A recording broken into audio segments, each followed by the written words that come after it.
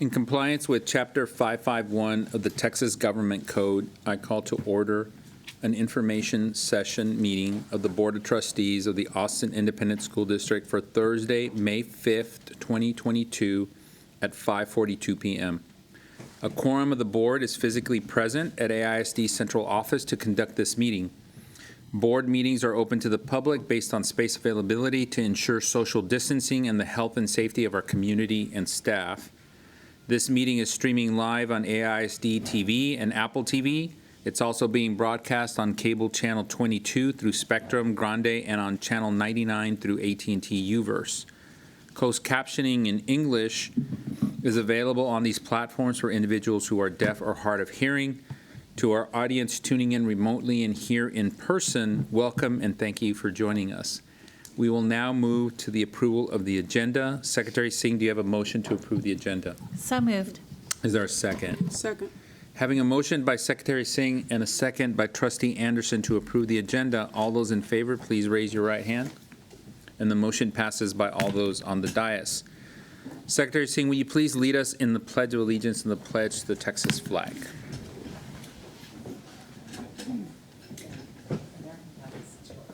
I pledge allegiance to the flag of the United States of America and to the republic for which it stands, one nation, under God, indivisible, with liberty and justice for all. Honor the Texas flag.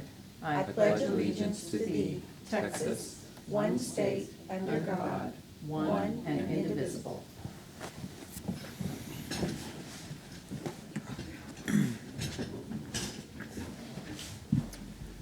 Thank you, trustees. Next is an opportunity for the public to share comments with the board. This time allows speakers to comment publicly on any topic of their choosing. We have time for up to 60 speakers. As a reminder, the district continues to provide time during the regular voting meetings of the board to hear from the public about agenda items for consideration and vote. This is an opportunity for the board to take part in active listening.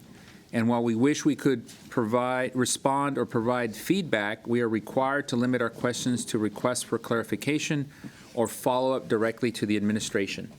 And members of the public wishing to participate in the public comment portion of our meeting called a dedicated AISD phone line in advance of the meeting to audio record their remarks. And we will now play the recorded messages for public comment, so colleagues, please listen carefully. My name is Kathy McHorse, and I'm calling as a community member.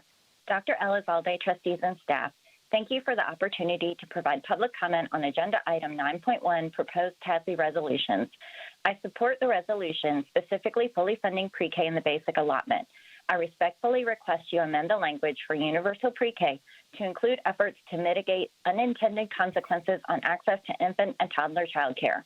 In Austin-Travis County, infant care costs more than 1 year of tuition at UT Austin, and there are fewer than 250 infant seats allocated for the child care subsidy system in our community.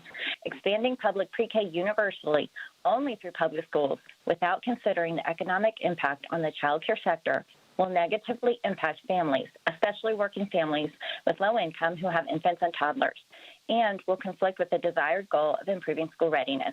Please either remove the request for universal pre-K or include a goal of improving the existing options for mixed delivery, such as pre-K partnerships with the child care sector or other means. Thank you very much, and I submitted additional details by email.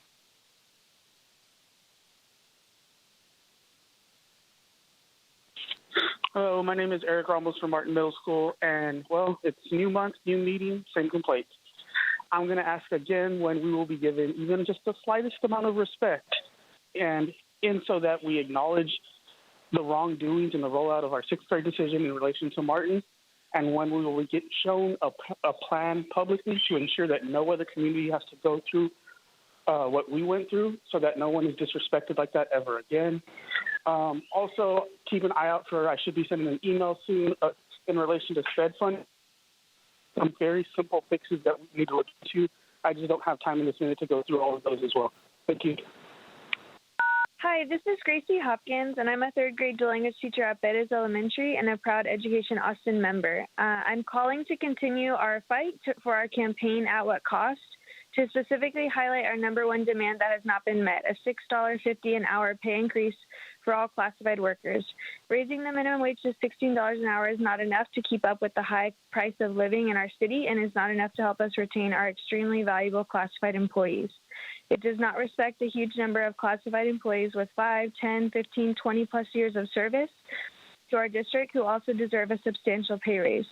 The district cherry-picked bus drivers to get a pay raise and decided to make a one-for-one trade by taking away their holiday pay. Did anybody think to ask bus drivers what their holiday pay meant to them? Dr. Elizalde said, "I can't in good conscience pay people so little." I agree. It's time for a $6 an hour pay increase for all classified employees. Thank you. Hello. My name is Sorel Vilaverde. I working for Austin ISD bus driver for 6 years. The reason for this call is because I am very angry with this decision if they take it, because we needed the cost of living is very high, and we needed the benefits, and we needed the rights too. This is my second family, and I want to continue work here for the rest of the years at my retire. But if everything is going no well to the cost of life, I'm gonna quit and I'm gonna find another job because they pay more money in other jobs. But I appreciate it if they take a good decision about all the whole family here in this collective. Thank you very much, and have a nice day. Good evening. My name is Candace Hunter, and I'm an AISD parent. I'm calling regarding item 4.2, teacher retention rate. I'm sure this evening we will hear from Human Capital about the impact of the nationwide teacher shortage. While this has played a part, the district has exacerbated the exodus with its current climate. With regard to leveraging leadership to increase retention, how is this going to work? I need a bingo card to keep up with the number of principals that are following teachers out of the door. You want to know what Title I schools need? Ask. They don't need a new program, but the old one. I've worked in 2 community schools, Webb and Northeast, formerly Reagan. We were successful with teacher retention, thanks in part to Austin Voices. A start would be to stop reducing staff with master teachers, and reduce central office micromanagement and be ready to provide the actual support needed. Thank you. Good evening. My name is Jen Krieger. I'm a District 3 resident, and I'm speaking on agenda item 6.3 regarding the recommended budget. I participated in the AISD budget update on April 21st and subsequent budget discussion jointly hosted by Trustee Singh and ACPTA the same evening. At the after event, the Chief Financial Officer shared the proposed formula for allocating the $2 million so-called equity allotment to campuses.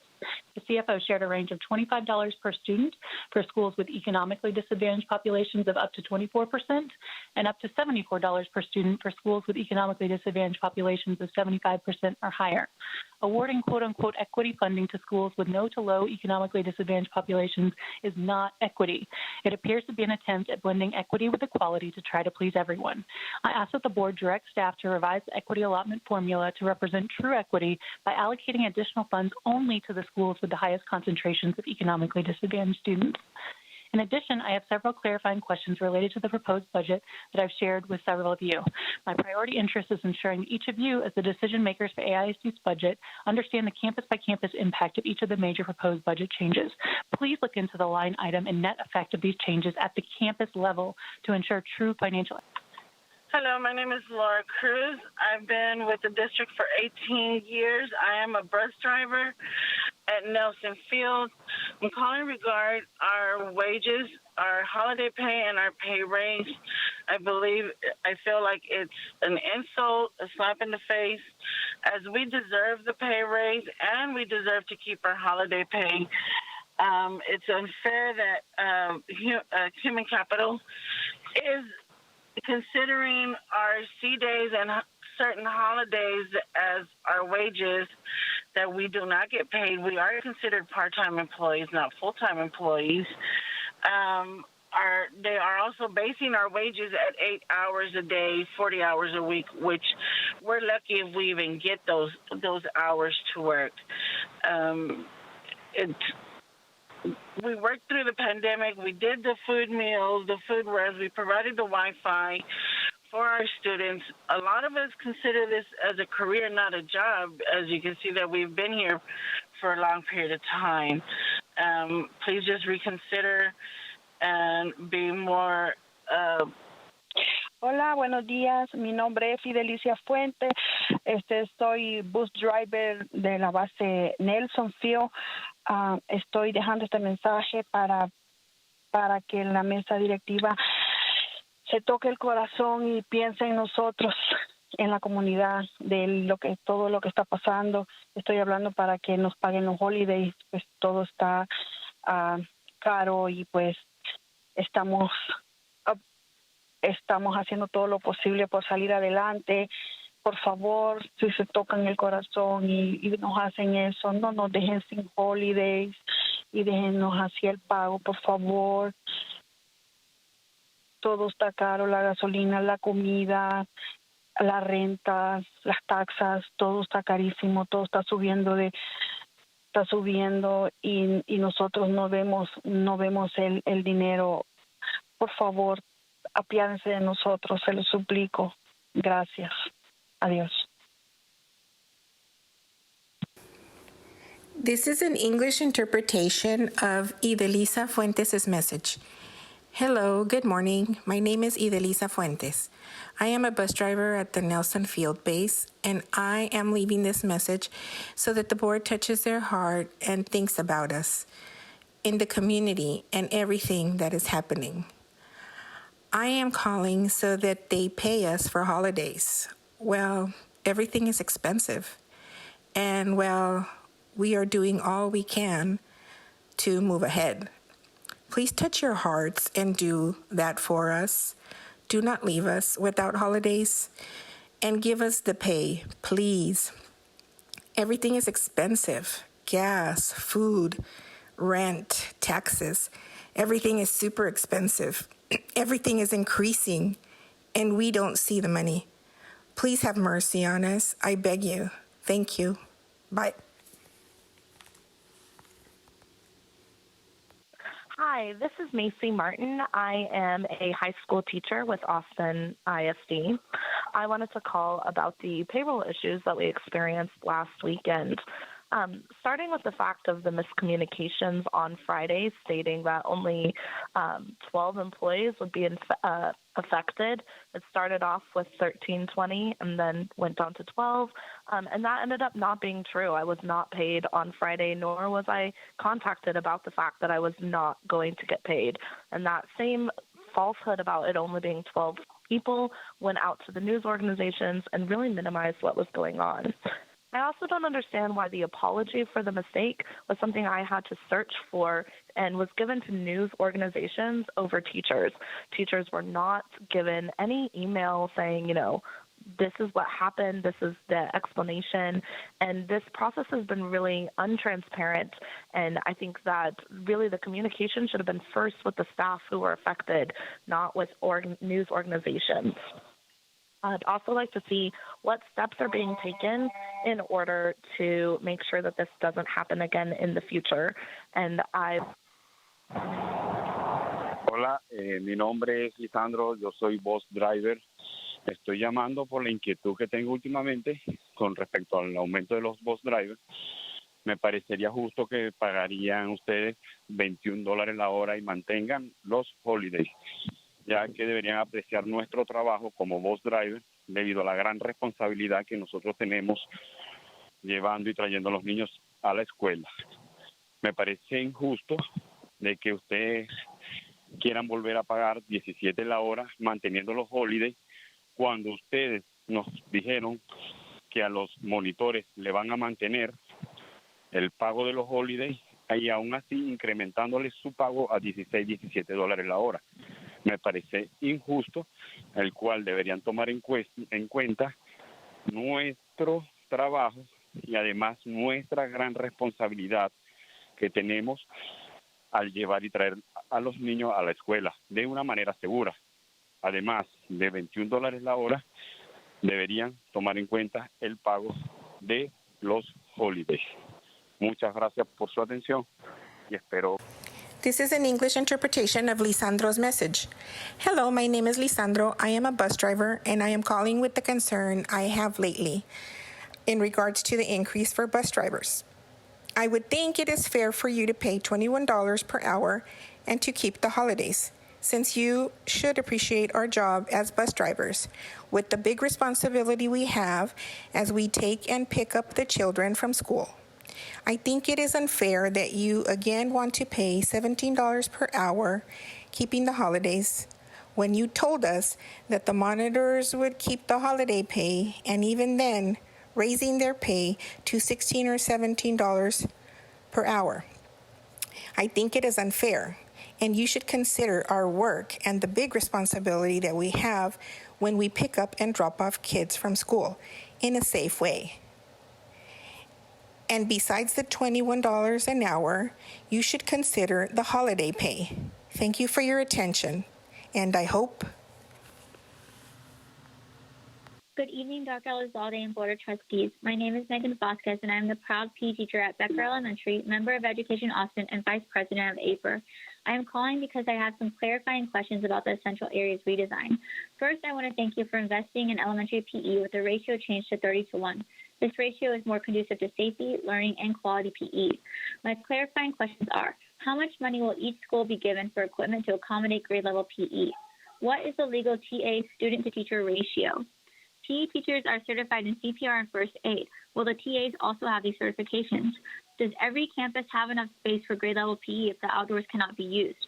I want classroom teachers to have planning, but I also want to make sure that all students in AISD are given a safe and whole child education. I would like for these details to be ironed out now than us having to figure it out later. Can we add this subject item to a future agenda so we can have more transparency on this issue? Also, I was one of the teachers who was impacted by the payroll last week. Next time, can we have a contingency plan in place so that more stress is not placed on AIC staff? I would suggest delivering or having an option to pick up paper checks. Can we also make sure that any communication updates are accurate? Thanks so much for your time and attention. Hola, mi nombre es José. Yo soy chofer de autobús. Estoy llamando debido a la queja con respecto a la que ustedes están removiendo los pagos de los holidays. Creo que deberían tomar en cuenta que somos un personal importante en la parte de transportación, además de nuestra responsabilidad de transportar niños sanos y salvos a la casa. Tomen en cuenta nuestro trabajo, además que todo está incrementando en esta ciudad y necesitamos también soportar a nuestras familias. Espero su colaboración de su parte con nosotros. Gracias.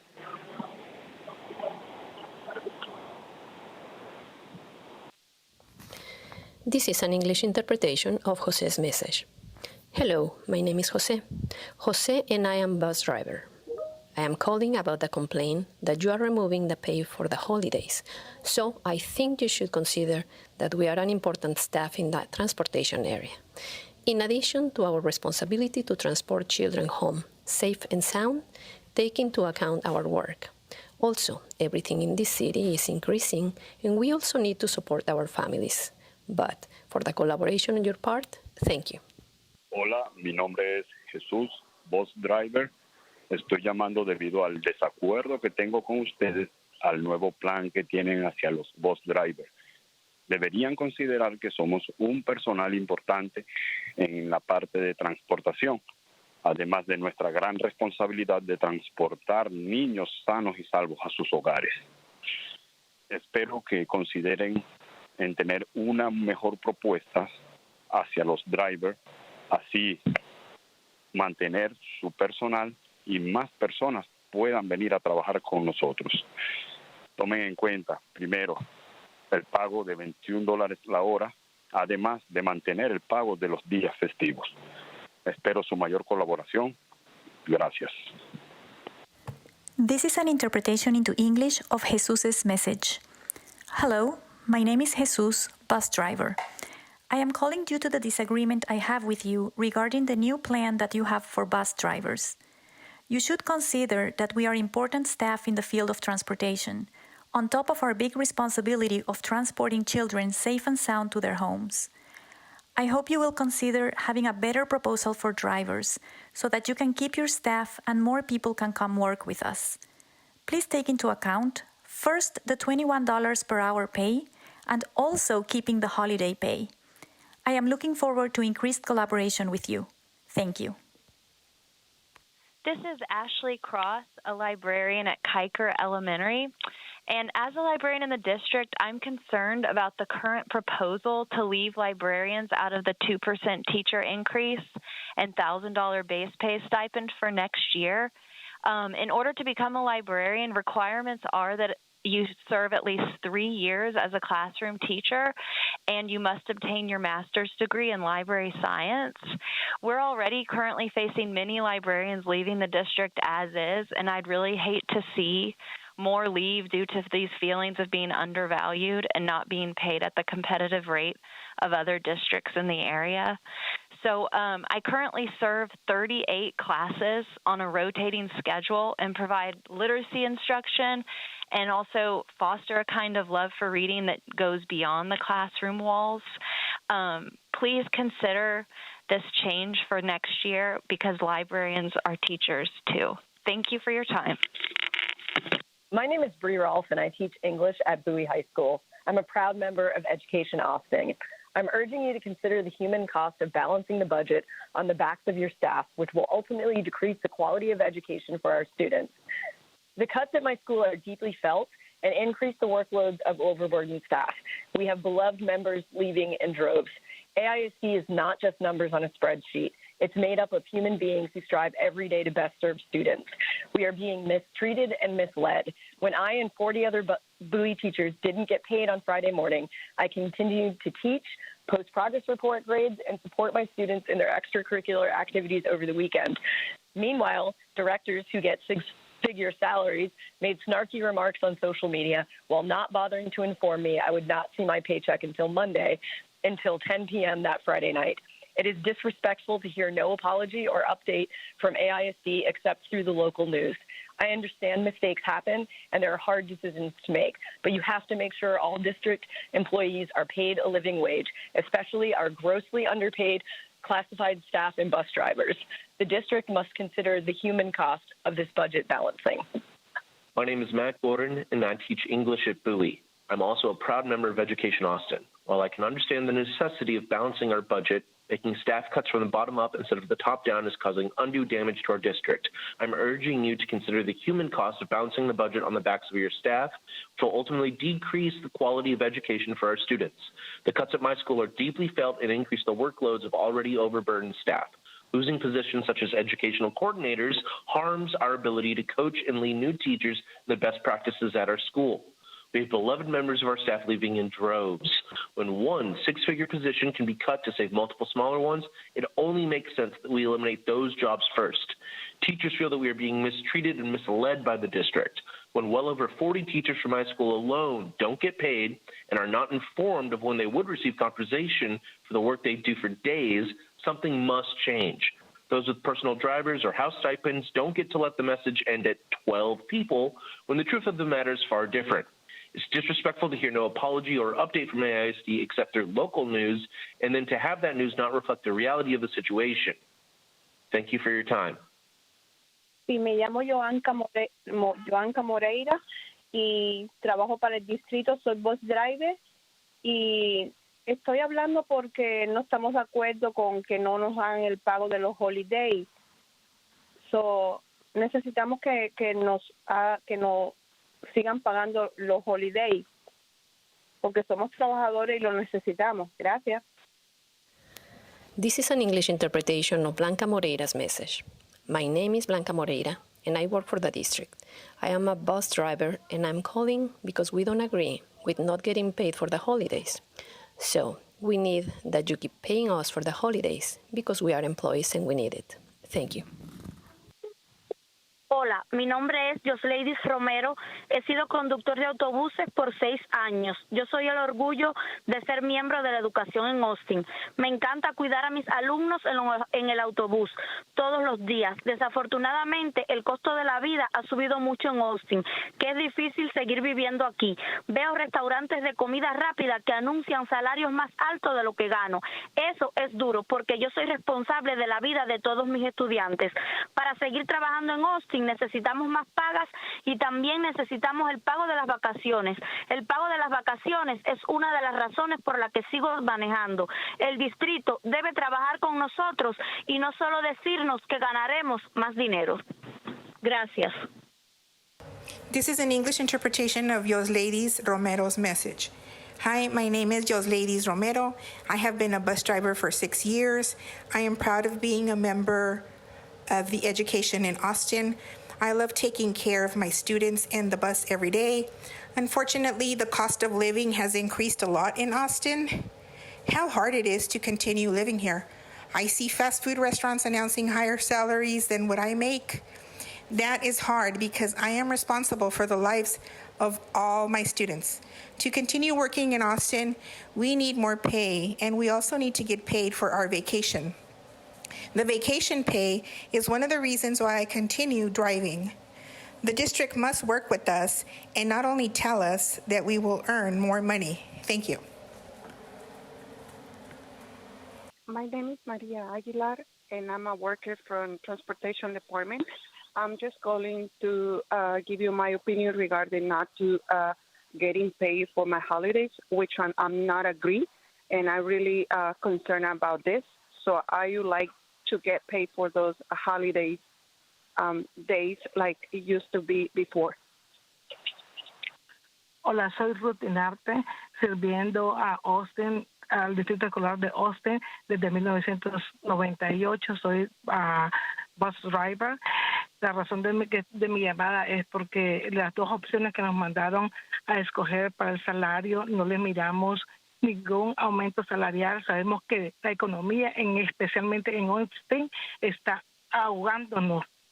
Y sabemos también que estamos pagando mucho impuesto y la gran parte de los impuestos se van al distrito escolar.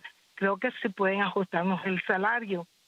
Nosotros estamos conscientes que nuestros niños son los más importantes para el futuro. Ellos son el futuro de nuestro país y nosotros los cuidamos. Todos creo que nos merecemos que nos apoyen a todos, no solamente a los drivers, a todos los que estamos en el distrito escolar. Nosotros somos los que cuidamos a esos niños. No es justo que otras partes estén cuidando a sus trabajadores en otros lugares y ustedes no nos cuiden a nosotros. Nos estamos ahogando económicamente. Ustedes muy bien lo saben y ustedes lo están viviendo también. Gracias. This is an interpretation into English of Ruth Hinarte's message.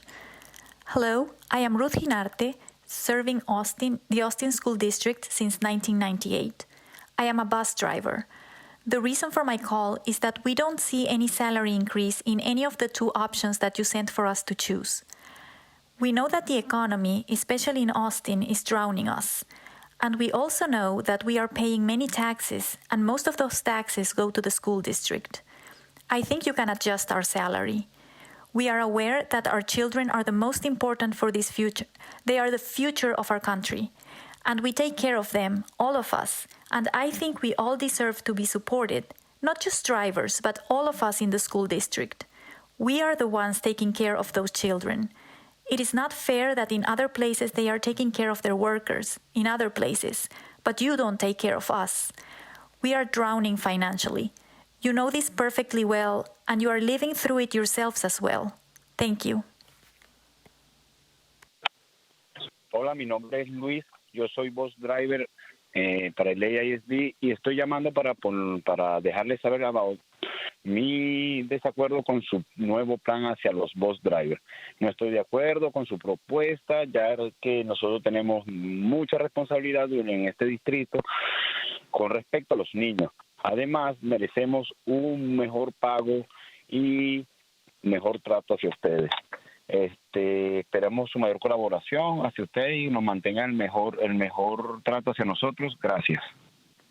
por favor, sigan pagando $21 la hora, más overtime, más los holidays. Thank you.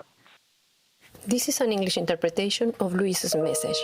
Hello, my name is Luis. I'm a bus driver for AISD, and I'm calling to let you know that I disagree with your new plan for the bus drivers. I don't agree with your proposal because we have a big responsibility in this district in respect to the children. Also, we deserve a better pay in that you treat us better. We expect the best collaboration from you and that you keep treating us better.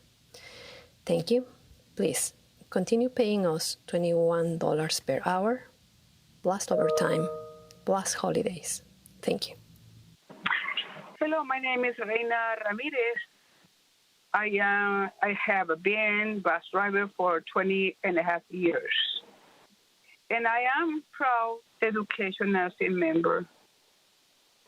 And unfortunately, the cost of living in Austin doesn't up. That's hard continue to live in here.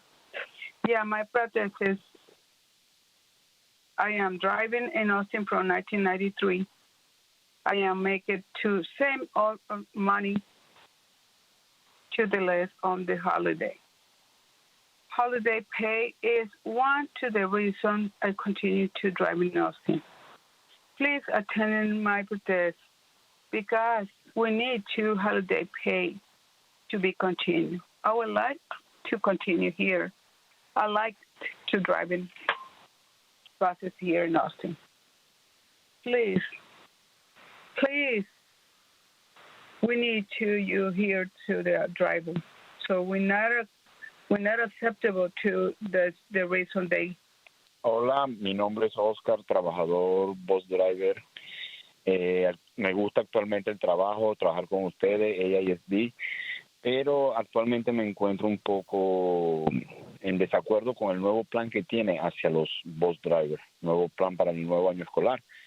Me gustaría saber si puedo contar con ustedes para mantener el pago de lo que son respecto a los holidays. El mismo pago de $21 por hora más el pago de los holidays. Creo que nos merecemos un buen pago ya que estamos ejecutando un buen trabajo, además de la cantidad de responsabilidad que tenemos a diario con los niños. Creo que merecemos un buen trato de parte de ustedes para continuar trabajando y así poder también reclutar más personal que nos servirán de gran ayuda para el distrito. Gracias. This is an English interpretation of Oscar's message. Hello, my name is Oscar, employee, bus driver. I like the job I have now, working with you, AISD, but now I find myself in disagreement with the new plan you have for the bus drivers, the new plan for the new school year. I would like to know if I can count on you to maintain the pay related to the holidays, the same pay of $21 per hour, plus the payment for the holidays. I think we deserve a good salary because we are executing a good job, additionally to the amount of the responsibility we have every day with the children. I believe we deserve good treatment from your part to continue working. In that way, we can also recruit more personnel that will be very helpful to the district. Thank you. Hola, mi nombre es Arturo Moreno y soy bus driver del Distrito Escolar de Austin. Yo tengo ya 3 años y medio trabajando para el distrito y soy miembro de Proud Education Austin. Me gusta mi trabajo, me gusta estar con los estudiantes y motivarlos, animarlos a que sigan adelante. Desafortunadamente, ha crecido mucho el costo de vida en Austin y es muy difícil continuar así sin tener un aumento. Todo ha subido, el precio de la comida, gasolina. Pero hay que seguir siendo responsables con nuestro trabajo. Yo me gustaría decirles que es necesario que nos den un aumento, real aumento, porque como nos manejaron la situación, aparentemente es un aumento, pero no, nos redujeron los días laborales por el año y el aumento que aparentemente nos están dando realmente no es un aumento, es una disminución. El costo de vida ha aumentado, la inflación. This is an English interpretation of Arturo Moreno's message. Hello, my name is Arturo Moreno, and I am a bus driver for the Austin School District. I already have 3 years and a half working for the district, and I am a member of Proud Education Austin. I like my job. I like to spend time with the students and motivate and encourage them to go on. Unfortunately, the cost of living in Austin has increased, and it's very difficult to continue this way without getting a raise. Everything has gone up, the price of the food, gasoline, but we have to continue being responsible with our job. I would like to tell you that it's necessary that you give us a real increase, because the way you manage the situation apparently is an increase, but not. You reduce the working days for the year, and the raise that you apparently giving us is not a raise, it's a reduction. The cost of living has increased, the inflation. My name is Patricia Kruger, the parent of a middle school student at AISD, and I'm speaking on firearms storage education as a legislative priority. Per the CDC, firearms have become the leading cause of death for American children and teens, more than car crashes, drug overdoses, respiratory diseases, and anything else. It's a terrifying public health crisis, and just as we take crucial steps to protect our children from COVID, I believe we can take steps to protect them from gun violence and help them feel secure at school. School gun violence is usually perpetrated by students or recent graduates who obtain a gun from their home or the homes of relatives or friends. By educating families on the importance of safe gun storage and encouraging a culture of awareness, I believe we can help protect students and staff. The Texas Department of Public Safety is promoting a statewide safe gun storage campaign this year. So there's never been a better time to move forward with this initiative, and I hope AISD will consider doing so. Thank you. Hello, my name is Melody Shagwar, and I am a bus monitor for Austin ISD. I've been a bus monitor for like 24 years. I'm calling on behalf of the bus drivers. I really think that the bus drivers should get a pay raise increase and also keep their holiday pay. The cost of living in Austin has gone up so much. Fast food restaurants are making more money than the drivers and monitors, and they have a huge job. They're transporting these students back and forth, to where they need to be safe and sound. And I just think that they deserve both pay raise and holiday pay. So if you guys please look over it and think about it, do so. Have a blessed day. Good evening. My name is Ruth, a parent of 4 children in the district. I'm calling in today to speak about the violation of the Code of Ethics by a board member. BBF local states that an individual board member shall not make negative statements regarding performance of the superintendent or staff. Such statements may only be made when acting in an official capacity and in accordance with law and board policy. I brought this issue before the board president previously, and I'd like to know what steps are being taken to correct this and to ensure this misbehavior isn't accepted. Remember, silence is complicity. What changes have been implemented? In the words of the preacher Martin Luther King Jr., whom I greatly admire, in the end, we will remember not the words of our enemies, but the silence of our friends. Hello, my name is Arely Flores. I have been a bus driver for 3 years and 2 months, and I am proud for Education Austin member. I'm not caring for many students on the bus every day. Unfortunately, the cost of living has gone up so much in Austin that I hard to continue to live here. I see fast food restaurants advertising for high pay rates than what I make. That is hard to see because I am responsible for the student life. In order to continue to work in Austin, we needed more pay. We also needed holiday pay.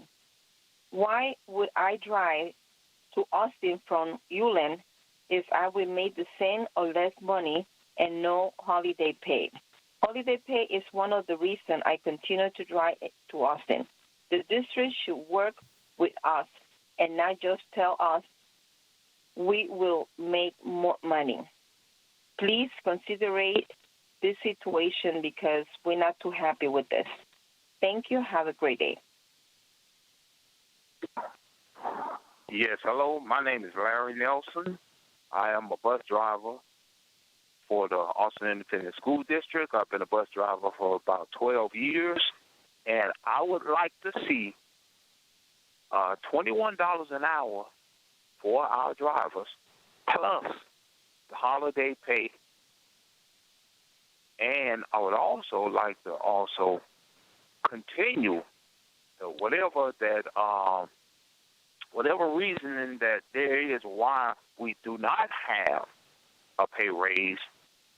I don't understand it, but I would just like to make a little bit more money because, you know, the cost of living in Austin is very, very expensive.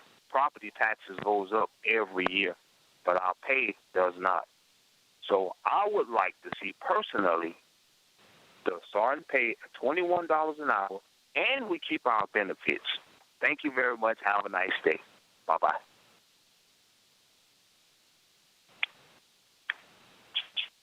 Sí, buenas tardes. Mi nombre es María Gómez. Trabajo para el distrito. Soy chofera. Solamente quería hacer un comentario que realmente no estoy de acuerdo con lo que ustedes están decidiendo acerca de nosotros, porque nosotros tenemos muchas responsabilidades y ustedes quieren quitarnos los beneficios, y si se ponen a pensar no nos quieren subir, pero sí la economía está subiendo cada día más. Entonces, si no nos suben o nos dejan igual, entonces, ¿cómo le vamos a hacer?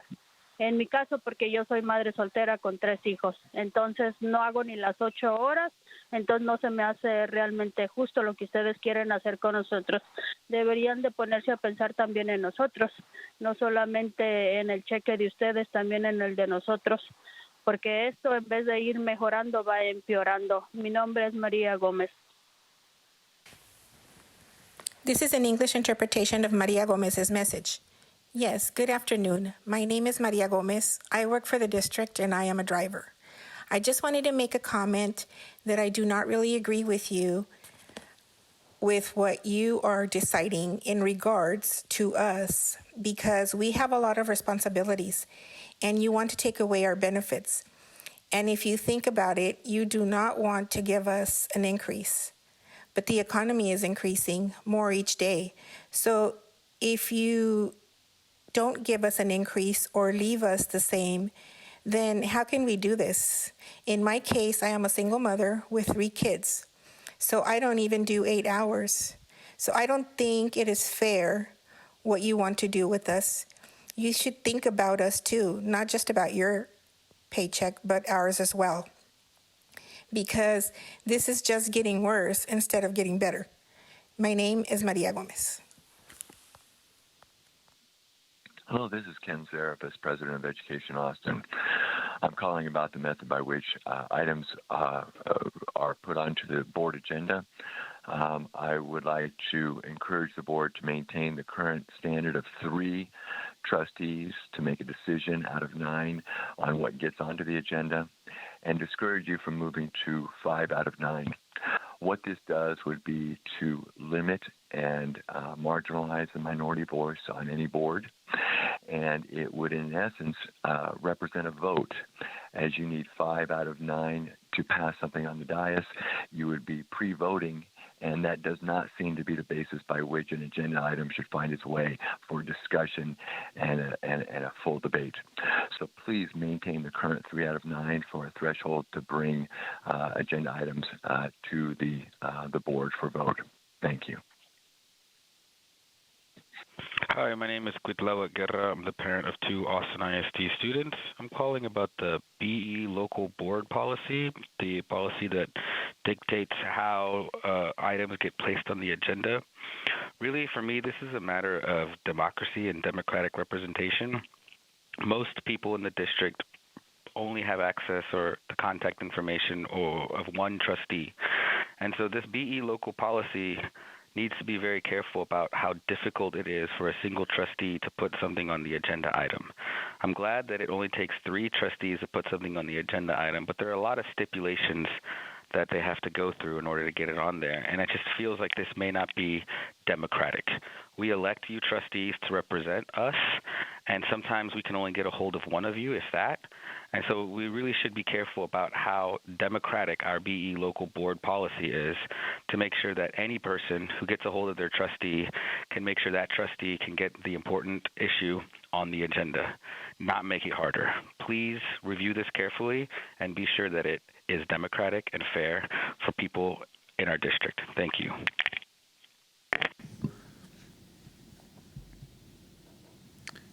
Trustees, this concludes public comment. Are there any questions or clarifications? Trustee Anderson. My clarifying question or comment is related to the communication from the payroll challenge on 429. There are three things that I don't play around with: my food, my family, and my money. And so I heard a number of staff speak about the non-communication and learning about, next steps or whatever it was via news outlets. So can you please speak more, if you can, about the communication piece and hopefully what steps you've put in place to ensure this won't happen again? Thank you, Trustee Anderson. I'm going to ask our Chief Financial Officer to come up. And first, I would like to publicly apologize to all 1,360 employees that this affected. We did send out, I will follow up with some of our callers, because I did get copied on emails that did correct misinformation that was put out originally. I rarely throw other people under the bus. Today I am. The bank did not communicate to us the facts of what they were going to do. So when we understood there was an error, we contacted Wells Fargo. They then communicated to us certain information, which indicated that only 12 individuals were going to have an issue. We then immediately communicated that out.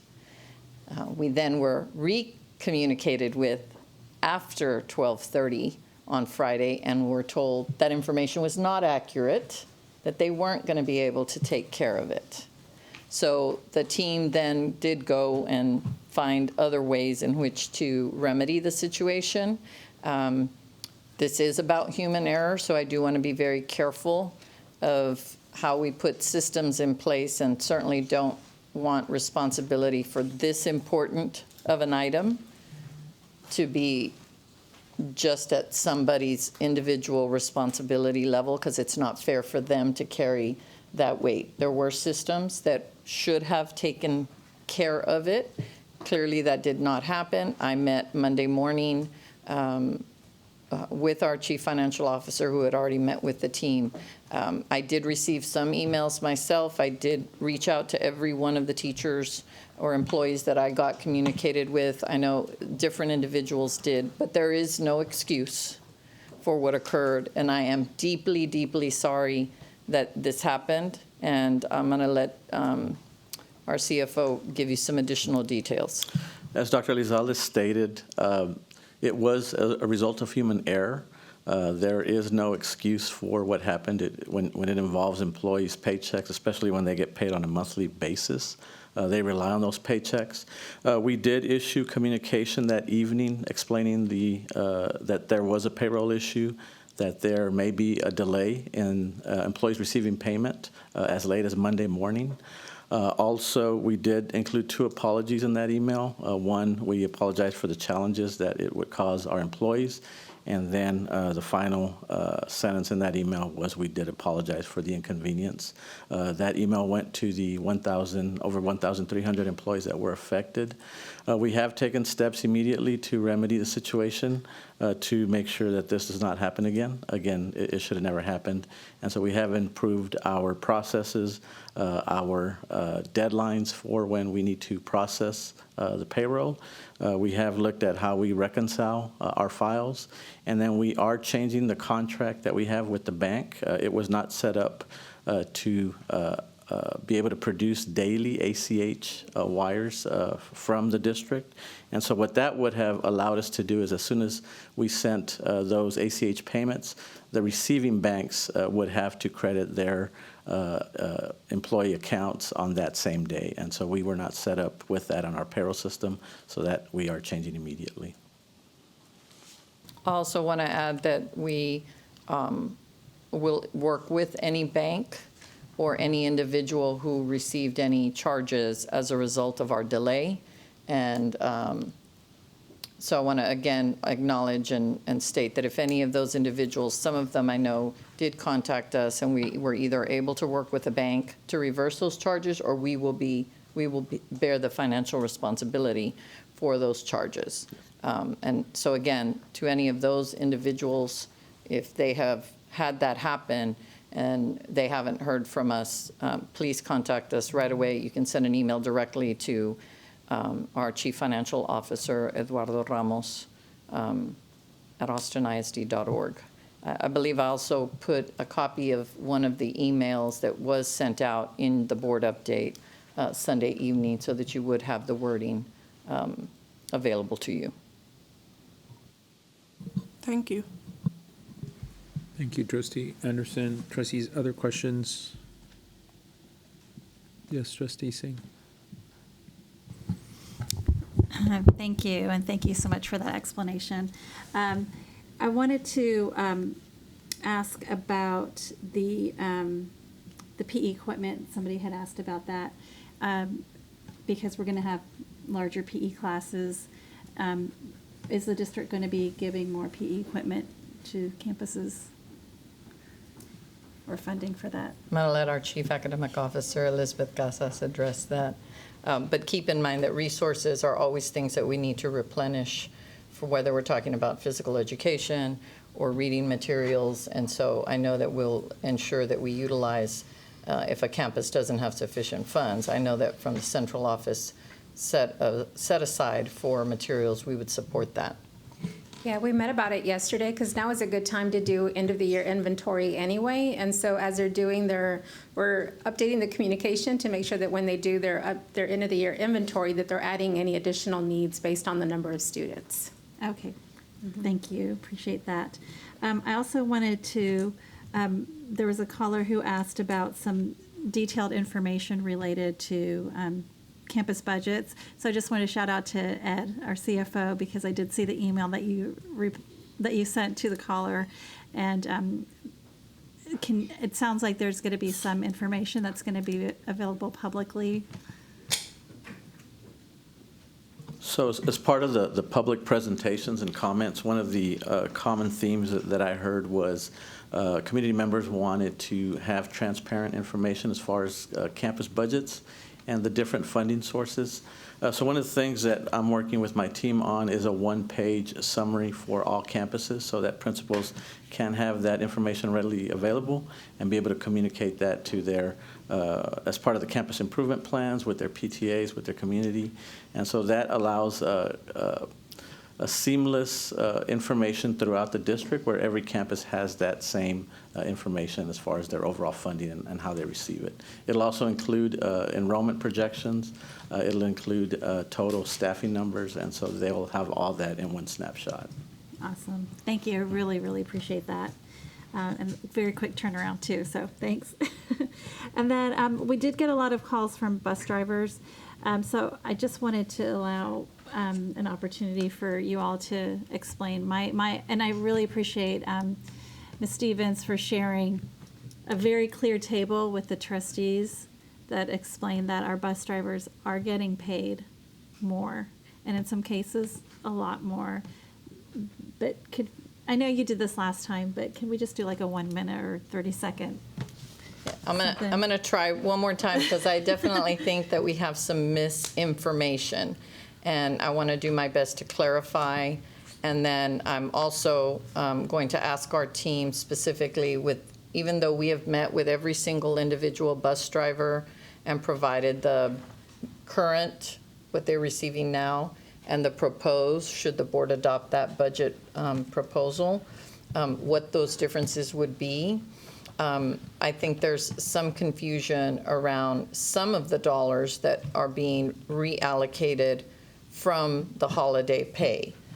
And so let me start first with, if you're not getting holiday pay and your pay was staying the same, and we were no longer going to pay you for the holiday pay, that would be almost $1 million that would not be paid to employees. So employees would be losing money. even if their hourly rate stayed the same, because there are days, approximately 25 days, that they would not be paid for. So in saying we were going to raise or propose a raising of the hourly amount, we also wanted to raise it high enough that we could compete with surrounding districts in an apples-to-apples comparison. The surrounding districts do not pay the additional 25 days. So they'll announce, for instance, I believe Leander ISD does $20 an hour, but they don't pay the 25 days of holiday pay. So as we work to both keep and retain and recruit bus drivers, they see $20 an hour as a starting salary versus $17 an hour in Austin ISD, and don't realize they're going to get paid an additional 25 days at the $17 an hour. And so they see it as, I'm not going to make the same amount of money. So first and foremost, we wanted to make sure that the hourly rate, if at all possible, we wanted the starting rate to be higher than the surrounding districts. If they were going to 20, Ed wanted to go to 21 as a starting. So where is the money coming from? Well, part of it did come from the holiday pay, almost $1 million. But in order to do the pay increases that are real examples that you had in your board update, we had to add another $1.1 million to that near $1 million to arrive at a starting salary of $21 an hour without holiday pay. And so in real dollars, an individual bus driver who would be entering at $17 an hour right now, I start this year. I have 0 years of experience. So we have drivers right now in this category, and they're making $17 an hour, and they are getting their holiday pay. For the 205 days, they would be making $28,288 if they weren't driving any other routes. This is assuming in most instances, because I heard a caller say, you're assuming an 8-hour day. No, we weren't. This was actually a 5-hour day, because that's what most of our drivers run. So moving that to $21.21 an hour, which is the proposal for now an entry individual without the holiday pay. So even though we're going to take away the 25 days, that $21.21 an hour with fewer days generates $31,051.44, or an increase of $2,763.44, which equates to a 9% raise. A bus driver with 15 years of experience would get an increase of $3,926.56. That would be a 12% raise. And a driver with 26 years of experience would get $7,322.88, which is the equivalent of a 23% raise. So the lowest category increase is a 9% raise. So I think some of the understanding is thinking that we just took the nearly $1 million from holiday pay and that we just moved it and that they're not going to get additional dollars. And I can understand how that would appear, but there's a missing piece to that puzzle, which is there was another $1.1 million being added. Now, if we were to add holiday pay on top of the increase in the hourly wage, that would run us another approximately $2 million. So we would have to find the additional $2 million from somewhere, and I still haven't told you all about the new property values, adding additional recapture payments that when we first brought you the proposal, we were underestimating that cost. We have a new deficit that increases $20 million because of the property value increases that we were estimating at 8% ended up being 18%. So It is absolutely true what every single driver said. They are worth more than what we can pay them. Every single employee in our organization,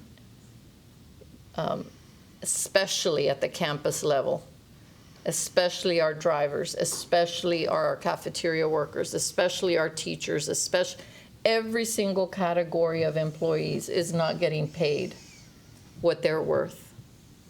Absolutely not. And from the bottom of my heart and soul, we are doing the very best that we can with the dollars that we get to keep, given the current financial formula that generates dollars.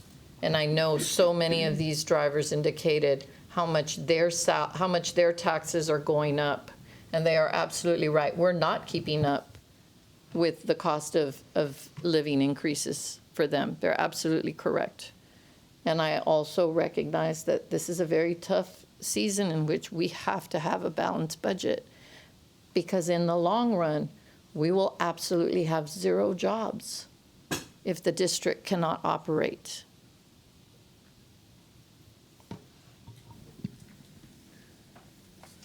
Thank you, Dr. Isade. Trustee Singh, trustees, any other questions, clarifications? Trustee Zapata and then Trustee Boswell.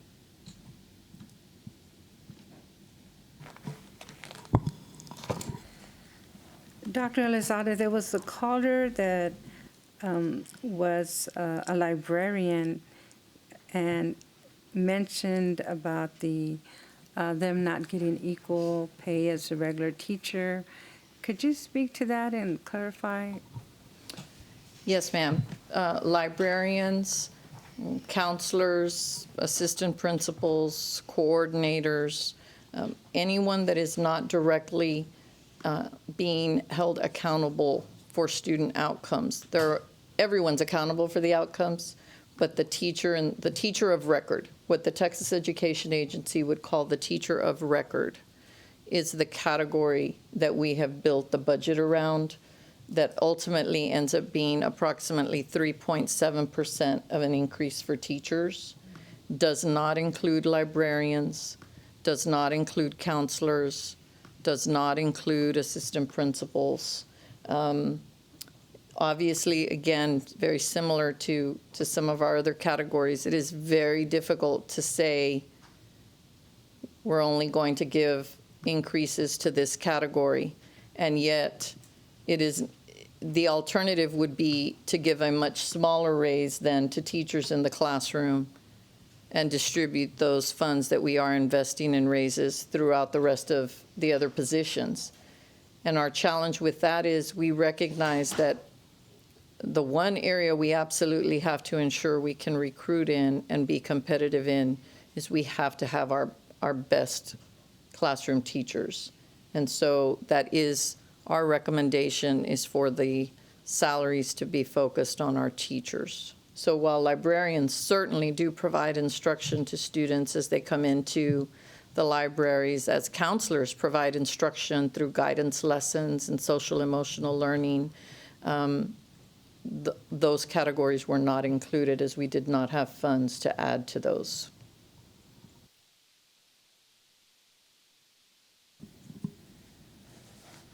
Thank you. Trustee Boswell. Thank you for all of this.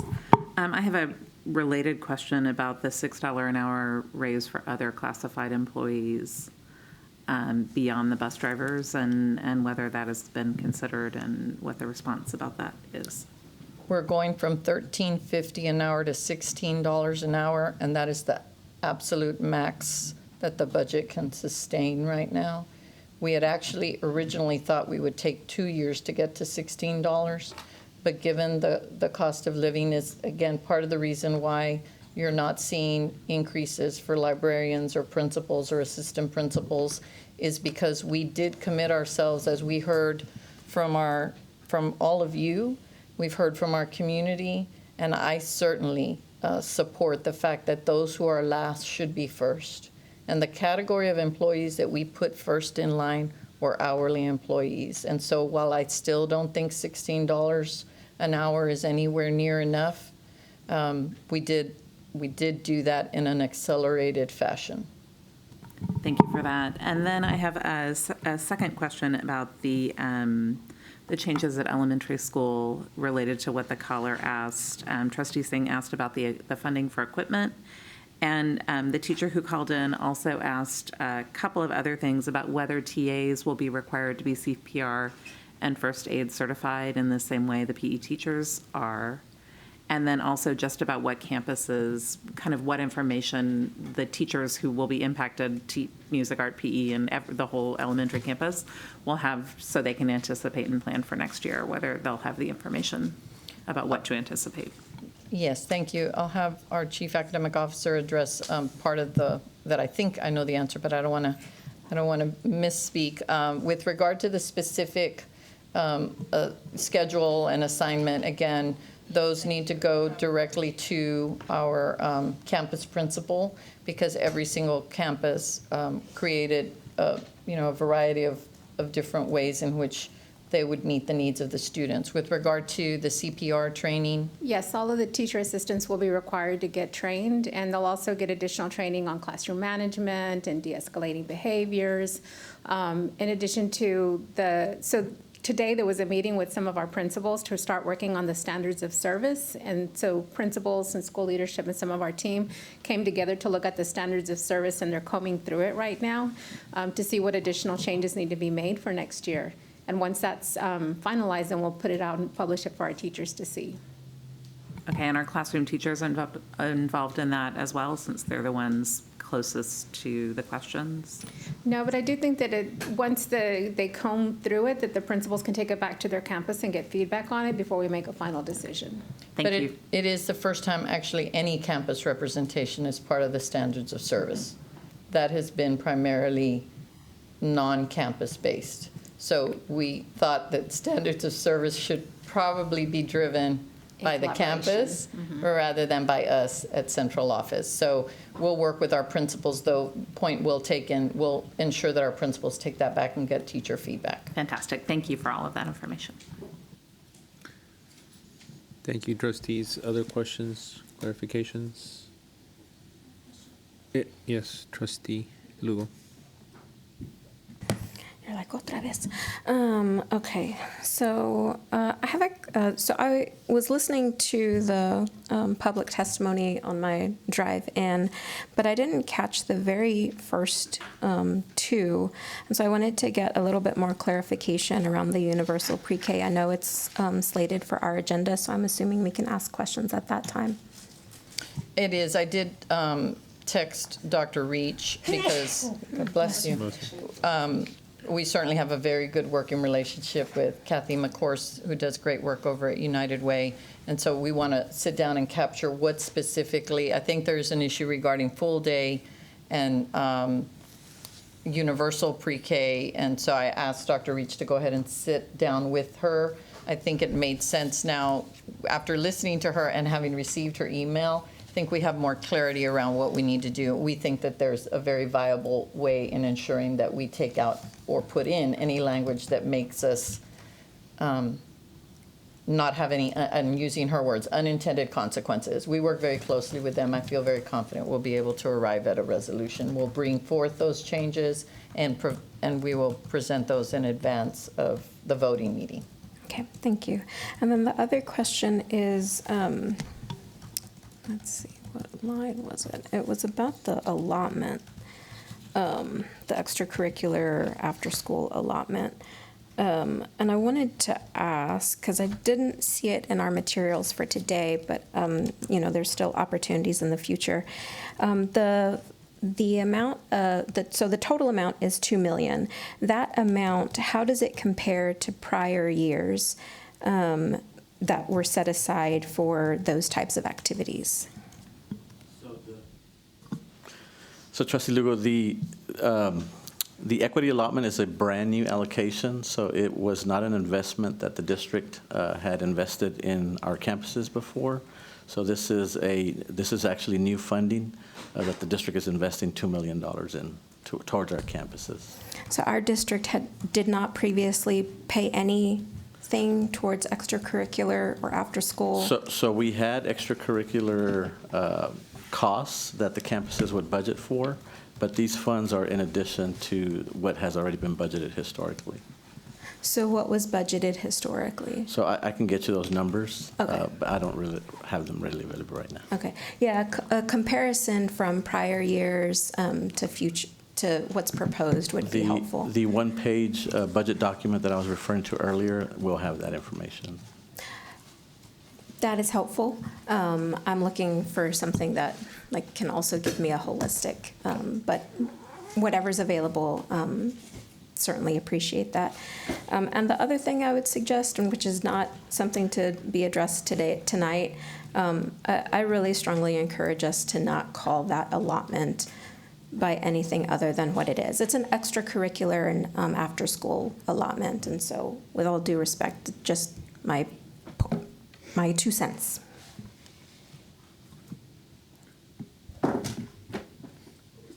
Trustees, other questions or clarifications? I have 2 clarifications and 1 question. My first one is a clarification. We had a caller who called in about our governance structure and about 5 trustees being able to call up an item to be placed on the agenda. And I'm addressing this question to our board counsel, Christine Badillo, because I understand that 5 trustees speaking outside of our official meeting is considered a violation of the Texas Open Meetings Act, but I just wanted to clarify that that's the case. Thank you. And then the second clarification question, I think, might be reserved for when we have a conversation about BE local, but there's nothing that I understand, and I'm looking at our chair of policy, that is going to change around our process for how many trustees go sign up and ask for a board item to be put on the agenda after being reviewed by our board officers. And we'll have more of a discussion, but I just wanted to make sure that that was the case, as I understood the draft policy. Yes, President Rodriguez, that is my understanding as well. I am not, I even just went and looked based on the caller. My reading of it keeps it at 3 trustees as the number for requests. Got it. Thank you. And then the question I have for the administration really goes back to the compensation of the bus drivers, Dr. Lizalde. One, I really appreciate both your explanation of why we're doing the $16 minimum, and you're also doing the compression that goes along with it, which provides equity in compensation. The same thing is going on with the bus drivers. It's not just that you're raising the minimum entry level of a bus driver, but you're actually equitably doing what's called compression reviews or compression compensation that allows the entire band to be equitably paid based on their number of years, and which is equivalent to their experience. The question I have, because I know that's a question, the question I have is, have you all considered what could be an unintended consequence that some of our colleagues, some of the board has been hearing from our bus drivers as well about this unintended consequence of the district preventing them from applying for unemployment, or how that would work? I'd ask for a clarification about what that issue is, and if there's not an answer, to follow up with that. I wouldn't be prepared right now to respond to that. Okay. So I think that's one question that would be probably appreciative of the board getting an answer of that, and what role the district plays in that, and what role the employee might play in that. And I don't know the answer. I'm asking the question. Trustees, any other questions or clarifications?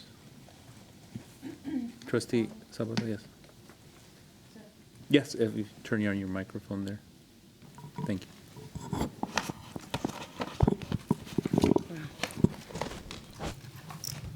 I just want to share with everyone that we do feel I personally also feel, we all feel the economic hardships that we're having as families in the city of Austin. But I am very happy that the district is taking the lead in increasing wages, where the city and county are below what we are proposing. So I am very happy that Dr. Elizalde and the leadership team have listened to many of us and you, and that the city and county are also going to be pushed to begin having those conversations too. So I just wanted to let the community know that we are doing our best, and the district is taking the lead to address those hardships. Thank you. Thank you, Trustee Zapata. Trustees, again, any other questions or clarifications? If not, I want to thank you for your questions and your clarifications. As a reminder to our community, please feel free to share any general comments or questions on non-voting items with the board by email at trustees@austinisd.org. Our next items tonight are a part of our commitment to discuss student achievement. And tonight, for our first item, we're going to be discussing scorecard goal number 6. Dr. Lizalde. Thank you very much.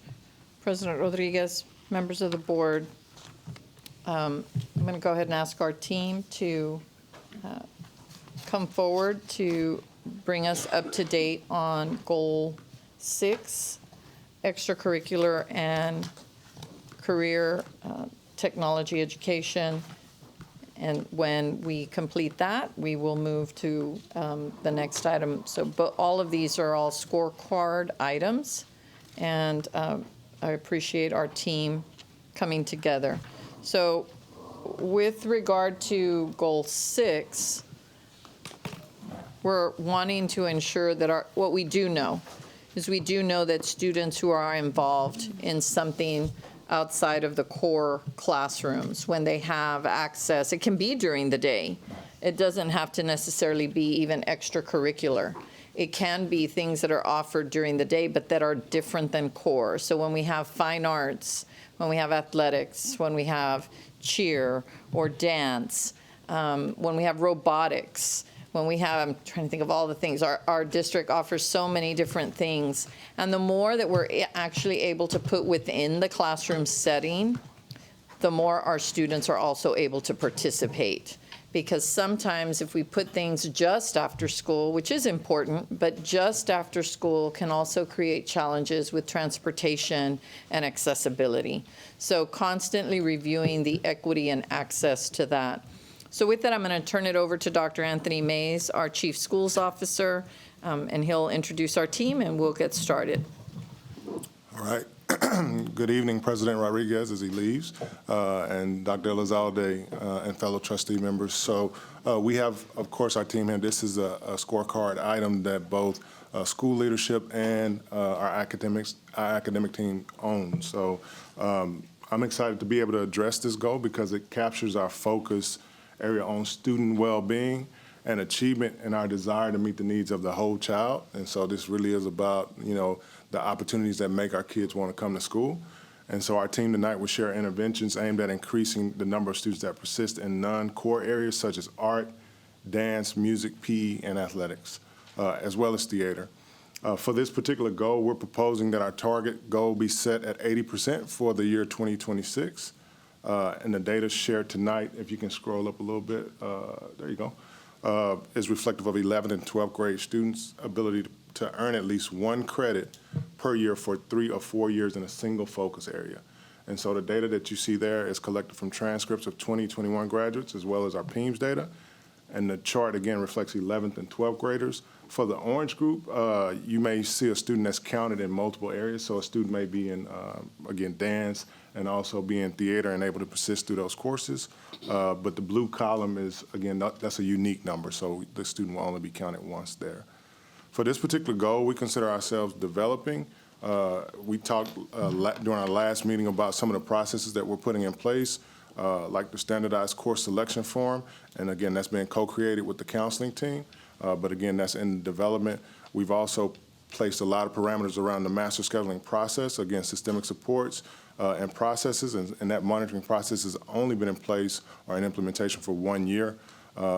Another initiative that we have is to address a new course approval process for our secondary course selection guide. Previously, it was just pretty much you call and you get it placed in the guide, but we've worked to create a process for everybody, again, between the schools team as well as the academic side, to really be able to look at that and look at what the needs are to be able to support those particular courses.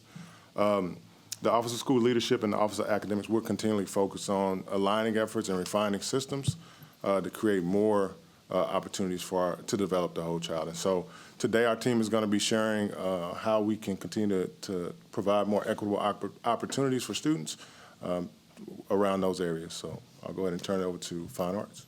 Thank you, Dr. Mays. Paul Crutchman here representing Visual and Performing Arts. And Paul Crutchman here representing Visual and Performing Arts. And I would also say good evening to President Rodriguez and as he attends to his needs, and the trustees and Dr. Elizalde. Thank you for having us here this evening. Next slide, please. Just give you a moment if you want to take in some of that information. My words for you tonight will be brief. The overall trend for our programs is growth, and our scholars and our teachers continue to garner many local, state, and national accolades as they work through our programs.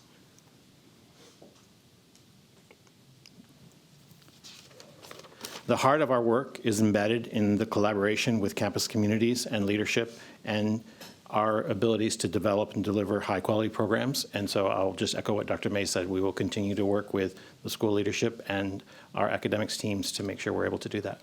And I would like to pass it on to Mr. Leo. Thank you. Thank you, Paul.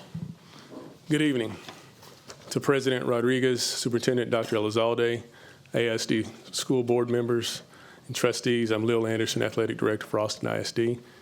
And there are many benefits to participation in athletics, what you see on the screen here, and for many of them, our athletes, when you compare them to those who don't participate, they often outperform those who don't participate in athletics.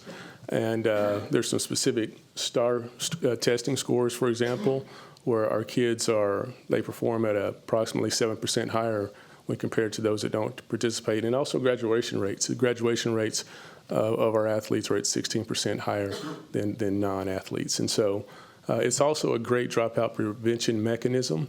Many of our kids that participate will go to class, they're engaged, and that's something that's positive. The next slide, please. So one of the things that we are working on is to increase the number of participants that we have in athletics. And to do this, we're actually partnering with, for example, Career and Technology, and we're going to use the scoreboard technology that we have at the stadiums to really advertise the programs that we have in athletics and to reach students and families. And in addition to this, we'll continue to offer our summer camps or workouts in the summertime for strength and speed for all of our athletes. And also we're looking at pre-athletics for our 6th grade and below students. And so we really want all of our student athletes to engage in these benefits as early as possible. And by doing that at an earlier age, we'll have that opportunity. So those are the things that we're looking at doing. And next, I'll turn this over to Dr. Fanning. Thank you. Good evening, Dr. Elizalde and Board of Trustees.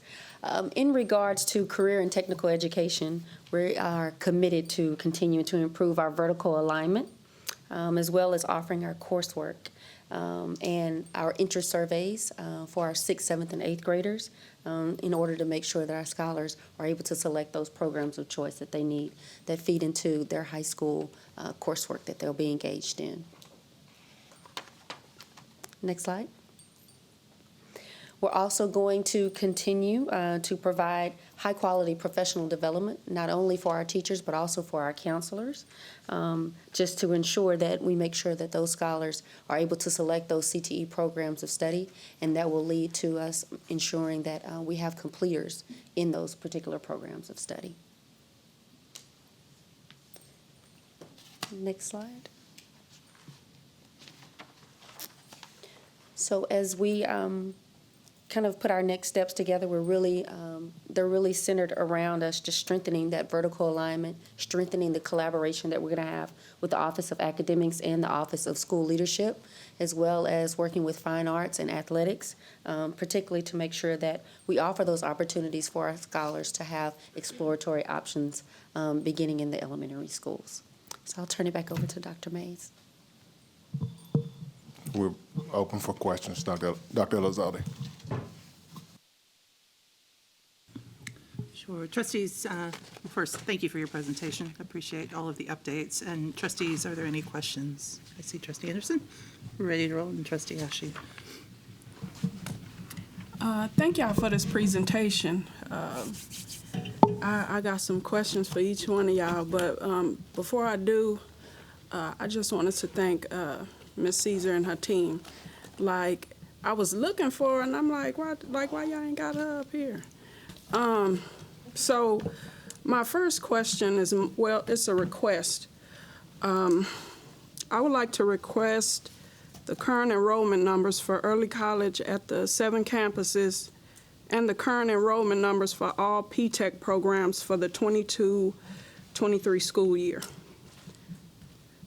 Number 2, what impact has your CTE department, including your coordinators, had on enrollment efforts for CTE programs?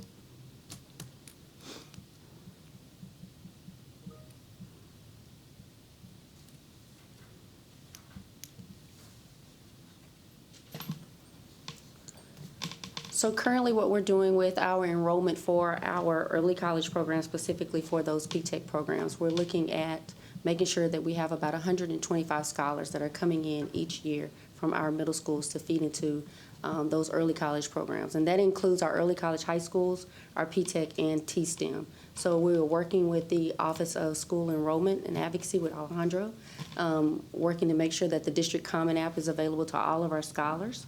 Many of our campuses have reached that goal for us of 125 and surpassed that. Those that haven't, we're continuing to work with those scholars, work with those parents, going out into the neighborhoods. We're going into classrooms to increase that enrollment to make sure that we meet that goal. So we are continuing to do that work of getting out into the community, getting out into the schools to make sure that they know all of the programs that are available to them. And we'll get you those enrollment numbers once all of that closes up. We'll be working towards our Summer Bridge program. So my next question is, can you please share with me the marketing tools you have made available at the campus level to support them with recruitment efforts? So at the campus level, some of our campuses have project specialists that work with us, but we also have our CTE programs that work in collection with us to make sure that we can get into the classrooms and make those presentations. We have our PowerPoints, we have all types of handbooks and resources that are available to them that we provide. We work with our AVID team to host Zooms for our families in the evenings, and also with our Gear Up campuses because we believe we need to start early. We've also been to the campuses to work with outside agencies, such as ACC, coming into our classrooms, working with the Links and different other organizations to help us spread the word about the programs of choice. And we're working with communities and schools right now to make sure that their team is trained as well, so that we can all be out there to give them that information and tools that they need. Can you please provide for me a comparative data chart with information beginning with the 2017-18 school year to 2021-22 school year? This is to ensure we are really improving our recruitment efforts and sustainability for these programs. So not more so a question, just a request. And can you please tell me how many early college high school seniors are graduating with an associate's degree and a high school diploma? So if I may, just for a moment, because this particular scorecard item actually doesn't address the early college high school component. We can absolutely get that information and provide it. I don't think we have that available right now. This was all on the particular goal that talked about the alignment of the students that are in 11th and 12th grade, that we get that coherent sequence of courses in either CTE, in fine arts, in athletics, any of the non-core areas. So we absolutely have it with regard to the early college high school, but I know that we don't have that available right this minute, but we can get that to everybody. Okay. Well, I'll bring it on down then. I'll speak for specifically for African American students as it relates to fine arts. What are the recruitment efforts? How are we encouraging students in elementary school that do not have a fine arts program to get involved in the arts, say theater or, fine arts. So how are we encouraging African-American students to take an interest in fine arts? Well, we currently have, our existing program ensures that all of our elementary students, K-5 or K-6, depending on their campus, are exposed to the visual arts and music. And this year, for the first time, we actually were able to incorporate aspects of dance into all three of our programs, art, music, and physical education, so that we could bring some structured experiences to them around that through some grant work that we had available. And then, in addition, we are constantly looking at ways to share experiences with our students around other aspects of the arts that may not be built into their specific structure. So we work with our local partners. They have experiences with the symphony. They have experiences with our art museums. And we have, especially a lot of our creative learning initiative things are theater-based. And so they have that exposure. But you are right. We would love to see a world where we can bring more structure to those grades to expose them to all of the other arts that become available to them. With the students that are getting ready to transition to middle school, we are often having campuses will send their bands down, their ensembles down, to let those students see performances and be exposed to them. And we're very good with many of our campuses building that partnership from high school to middle school as well, where they will let them see the potential for what's available. So there's definitely room for growth and an increase in those areas, but we have very dedicated teachers that are very concerned about building that transition up, and we work on vertical team alignment as often as we can.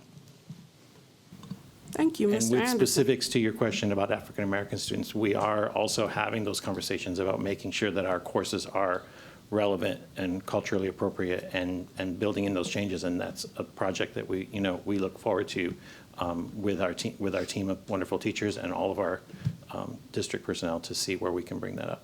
Thank you. Mr. Anderson, it's good to see you. It's good to see you, Trustee Anderson. My question for you is, how are you ensuring that, say I'm a student in 4th grade and I have an interest in pursuing football at Northeast. How are you keeping the connection when I'm in elementary, then I get to middle school, the connectivity? So if I want to go and I want to take a tour and see what Gus Garcia, what their football team looks like, how can I be a part of it? How are we making that connection? Thank you for that question, Trustee Anderson. And so it's continuing to develop the partnership and with our vertical alignment between our middle schools and high schools, and having those coaches reach out and work with our specific middle schools that for the kids that go to their feeder high school. We're working on developing that relationship. And in fact, one of the things that we're actually looking at doing is exactly what you're talking about, is reaching further down into our elementary age students with the pre-athletics. That's something that's really new. We want to reach those kids at an early age, and we feel that we can do that by the pre-athletics program that we're talking about here. It's something that's come up through the long-range planning process that we're currently going through throughout the district. And I think it's something that could actually provide a lot of value for all kids in AISD, from kinder through high school, not just where your athletics kind of reside at middle and high school. And I will add, just because one of our newest athletic coordinators, I hope I'm going to remember Coach Donald Hatcher's name. He's the new athletic coordinator at Anderson High School. What's the Anderson working going on today? Anderson High School. I don't know. But he took the initiative and set up a time to come and meet with me. And one of the things he brought forth was just this exact area you raised that Leal is referring to, which is we need to build the relationships with Pop Warner football, with Pee Wee, and so on within the community. And many instances, we can provide some supports at those elementaries to those community-based programs. And that's just athletics. We can do that in the arts as well. And the more we do that, the more kids are also, again, actively and relevantly engaged and become a part of something that they then can connect to classroom experiences. And so it was really clear in my conversation with him and in our timeline of meeting with all of the athletic coordinators, how can we support them in who do they need to make contact with? So this is one of those where our community engagement will work along with these with these other departments to let's go out and find out where's T-ball, where are there some arts programs, where are there that are already out there that are serving students? Can we help them expand it? Is that where part of this allotment that we're giving to some of our schools can be utilized? What's the plan that each of those schools are utilizing to expand that? And that's primarily what we're working towards at the elementary. We think the key is community-based, because you can't do UIL until you get to middle school. But there's a whole lot we can do before that, and it would specifically be important to students of color with regard to having access to things that they may not have access to. Thank you. Thank you, Trustee Anderson. Trustee Ashe and then Trustee Wagner. Thank you so much for being here. I don't think it's any secret that I am a huge, huge, huge supporter of extracurriculars, whether that be CTE, athletics, or fine arts. I know you guys have heard me say before my comments about my daughter, but I'm going to switch to my son because, you know, I want to make sure he feels the love too, which is he goes to school for cross country and science is a happy accident. And so I am grateful very much for the focus there. And just so, you know, again, in all fairness, my daughter went for band. So I'm an equal opportunity. Let's get all extracurriculars in there in our family. I have a few questions specific to each discipline, if you will. And my first one is around the fine arts area, and what are the kind of creative ways that we are trying to address having a very small number of students that may be interested in something, or like, oh, we only have 3 students at this one campus that are interested in guitar or piano or something like that. How are we as a district looking at those challenges and trying to make it available? Thank you. Thank you for your question. So I will say, since you referenced guitar, that we are, I think, the only district where guitar is one of our core programs for secondary, because there is a lot of interest in our guitar programs at those campuses. And one of the things that I know, and I don't want to step on the toes of my school leadership side, but I know that part of the considerations that we're having, because some of our, for instance, with the band or whatever fine arts course it may be, some of those classes will be larger ensembles, and that may be a situation where the class size is larger than what it would traditionally be, say, for a math class. And so by having those classes that allow space and schedules maybe for those other courses that we want to make sure our kids have access to, where we might not have 29 students that are interested to meet that enrollment number. We are also probably this year more than any other looking at opportunities where it may be that a leader in a content area is going to work with multiple campuses to make sure that they have that opportunity. And we've had the pleasure with the changes in some of our 6th grades where we're actually making sure that those 6th graders that will be receiving their education at the elementary school will still have that middle school opportunity where they have the band and orchestra. So we will have certified high quality teachers for them, and it may not be one for each campus, but we want to make sure they have access to those programs. So we're constantly problem solving of ways that we can use what's available to us to build those connections, across campuses and vertically, so that the students have access to those programs. And we are dedicated to the core programs that we've set aside for secondary, which are band and orchestra and guitar and choir and dance and theater and the visual arts, to make sure that those are the minimum things that are available. And many campuses do their best to expand beyond that. So if a single campus doesn't have enough students for a class to make, if you will, let's say there's only 5 kids that put on their choice sheet that they're interested in taking. I'm gonna make something up because I'm interested in taking dance, but there's only 5 people that chose to put dance on their choice sheet. So what happens for those 5 students if there's only 5 over the whole, does that make sense? Like, I'm Yeah. trying to, yeah. I appreciate your question. No, and that does make sense. And I think that's where we have that opportunity where we start to communicate across campuses and across levels to say, what can we make happen and what are the resources that we have? What are the barriers? One of our goals is to try to remove financial barriers to students participating in the visual and performing arts programs. So if the barrier is a financial one where there aren't necessarily enough for that class to be fully enrolled there, then we're totally ready to bring everyone to the table and start doing some problem solving to see how we can make that happen. I do think it's also dependent on where, like what location, and whether we have a neighboring school that has a similar, so each of the problem solving, I'm just thinking about things that they've brought me in the past. Their solutions have been dependent upon where they were and where the number of students were.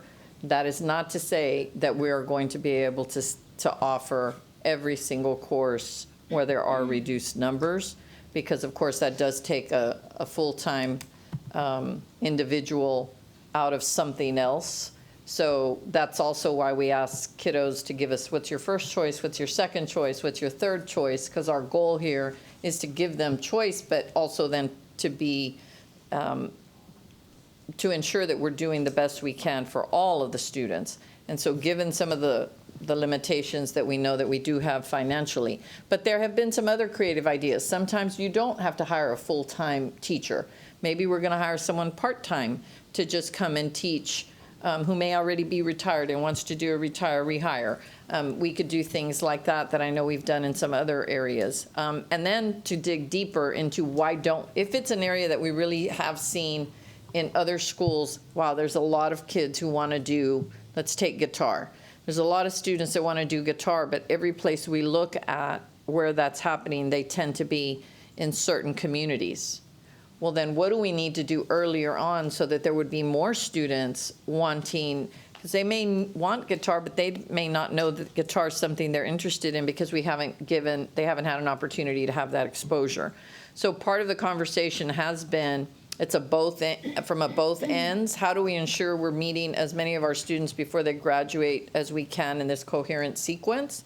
And earlier on, how can we give, for example, at an elementary, how can we have discovery arts where within a classroom they get a little bit of pottery, they get a little bit of ceramics, they get a little bit of, so that there is a broad base, and musically, art-wise, athletic-wise, even with computers, robotics, or coding, what are we offering our students in such a way that by the time they get to middle school, they actually do know, hey, I really kind of enjoyed this. I think this is something I want to delve deeper into.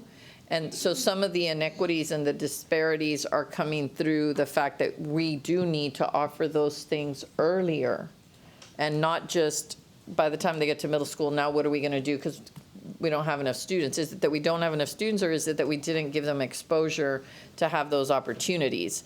So right now we're doing it from both ends. The idea, of course, would be that the more we front load and provide those opportunities, the more we would have. But I do want to give one specific example that I know is happening, for instance, in the summer series theater, only because I got to experience it myself. Thank you, Paul, for inviting me and including me in that last summer.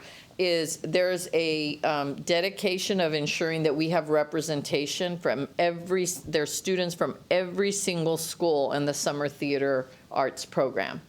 So, and I really want to commend our visual performing arts department for that. And it was great to see the diversity of our students in one location, together, performing, interacting, communicating. But that's been because of the department and the teachers in that area that make sure that they're working with the kids right now, getting them ready for those that want to participate. So that was just one I was thinking about as the question that Trustee Anderson had asked. And I remembered that when I wanted to make sure I gave you a shout out for that, Paul. I appreciate that, Dr. Elizalde. And what I was going to add to that is it comes to mind that also, even those programs are geared for our secondary students, we have had elementary roles in those plays where those, there may be a sibling of an older student. And the other thing is we try to get representation, as you said, from all campuses. And I would say the data will support this if I went back and asked my team, but every student that says they were interested in that program found a place in that program. It's not audition-based. It's really meant to encourage that exploration for students. And this year, we're adding a camp aspect that we haven't had before. We are working on collaboration with our Contemporary Austin for an arts camp for teens that will be simultaneous with some of the theater programs, and possibly considering the potential for something with choir along those lines. So we're trying to build on the success that we have from the summer theater series to bring that into other areas, to bring those opportunities to bear. Well, that's so exciting. I love hearing about that. That's wonderful. Because I do think that kids miss it in the summer when they're, especially if you're really entrenched, you want to keep doing it. So I'm thrilled to hear that. And I will say, as I have attended several of the openings, just having the drum line, I think the Sanchez was the most recent one, and we had Eastside there with their drum line, and I love looking around because everybody's feet are tapping, and it's always really fun. And that leads me to athletics, which is my next question. Because when we heard the drum line, we're like, where's the football team? Because you kind of associate those in your head. And I was wondering if, Coach Anderson, if you could kind of speak to, I know I have had several students who, because I have the luxury of having a student who is a senior in high school, so they love to talk to me about facilities. If you could speak to what our facilities do as it specifically pertains to athletics, and do we have some challenges there, or do you see that is in some way a hindrance for some of our programming? Absolutely. Thank you for that question, Trustee Ashley. So yes, our facilities, there's a big need for facilities in Austin ISD. And specifically, when you look at our fields, it's probably our number one largest area of need. And what I mean by that, if you were to look at, other districts, even just throughout the state of Texas, you'll see turf fields, for example, so that kids can go out and participate when it's raining. Just like tonight, there's rain. Our kids don't have that opportunity to practice when it's rain and our fields are muddy and so forth. With a turf field, the water drains through and you can easily go out and practice. And so that's a need. And again, this is not about above and beyond, but just to kind of be at a functional level of playability for our student athletes. So that's actually been something that has been a big point of discussion, for example, in the long-range planning committee process that we've been working through, is turf and lights at all of our high schools. That's the first kind of step. It would, again, bring our student athletes to a level of just functional playability. And so we are behind there, in my opinion. And so we're making a push there. But that would also give younger kids an opportunity to go play on that field and build that pride and that the sportsmanship and pride in the community and those vertical team alignments. They would have that opportunity with that space that's also lit, right? Because that's an important piece. It gets dark at 6 o'clock certain times of the year, and it's dark in the morning time as well. So our teams need to practice, and there's a potential to play games there. So yes, to answer your question in a nutshell, we are behind facilities-wise. We're hoping to gain some traction with this next bond in terms of getting those items up to speed for our kids. Well, and I do think, thank you for that. I appreciate it. And I'm assuming, because I think a lot of the times when people hear turf fields, they assume that's only the football team that would be out there practicing. But I can say that I can think of at least 3 or 4 other, and not necessarily even athletics. I can think of dance teams or band that might be able to use those facilities as well, a marching band. I was just, if you could speak a little bit to that about, does a turf field speak to more extracurriculars than just a football? Yes, it does. It is not only impact your football team. There's several groups that are impacted with the field. And again, it's not just football. You're looking at your soccer teams that play, and that's boys and girls. You're looking at bands that could also go out there and participate in practice, right? They perform on a field, and so you're looking at other groups. Not only that, if you think about it from a truly campus level perspective, what happens is when it's raining outside, the football team will often go inside to the gym, and you're trying to have practice inside a gym. So now your volleyball teams are displaced, and your boys and girls basketball teams are displaced. And so where do they go when those teams go into the gym? Don't tell me you displaced the girls' volleyball basketball team for football, because we're going to have a problem. Yeah. So, and again, but a campus would work through that, right? It's not that they would necessarily be displaced, but they would work through that piece of it.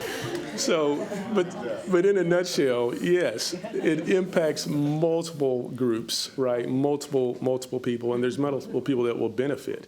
And again, it's not just your high schools. There's potential for your middle schools to play games at the high school campuses with these types of facilities. And again, elementaries as well.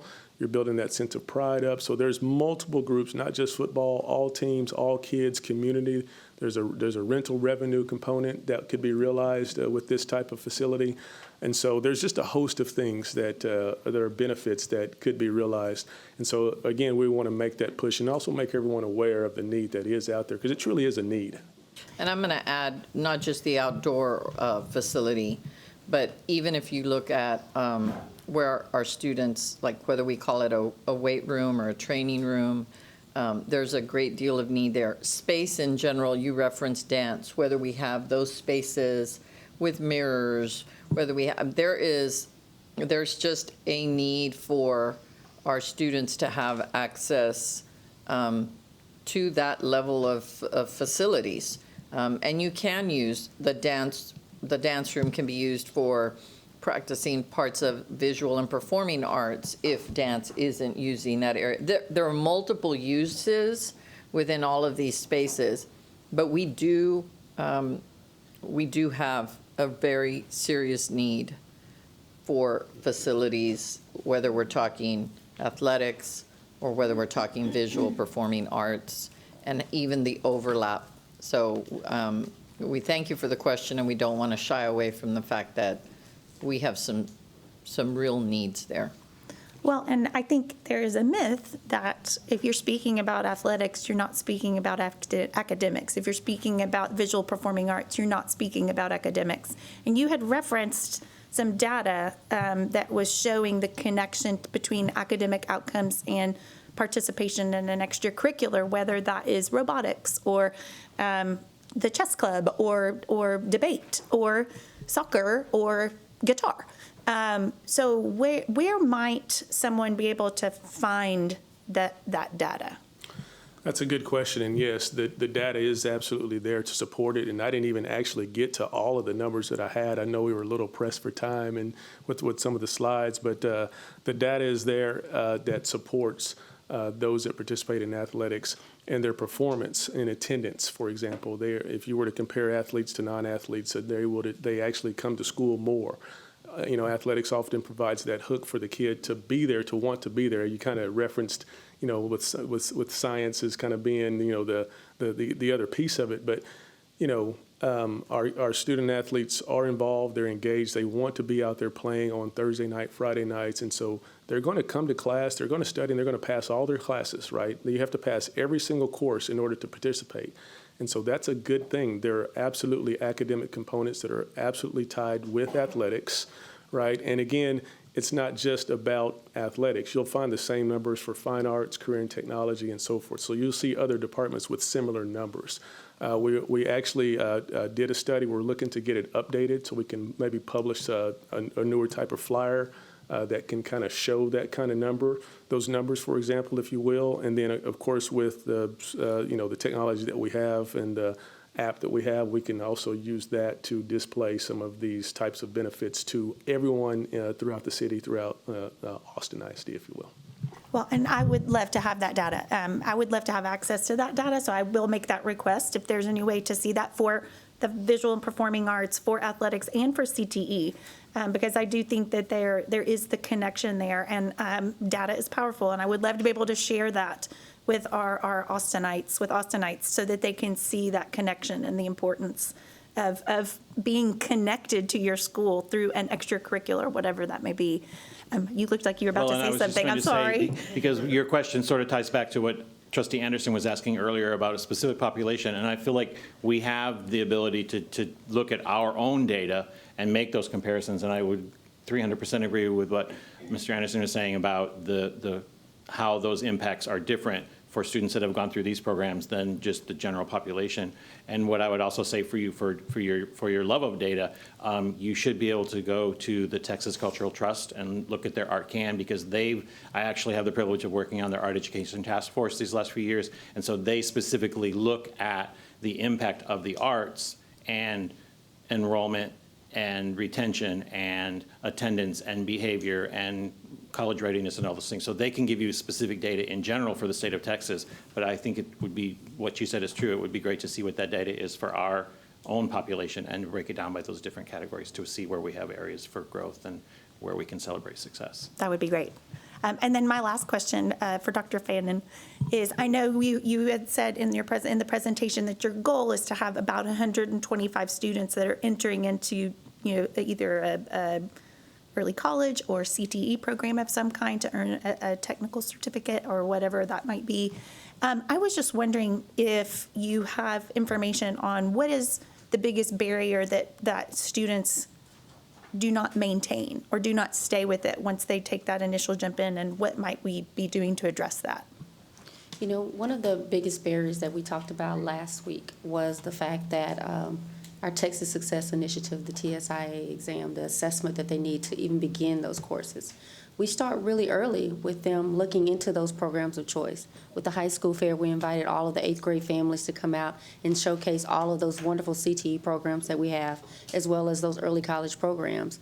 The biggest barrier was that once we get them engaged into these programs of choice, getting them academically ready and prepared to take those college courses. So we're tackling that. We know that we're in the developing stages of that, working with our champions, with our teachers, like I said last week, that are getting them professional development to make sure that we're able to align that with the TEKS into the classroom. So help us to get over that hurdle. Is one of those things, and I'm trying to connect the dots for myself, in one of those tactics being that the advanced math, for example, I think that we had talked about that last week, that instead of being an opt-in, you have to opt out. Is that one of the things that we're trying to do in that preparedness piece for junior high? I mean, I apologize, I wasn't specific, but because right now I think you have to opt into those higher level math courses. And am I connecting that? So I just want to. They're all interrelated, but this didn't have anything to do with the core academic entry requirements. This was strictly non-core. This particular goal that you all created was around non-core subjects. Got it. So that's why I'm hesitating, because we didn't bring that data for this evening. This is all about what's all the other stuff that doesn't necessarily talk about what are core requirements. And some of that came from the fact that if we put students into CTE courses and it's not a coherent sequence, because we're just like, put a student in somewhere rather than really doing like interest inventories. Where are students showing their interest and what are they really like leaning towards? And so you create a pathway for them to take so they actually have an experience of 3 courses that are aligned. And Ms. Caesar and I had a great conversation. I'm like, so if they do this and they do that. So she took me, because I was thinking of all the different examples. So I could take 3 CTE courses, but if they're not in a coherent sequence, those students are not going to count here. And the reason that's important is we do not want to just be placing students into something. We want students and their parents to be a part of that process. So we know we need to do that earlier. So one of the things the state did just specifically with CTE that I made sure Tammy made sure I was right on this, so we used to get funding at middle school for CTE courses. Then everybody, I say everybody, I'm overgeneralizing, many districts just started putting students in middle school in a CTE course so that they could get weighted funding. But it wasn't with there was no interest necessarily exploration done, and then there wasn't a plan developed for the students.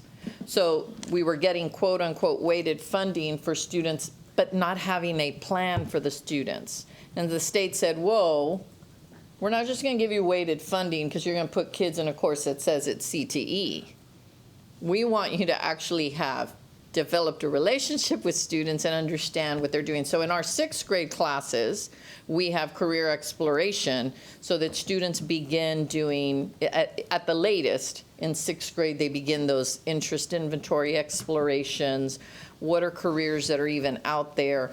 Through that process, we end up finding out whether they do have interest in arts and in athletics, whether they've even expressed that earlier or not. And then we can develop real coherent sequence of courses, whether it's in the arts or whether it's in music or whether it's in CTE. And there's just a variety of ways of doing that. But we really want our middle school students to have that access, because if in high school I decide I'm going to take one music class, and then I'm going to take one art class, and then I'm going to take a CTE class, that will not count as a coherent sequence.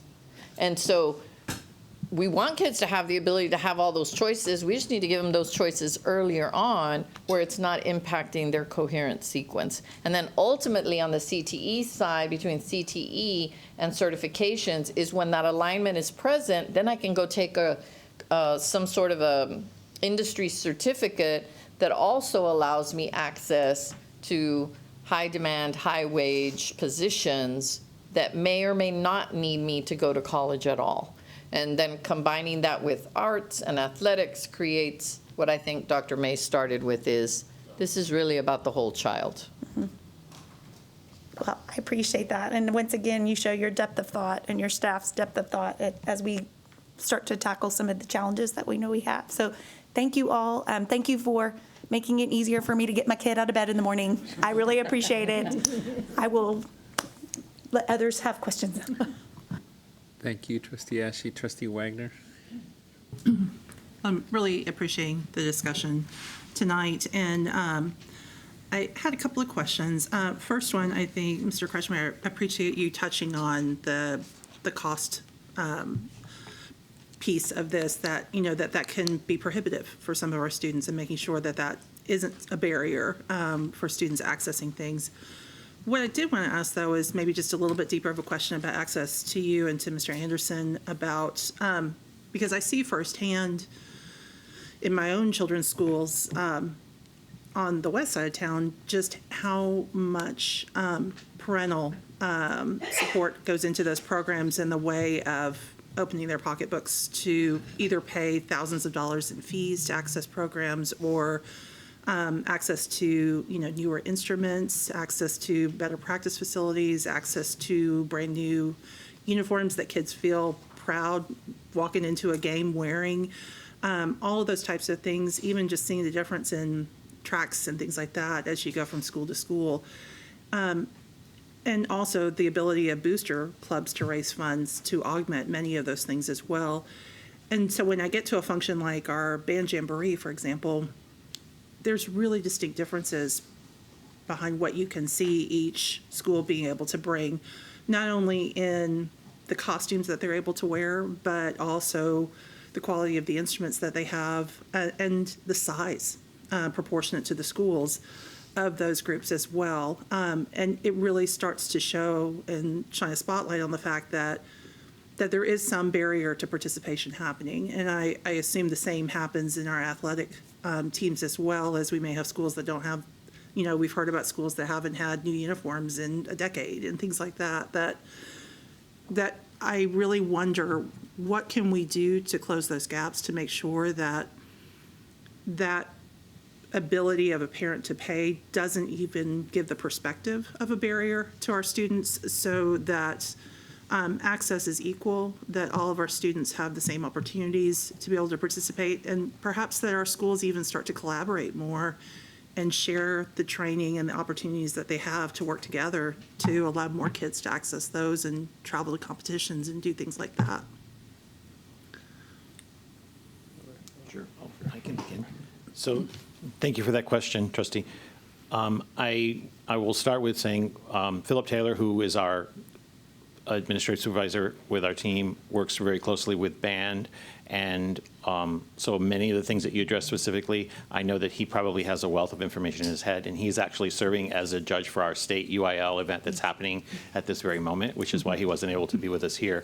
But he and I worked on some notes just in case some questions like this came up, and we do our best from our department to facilitate that financial side. So we have been working to purchase instruments to make sure that students don't have to share instruments in the pandemic, to make sure that ballet bars are where they need to be and mirrors and things. So we are always trying to leverage what resources we have to fill those gaps and meet those needs. As we have begun to coordinate more with the leadership side and begin this process of looking at choice sheets, we're discovering where there may be, at one campus, a course is listed and it has a dollar sign next to it to indicate that there may be a fee that they're looking for students. I know historically from communicating with my team of teachers that fee is never a barrier, in the sense that if there's any reason that a student says that is a barrier, they work it out at the campus. But what you're saying is what I feel also is like just seeing that dollar sign on the choice sheet becomes a barrier. They may not think to ask for that because they don't know that those resources are there. So we are constantly looking at ways to leverage opportunities with partnerships and the community, and some of the things that you mentioned specifically, so where we look to see that the instruments that may not be being used at a campus where the size of their band is. Mr. Taylor's been really great about building inventories and working with our purchasing team to know what's available. And we're beginning to do those same things with our visual arts teachers just to see where the gaps are. And I think it goes back to what's been hinted at a couple times here before. It's like we need to look ahead to the next bond.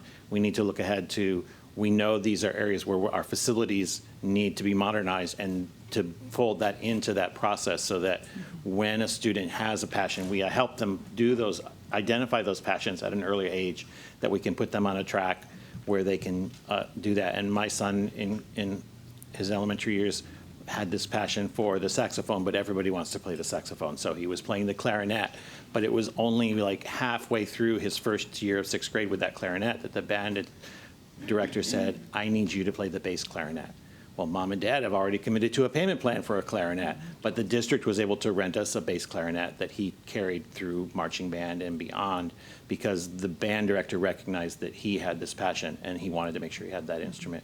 And it touches my heart, because just this week we're doing work with our equity work, and we're doing empathy interviews. And so we spoke with the band director about how his heart changes when he sees that his student is playing so well, but he knows from his experience that student would play even better on a nicer instrument. Mm-hmm. But that is what he has to work with. And so those are the kinds of gaps that we're trying to cover, and not just put Band-Aids on them, but to find a solution where we're actually building something that gives those students that opportunity. And if I may, obviously these are things that it's taken a long time for these situations they've existed, I should say, for long periods of time, and they're going to take us some time to get there. But that was the intent, whatever we end up calling, I mean, that is also part of the allotment, was so that campuses could pull teams together at a school and say, here's what we think our priority is. And so some of that allotment would go towards, because we do think it's about ensuring that we begin to close the disparities that we see in either the uniform, sometimes it's access to private tutors that, some parents can afford. I know I was able to do that with my own child, a private coach with regard to how to run faster so he'd be better on a football team. But we can provide some of that at some of our schools where they may not have that kind of financial capital, by utilizing allotment money. And we hire individuals to come in and provide that training for our kids. So it's a variety of different funding sources, and we'll continue. I think the first thing, and I would like to thank our team for being so honest and transparent to the questions about where we are with facilities and where we are with certain access to certain programs and uniforms and training, and we'll continue to report how we can, we really would like to see how our schools end up utilizing that allotment, and if it in fact begins to close some of those disparities. We know that's just one very small piece, and we know that little and a little eventually can become a lot. Mm-hmm. Yeah. Dr. Elizalde, I would add to part of our long-range planning conversations is about that larger conversation that you're talking about, even with PTAs that are quite capable of raising, an astronomical amount of money, some of who've expressed, a willingness to be able to share those resources with some of our campuses. And we've had a chance to kind of talk through, and we want to be able to, again, continue to build on that conversation. One of the strategies that we talked about with the long-range plan is instead of, we have a lot of little fundraisers that we have to do here and there for some of the campuses that don't have as many other resources that we would like for them to have. It's, a larger campaign that we do annually, right? Where similar to the process that we have where teachers can apply for grant funds or apply for funds for their classroom, that coaches would be able to tap into those funds that we raise on an annual basis that are there routinely versus each campus having to go out and, again, struggle where they don't have the booster clubs or that same capacity. So I do know that I wanted Mr. Coach Anderson to share about the uniforms in terms of how we go about replacing those two. Absolutely. Thank you, Dr. Mays, for that. And the question as well, Trustee Wagner. So just to speak to what you were talking about, you will see some differences in between, East and West. And part of that is due to you have some families and communities that have the ability to really supplement more in excess to what Austin ISD provides, right? And so we do provide, and from Austin ISD's perspective, we provide a baseline amount of funding and also uniforms. Every school is on a uniform rotation to get brand new uniforms. All of our high schools and middle schools are on that uniform rotation, so they should get new uniforms every approximately 3 years. And so that is new. A lot of times what you'll see, again, are those booster clubs supplementing that. So maybe it's a nicer uniform because they're using dollars raised by the booster club to do that. Now, we're still going to have nice uniforms for every kid, every program, and we won't ever charge, a kid to play any of the sports. That's one of our goals. And so you see some of that. But again, to Dr. Mays' point, we have been working with the Austin Ed Fund, for example, to come up with ways to raise additional funds and to work with community partners to bring in additional dollars to help support the programs that we have kind of throughout the district. We're also looking at potentially, is there some stadium naming rights, that we can do in order to bring in some dollars for our district. We're exploring some different avenues here to see how can we get more funding dollars available for our Austin ISD kids, because they deserve it just like anyone else. And we're going to continue to fight for them to get exactly what they need and supply every need that they have. So when they go out there and they compete, they're going to walk out with pride and class like anybody else does in the state of Texas. Very much appreciate that. And I know your hearts are both in that and making sure that access exists for every student.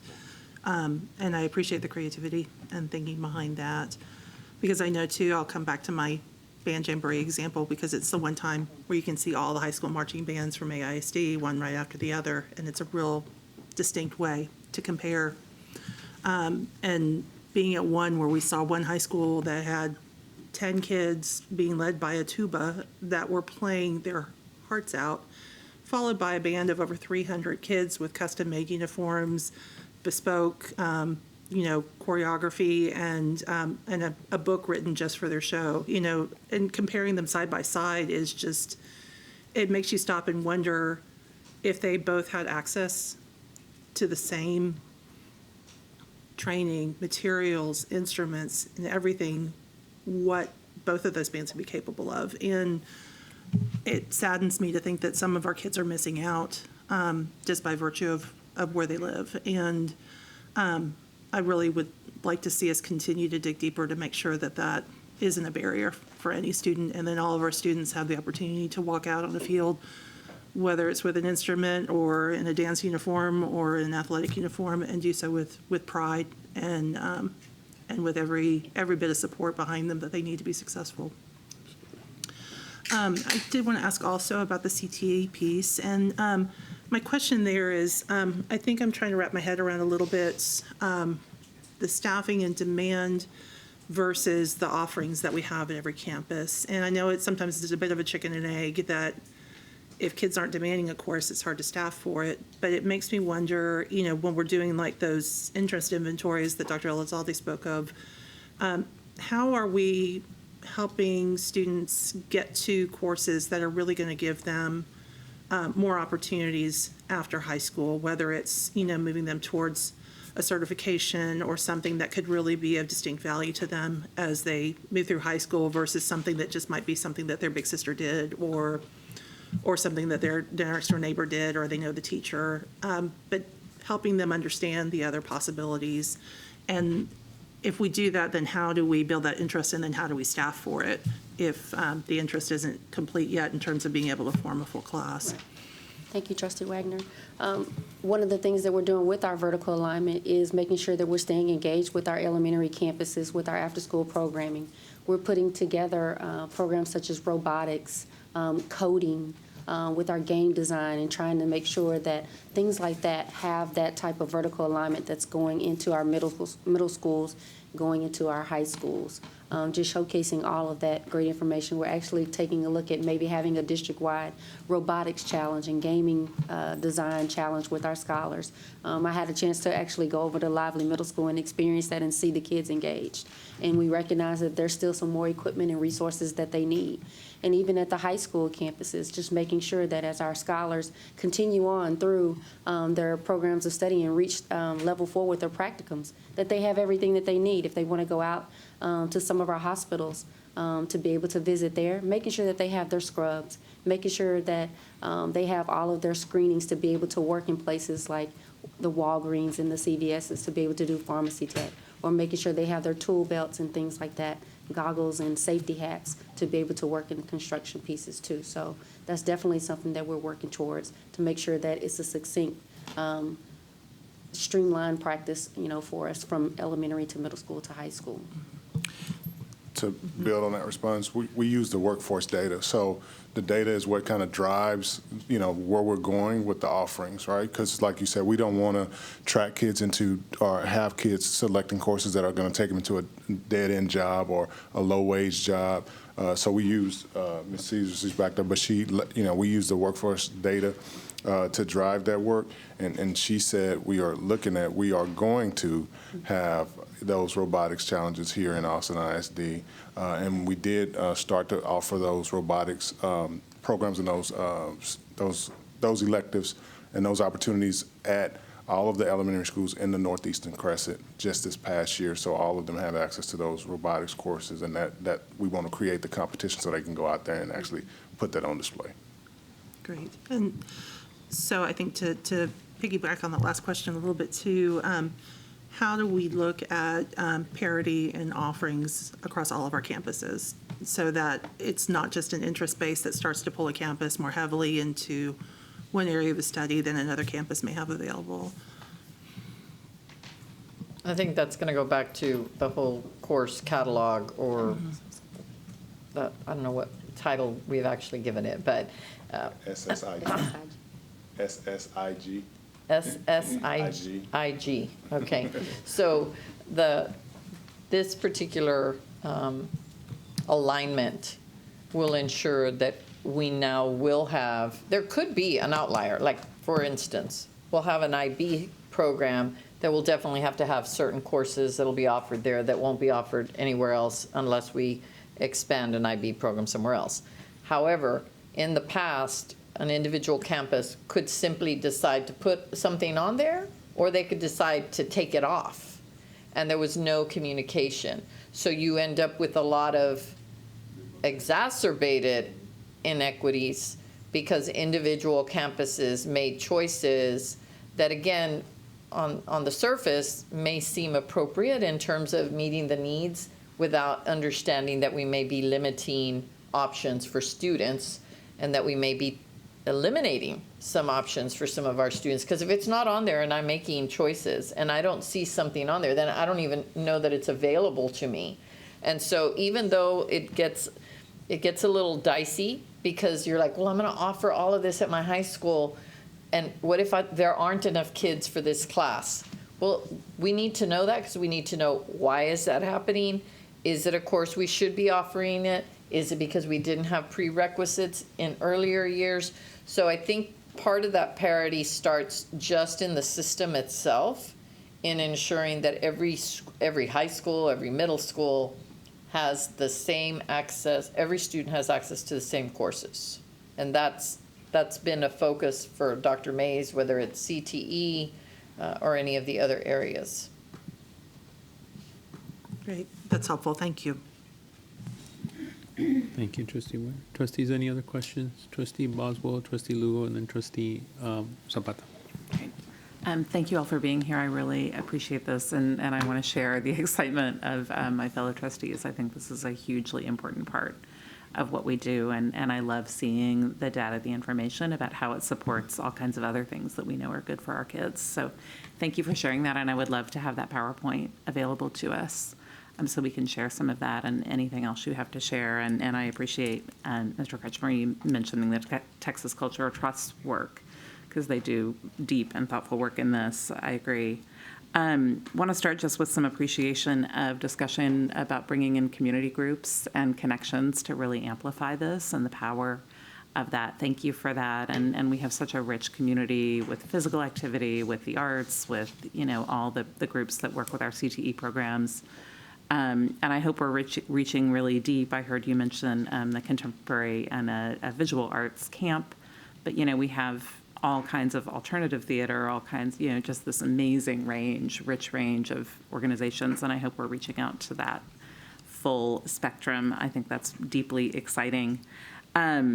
And really appreciate the pipeline kind of elementary school exploratory connecting the middle school. Thank you for talking about that as well, and the ways you're connecting. Excited about the summer theater camp for younger kids. I think that's powerful. And I know we have some great models at our high schools especially that work to connect kids either through athletic camps or the Red Dragon Camp at Austin High, the theater camp, robotics camps, that are really led in a lot of ways by teachers in collaboration with high school students having leadership opportunities. And I wonder if there's a way to collect all of that in one place so we can share it with the families of younger students. I think it's about it if you happen to know about it.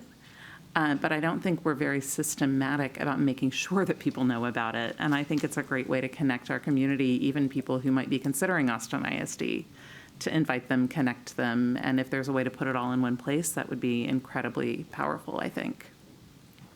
We'll certainly look at that. I do know that right now, some of the areas, though, end up reaching their maximum in those neighborhoods. And so I also it's a great idea. We need to look at it and see how we do that. And then we need to see how we can expand some seats. But I definitely want to manage expectations, because one of the things we did find was in certain communities, those camps fill up very quickly. And then we don't have access to them in other parts of our community. So I think putting them down, though, forces us to have to look at where are they and where do we need some more additional ones, and why don't we have some in certain communities? So I think it'll be a great starting point for us. Thank you for that. I have another pipeline question, which is really the impact. I know it was being discussed in the visual and performing arts long-range planning process, and I think it's also can be an issue with athletics as well, and probably CTE, with double blocking at the middle schools and really having fewer options for students to explore in the middle school that really set them up to be deeply involved at high school in any of these pathways. And what do we know about that, and how is that being factored in?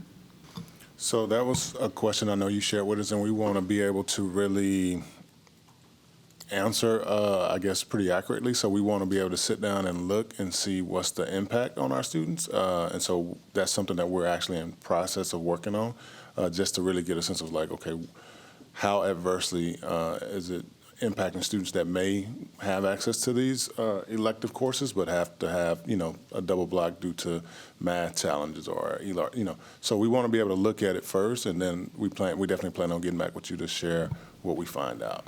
So. And I will add, though, this is one of those where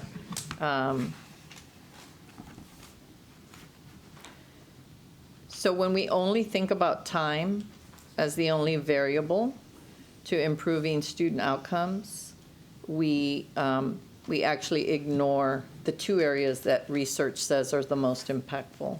And that's in what we choose to teach and how we choose to teach it, not for how long.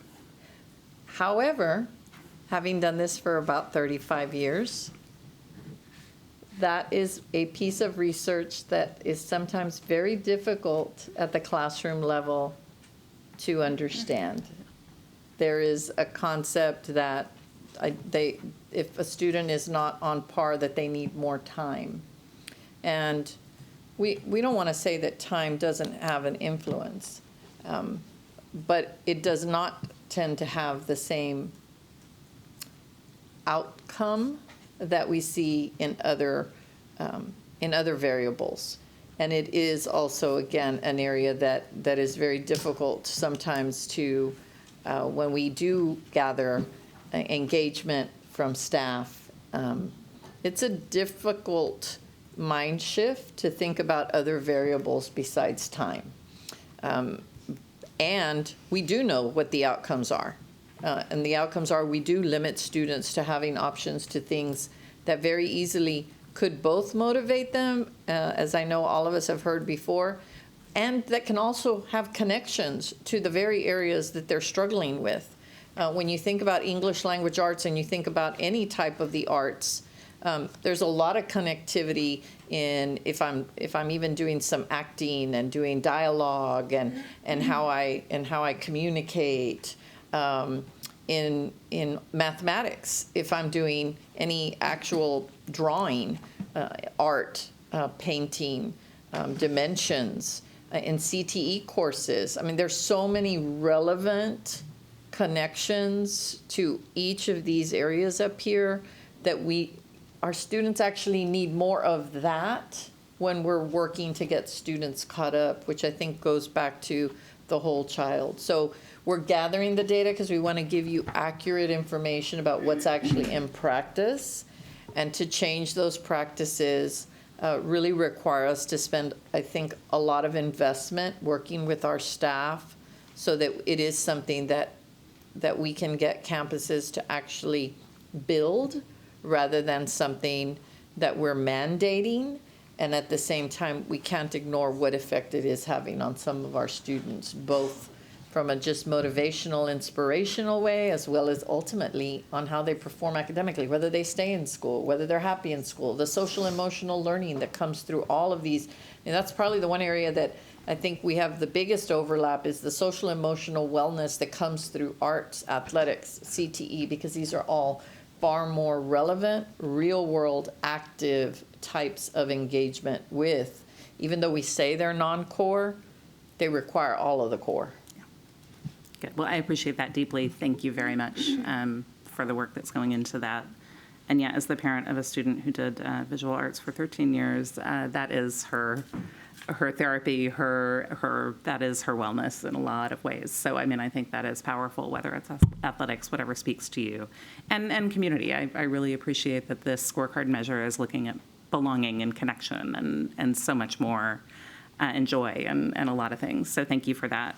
And Trustee Wagner, I want to say thank you. On my list was kind of what's on the choice sheet and how you know to ask for something that's not in front of you that you've never had at your school. And I think if your kid has gone to a high school with a big, rich list of options, a lot of families don't know there might be a school without a theater program or, without that giant menu, without a giant marching band, whatever it is. And I appreciate the chance to talk about that and your questions about that. My last question is really about the correlation between participation in the arts, athletics, CTE, and all the other good things we were talking about, whether it's attendance, academic success, what happens after school, after you graduate, and how those benefits are being communicated to students and to the adults who are helping them select their courses, to the counselors, teachers, families, to make sure that as students are choosing that they're not steered away because someone thinks they're fluff or thinks they, aren't meaningful. Yeah, I don't think that there's been an intentional communication of what benefits there are in these. I think it becomes part of that. Your child's in arts and you're like, oh, it's been a great experience. And then I'm like, oh, I think my kid too. I think there's been a lot of, which then again continues to create some disparity. So we have started to talk about what are we going to do intentionally to communicate. So for instance, athletes graduate at a rate 16% higher than non-athletes. Fine arts, go on to college at a higher rate. I mean, it's true for each of these. We just started to do some of that intentional communication this year when our LBJ team, our football team, just missed by a hair winning the finals in football by putting our student athletes on buses that our communication team did. We just did another one with the girls from Austin High. Again, communicating the relationship in a very visual way. That's the beginnings of it. It's still on our list of what do we need to do to communicate, but there are a lot of things we can do. We can talk about students that attend or are part of any of these, their attendance rate is on average is this, and what we do know is for every 10 absences per semester, you will drop at least one letter grade. Like, that's real research that's known across the state, across the nation.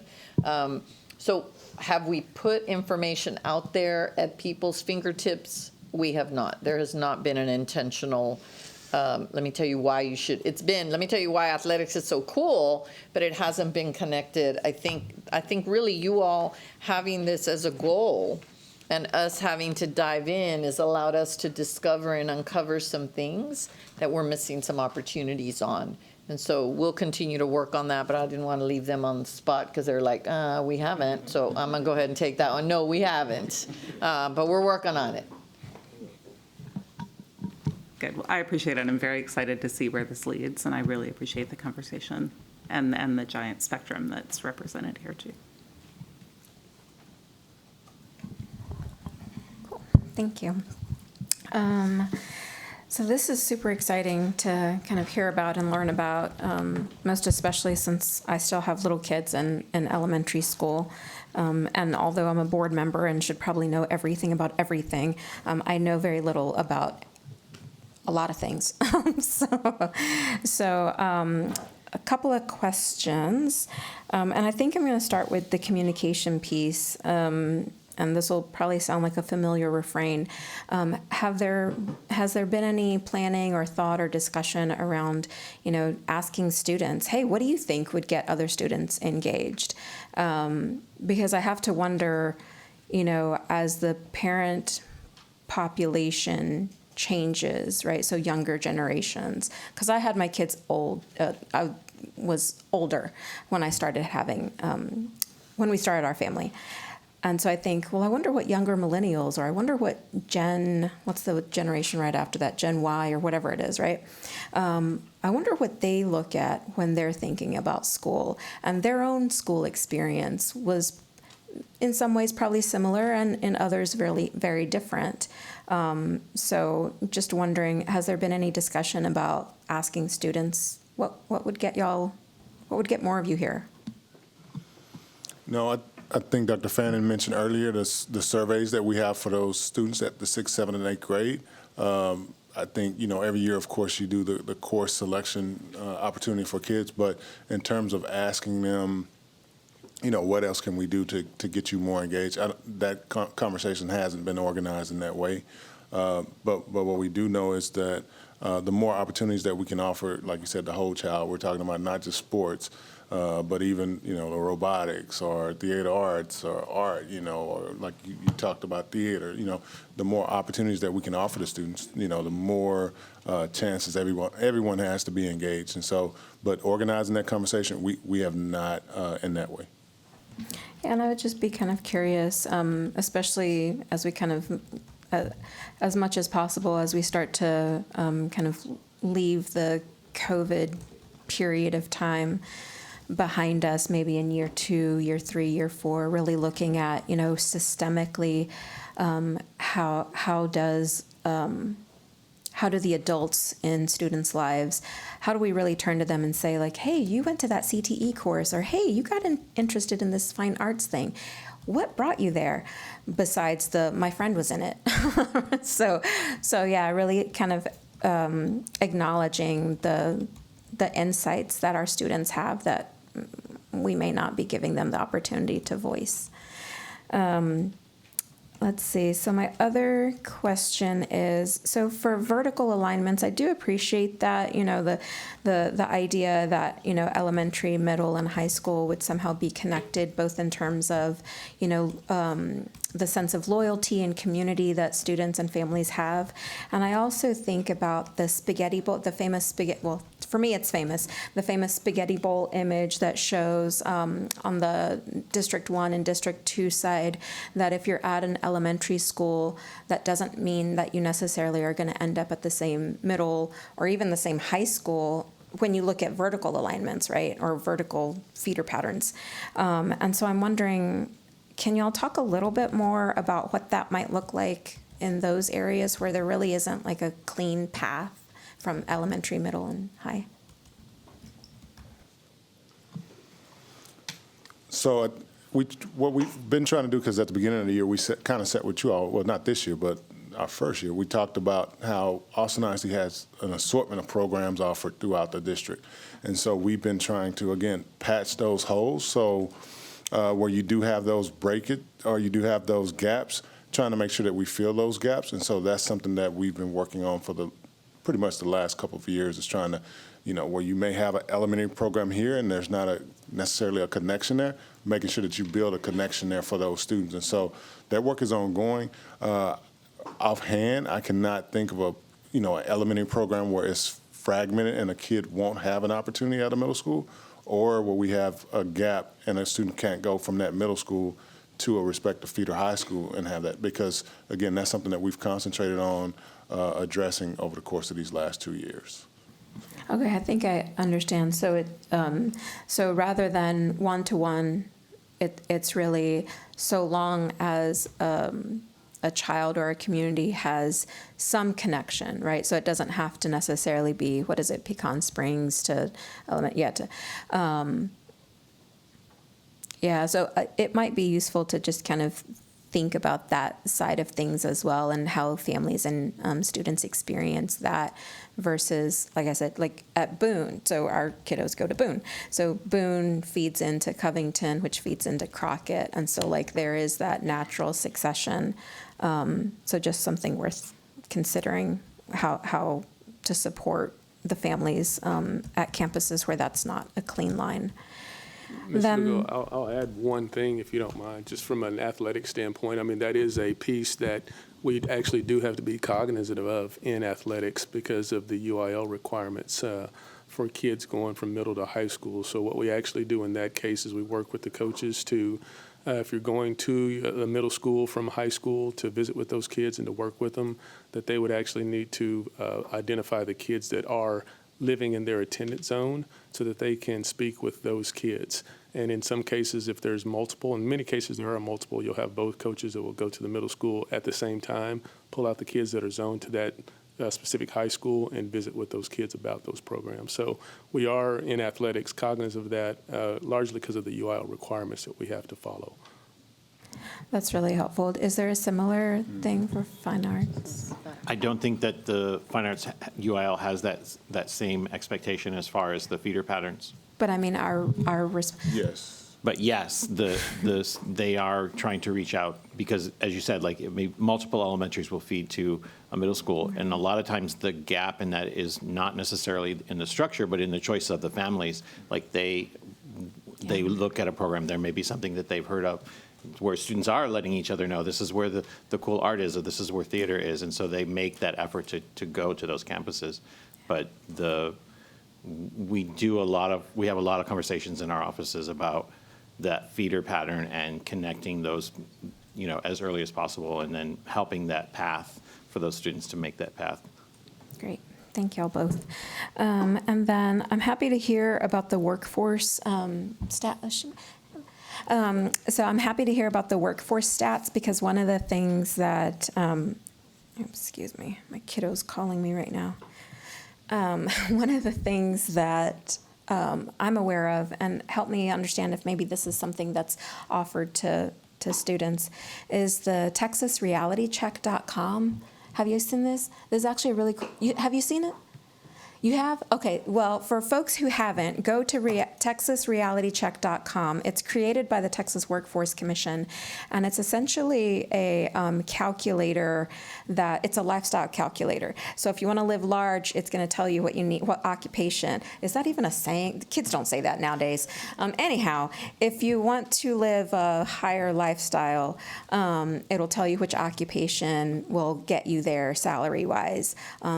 And on the flip side, for example, I know family members who they went into cosmetology because it was like, well, that's something that they wanted to do. And it's like, income-wise, that it is, they're realizing, it's a struggle. They enjoy it, but it's a real struggle to sustain yourself on that kind of salary, especially if you have kids. So, anyways, is that a website? I'm just being a nosy Nelly. Is that a website that y'all use with kids to try to help them understand you can do something cool that you like, but you also might have to eat ramen? Right? We actually do some work with Junior Achievement as well. They have some curriculum built into their services as well. And it's also built into some of our financial literacy pieces as well. We make sure that our upperclassmen have that real life perspective of what's about to happen as soon as that they graduate, and making sure that they understand debt and loans, and making sure they understand their financial commitments when they're going off to college. So definitely something that we'll continue to look into and build those pieces in. That's great. It does play a role when we work with the workforce research in what we are going to offer. So even if there are a whole lot of requests, if it's in something that either, because there's also, and I can't remember the website off the top of my head, there's another one that's very interesting because it tells you which jobs are no longer going to be in existence 5 years from now, 10 years from now. So here's someone going, hey, this is what I want to be. And guess what? In 5 years, that isn't even going to exist anymore. So really, like, for instance, if you look this up, truck drivers are no longer supposed to be in existence in 8 years. That's just the automation that's coming in. So right now they're in demand and they can make a lot of money, which if you want to do that, that's cool, but we want you to also be aware that with technology and advancements, here are some of the jobs that are no longer going to be in existence. So we are using those in terms of how we work with our students, and we're going to be part of this, and I can't think of the name off the top of my head, but it was at South by Southwest, and we were a part of that team. So they're going to actually work with us in the curriculum they have to help students research, okay, this is what I want to be, and is the job going to be there? And then what are jobs that we don't even know what those jobs really are? We know they will be about these things, so go get these skills, because we know that microchips are going to continue to be a need. They're going to get smaller and smaller and smaller to run, larger and larger pieces of equipment. But how do we get our kids into those things? So I don't think we have the website you gave us, but we'll certainly add that one to the list of some of the others that we're using. That's great, and that's really exciting to hear. And just a sneak peek into one particular family, my own. I tell my 11-year-old, because I'm preparing him. I'm like, you're going to graduate college. You're not going to live at home. I'm just going to let you know. I mean, he can if he needs to, right? But yeah. So one of the things I mentioned to him is that very conversation, right? Like, well, what are the jobs of tomorrow? Some of them we don't even know of, but what are those skills? Creativity, critical thinking, the ability to work in teams, which is what you learn, right? In those in the CTE and athletics and fine arts. So super excited about this particular topic. The other thing, if you could indulge me, there was something on slide 7 that y'all had, and I wrote it down, and now I can't remember what slide 7 had, because I can't see it in my in the board docs thing.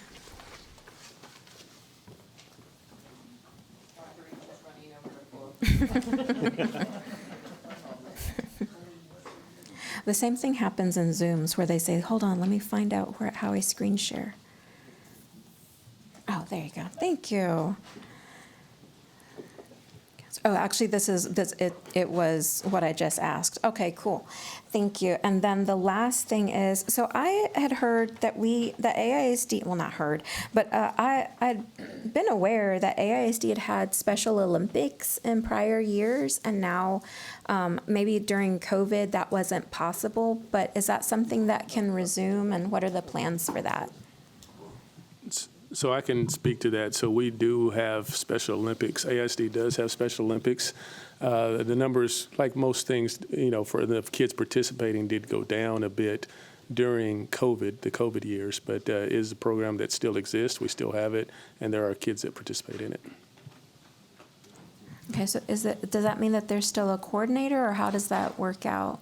Yes, there's a coordinator that's over that program, and they've been engaged with kids, and they are at Berger and Nelson outside running, and in fact, I just saw them just a couple days ago. They're out there competing and having a good time. So, awesome. Thank you. Absolutely. Thank you. Thank you, Trustee Lugo. Trustee Zapata? Thank you. So I just want to lift up some things that AISD already has a relationship with, but I think there's not that real connection of some existing programs that could really help us meet these goals. For example, Primetime. I'm one of the co-founders of Primetime. It was written by me and other parents. So it would be easy for parents to write it with the teachers. And we craft our classes around having conversations with the students. What is your dream? What is the thing that you've always wanted to do, but we couldn't afford to send them to a camp or to a class? So we did ballet, we did guitar, we did everything the children desired was reflected in the Primetime After School program in elementary. And so, so it's been around now 25 years. It doesn't operate the same anymore because teachers who had hobbies of knitting or cooking, or, they were able to also teach in Primetime and doing something they love to do. So morale really was great in those schools that offered Primetime. Parents were the teachers as well. There was a dad that always was just at my school at Barrington, just sitting out there, and one time I asked him, why do you come here all the time and you just sit out here? Is there anything that you'd be interested in doing here at the school? And he says, well, I can't work, but I love soccer. Well, you want to organize a soccer team? He had 200 kids in his soccer program. He ran clinics every weekend. He was connected to the famous soccer players. So we don't know the untapped talent that's in our schools that could help us meet these goals. So it's just, how do we bring back that organizing effort to creating that community of learners that Primetime was intended for, And so, so it's kind of like it's there, but it's that program over there. It's not connected to the CIP. I mean, it's supposed to be intentional in providing the TEKS. We have to keep teaching the TEKS in everything we do in the arts, because that's student outcomes. That's how we're going to be able to measure the soft skills, the academic skills, just everything that we're trying to reach in our goals can happen through the programs we currently have. It's just, how do we rethink and how do we use what we have? Because we don't have to go borrow a lot. At Aikens, when I ran the after-school program there was a student said, Miss, I would like to teach guitar. Really? You know how to play guitar, ninth grader? Yes. Okay, well, if you can get me 15 students that want to learn guitar, you can teach the class. The next day, he brought me the list of 15 students, and he taught the class. So, there's students that are able and capable who've had the opportunity to learn those enrichment activities that they can share with their friends at school. It was an amazing when we did the prime time in elementary school, a lot of students wanted a cooking class. Well, when I organized the program at Aikens High School, everybody was like, oh, kids aren't going to stay after school.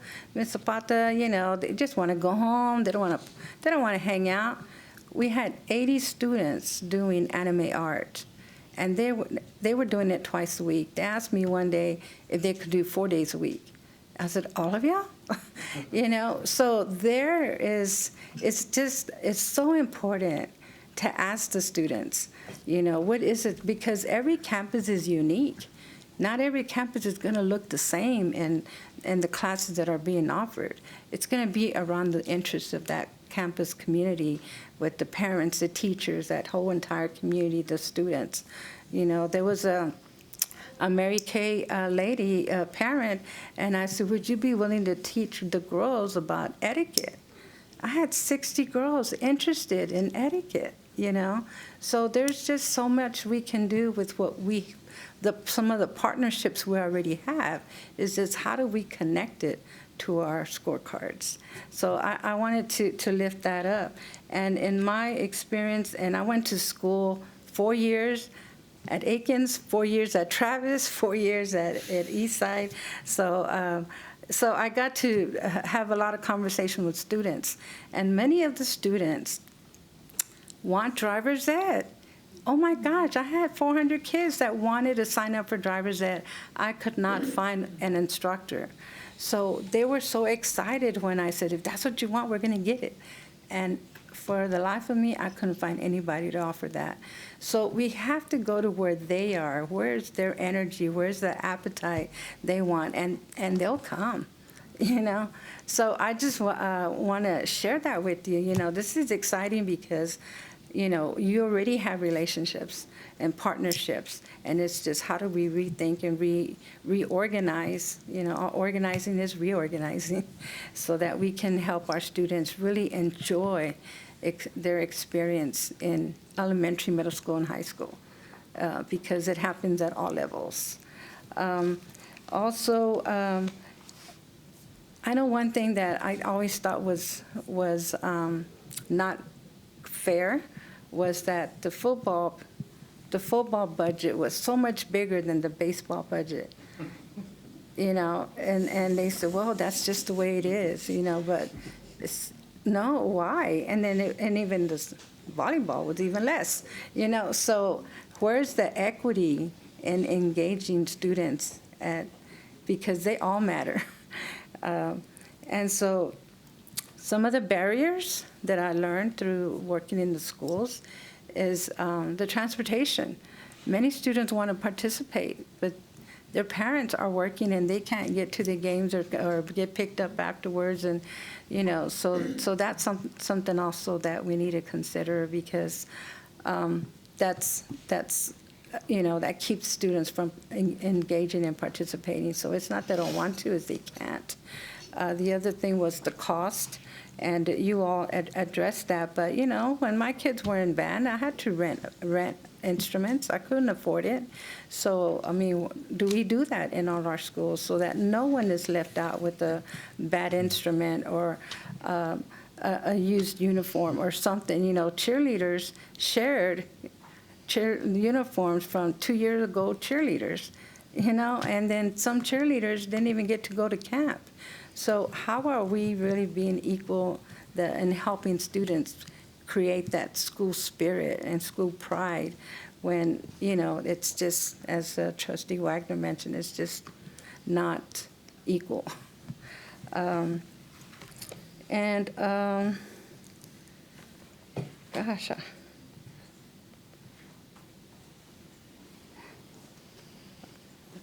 I write it and rewrite it and rewrite it. Okay, so, well, I think, oh, yeah, the transportation was a barrier. So I think that's all I have. That I think all of what we're talking about is a way to look at student outcomes, and so I'm happy to help in any way I can. Thank you. Thank you, Trustee Sabata. Trustee closing. I promise it'll be short. Thank you. And I have to first ask, is there anything in the district you have not done? Trustee Zapata, seriously, I'm always amazed. But I got to give a shout out to the folks who organized Kids Fest on Saturday, because I got to see firsthand a lot of the bands and the music and the dancing, and it was such a great reminder of how important this is for our communities. But I just have one specific question.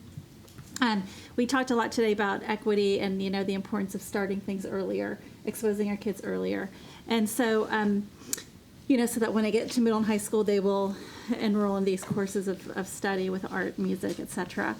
And so I'm going to go back to a conversation we had a couple of meetings ago, which was going back to our elementary essential areas, and hoping that we can see, and that our parents can also see, if their children are going to be getting the same amount of art and music next year as they have this year, because I know you're still working on those schedules from what I've been able to learn, but I do hope at some point we will be able to see that, because those are the inputs, right, that will get our kids prepared. And so I see Mr. Hicks coming up, so we're going to let him, and as he does, I just want to remind us that actually the more we can integrate within our content, the more relevant the information is, in addition to those courses. And I know you heard from some principals a couple of weeks ago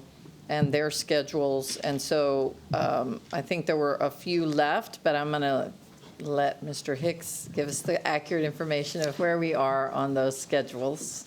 Yes, thank you. We do have some information regarding actual numbers, as we have had an opportunity to review the schedules. We have 78 elementary campuses that have completed their draft schedules, and I'm happy to report that 100% of those 78 campuses have met or exceeded the baseline number of minutes that we have asked them to have from our parameters of 4,320 minutes of art and music for the year. And about half of those campuses, 36 of them, actually exceeded that baseline number for the number of minutes per year, which again was 4,320 minutes per year. 100% of the campuses adhered to the 45 minutes of daily PE, K through 5th, with the potential flex day of once per week within their schedules. So that's the data that we have after reviewing the schedules.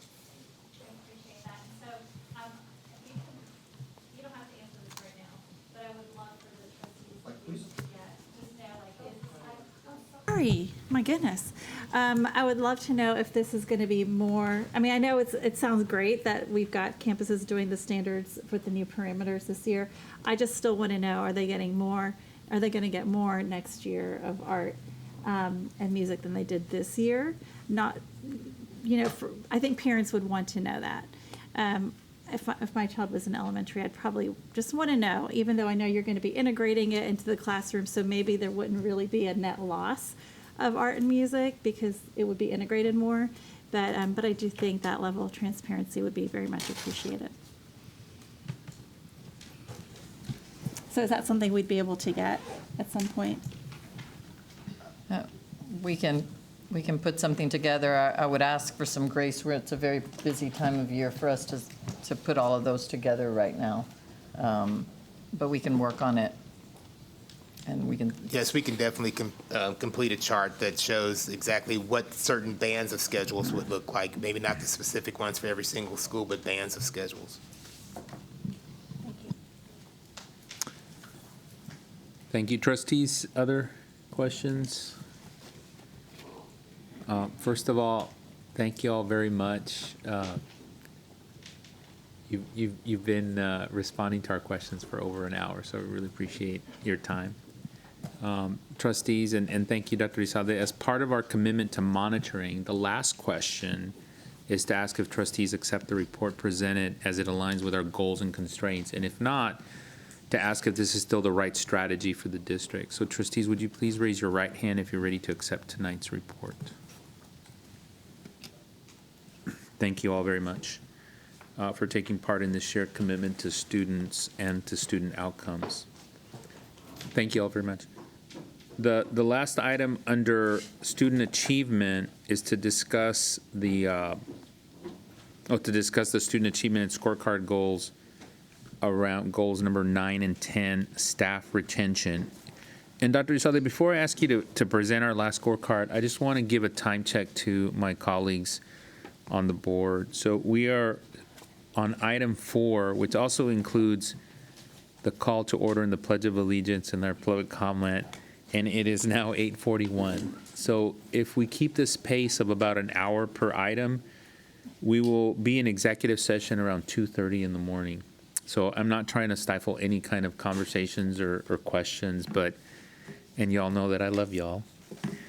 But if you could make sure we keep time in mind, we can get to executive session hopefully a little sooner than 2:30.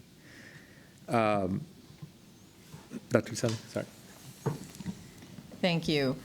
We know this has been a topic of discussion for quite some time. Our team worked diligently to put together a presentation that we are working towards meeting as many of the questions that we think came up, but we know that you will have some additional ones. So with that, I'm not going to waste any time. I'll turn it over to Chief of Human Capital, Leslie Stevens, and to our Assistant Superintendent of Human Capital Systems, Randy Hosak. Good evening, President Rodriguez, Superintendent Elizalde, and members of the board. So it is a pleasure to be here this evening, and we are talking about staff retention. And so on the first slide, and this is the one data slide that we have in this presentation because we do want to get to like what we're doing and where we're going. But in your board monitoring report, it breaks down this data in multiple ways. But goal 9 is teacher retention for teachers remaining in teacher positions at a Title I school or schools receiving Title I funds. And so as you see, a year ago, we were at 82.9% from 1920 to 2021, and from last year to this year, we're at 79.2%. It is red because that is below the target of 80.5 at the beginning. On goal 10, it's the retention rate of staff, not including teachers, will increase from 85% to 90%, so our baseline was 85%. You'll see once again, we went down from 2021 to 21-22, and we are at 83.3%. The way this is calculated is done through our PEIMS data, but the other table you have on here is the TAPER report, and you'll see in small print where I referenced as to what year it was, because as you know, TAPER's a lag year, but the TAPER report is compares us to the state, the region, and what our district numbers were. So just in comparison, our non-Title I schools had a retention rate of 82.6. So in doing that, we did provide you with all of the Title I schools in terms of their actual retention rate from last year to this year, and there were a couple that we want to highlight. One is Navarro Early College High School. Stephen Coven is the principal. He's been there 3 years. He had a retention rate from last year to this year of 91.3%.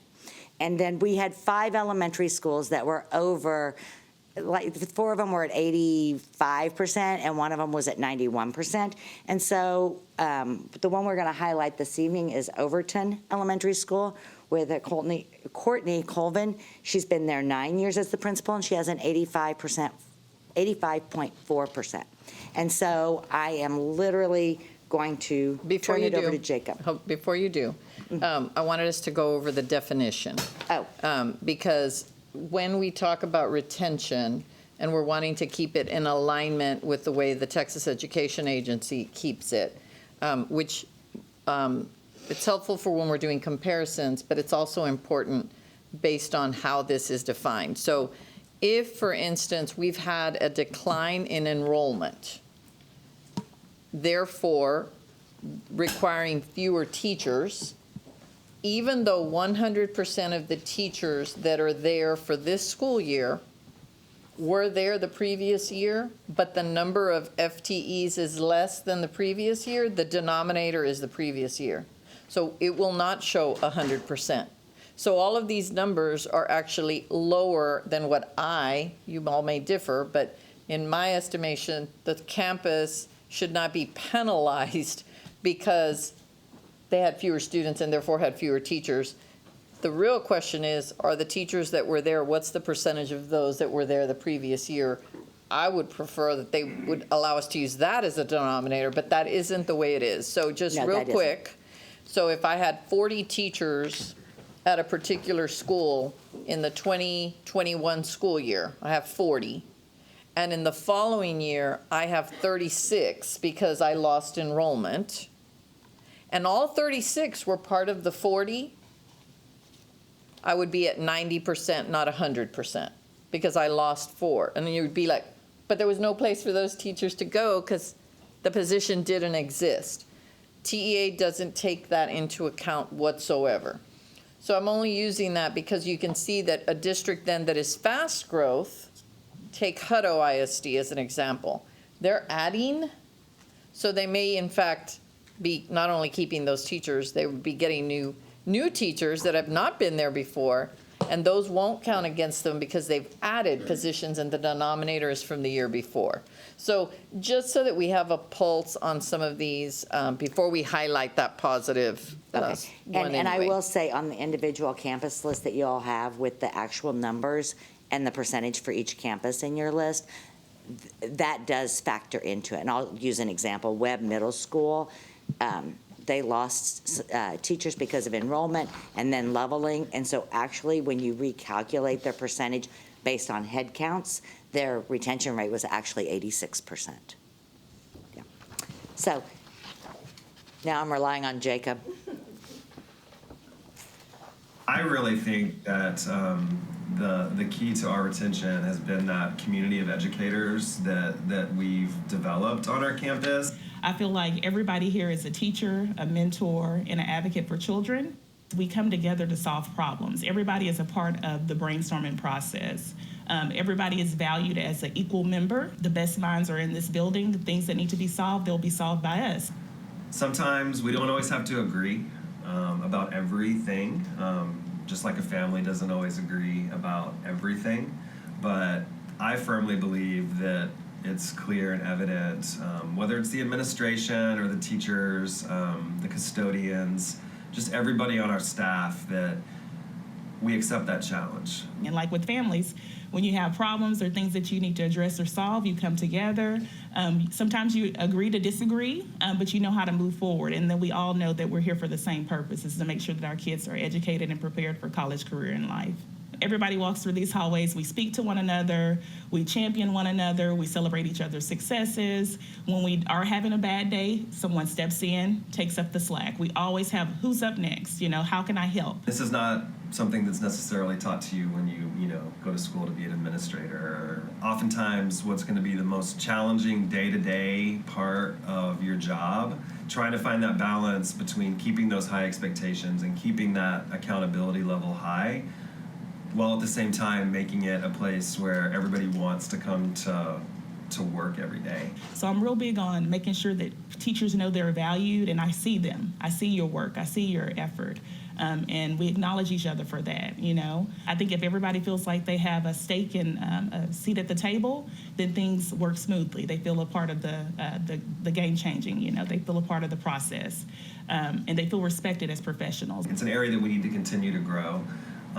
These have been a really couple challenging years, not just for our students, but also for our teachers. And so it's always really important to remember to find those opportunities to celebrate the staff. That connection piece, everybody wants to feel connected, right? And so just that affirmation that I'm cared for, you know, that someone sees me not only as an educator, but as a person, right?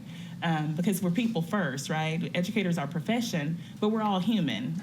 I don't think it's any one thing or 5 things or 10 things, right? I think it's really just establishing an environment where people want to embrace the challenge that we have here as educators. I always tell my staff, you know, change doesn't come very easy and it doesn't come in an instance, right? So every time we, meet a goal, I said, okay, let's talk about that golden nugget, because if we get all those golden nuggets, then we will have, the yellow brick road to success. But it takes us taking the little wins, celebrating those, and building on top of those. So those are highlighted a couple of our principals who did have above, the average in terms of teacher retention. And so in human capital, when we got the data and we looked at it, and we've had lots of discussions, we know that there is an area of opportunity within our department. And it's the intersection between human capital work and the Office of School Leadership work. And there is that space between the two right now of retention, or we're going to change the word a little bit, but I'll leave that to Brandy in a minute. But there's this intersection between those two departments where we can provide a lot of support and efforts on our part to assist on the school leadership part. And so at this time, I'm going to turn it over to Brandy Hosick. Thank you. Good evening, Board of Trustees, President Rodriguez and Dr. Elizalde. Thank you for the opportunity to speak to you this evening. The scorecard goal specifically uses the word retention. I want to take it one step further. I want to move beyond retention and talk about sustainability. We want to do more than just keep our employees. We want to provide supports necessary for our employees to thrive. We have been doing a lot of research, studying what it takes to sustain employees in a post-pandemic workforce. I will walk you through what we've learned so far, our first iteration of strategic action, and I'm going to start by saying that we absolutely have an enormous task, but one that we are committed to seeing through. So this slide right here, you'll notice that Thanks, Jacob. It's no secret that the entire nation is struggling to retain teachers. National statistics are going to show that 23% of teachers are now likely to leave at the end of the school year to pursue a different career versus 16% pre-pandemic. There's always been a measure on the 5-year window. That 0 to 5-year mark, teachers leave within that first 5-year window. Data shows that now 50% of teachers will leave within that 5-year window. Currently, AISD has a 73% retention rate within that 0 to 5-year window with our teachers. Nationwide data is showing, next slide for me, Jacob, thank you. Nationwide data is showing burnout as the #1 contributing factor to teacher and staff turnover. 90% of teachers surveyed reported feeling a sense of burnout over the course of the last year. Now, burnout is a large category.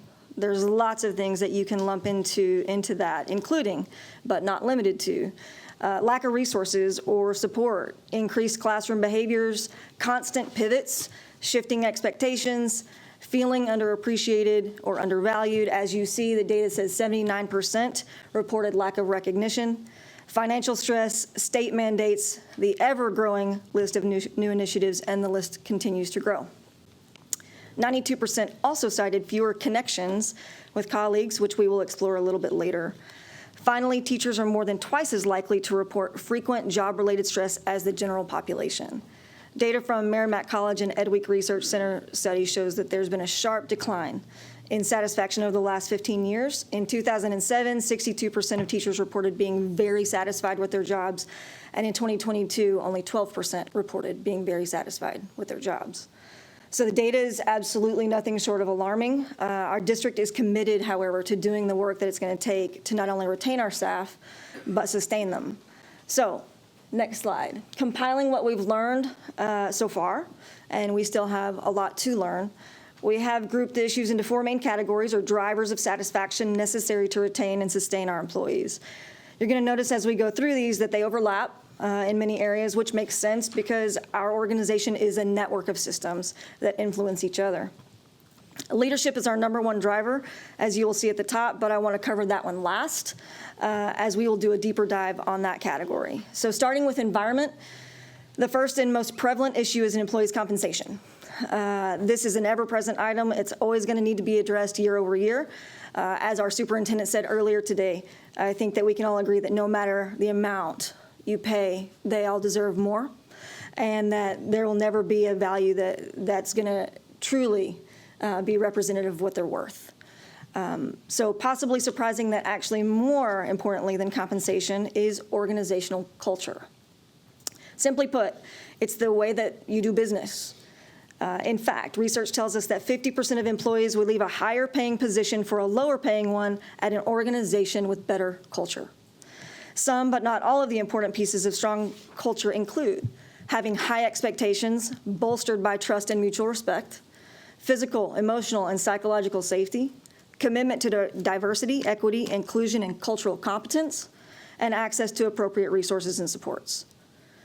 Moving on to connection, actually one of our principals mentioned connection in their video uniquely. So personal connection, this really comes down to 4 parts. First is personal connection. Do you get a sense of personal fulfillment from the role that you perform within your organization? Connection to your job. I know it's expected of me. I can apply my strengths. I receive feedback to help me further improve. Connection to colleagues. I feel supported and cared for by my leader and my coworkers. I'm given time for collaboration with teammates. Connection to the larger organization. Communication is clear and effective. I clearly see how my role is important to the organization, and I feel appreciated. Next category is going to be agency. Major themes for this category include authentic employee engagement. Being able to know, one of my colleagues refers to this as the Nike versus the Burger King moment. What's the stuff you have to do, and what can you have your way? And knowing the difference between those two things and us being explicit about that, while also feeling the workload is manageable. Differentiated professional development, employee voice and leadership opportunities, ownership of the organization's mission and vision, and a sense of belonging and well-being. Finally, we'll move on to leadership. Without a doubt, across all research, both in the private and public sector, leadership is the key factor in employee sustainability. Next slide, please. In Austin ISD, we have a leadership framework.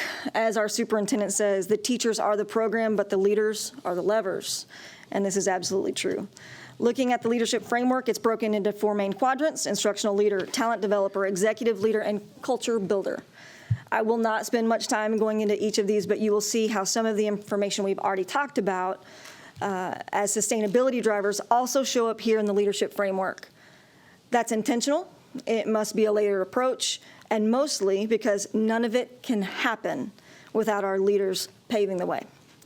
This framework was built specifically for principals, but can be applied to all leadership positions, especially quadrants 2 through 4. We will be providing the board with a study from Merck and Virginia Commonwealth University. In that study, it specifically targets teachers, and it asks, what are the most important attributes out of a principal? The 5 attributes that were most important were shared vision developer, instructional leader, relational trust builder, safety officer, and bureaucratic shield. Without going into any detail about any of that, you can see how those things line up to our already developed leadership framework. I want to be very clear, though.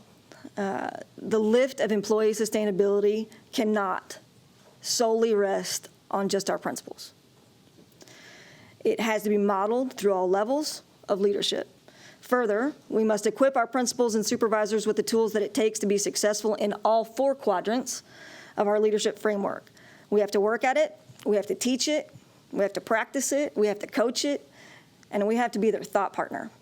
Lastly, and perhaps most importantly, we have to be all of the things for our principals that we're asking them to be for our teachers and staff.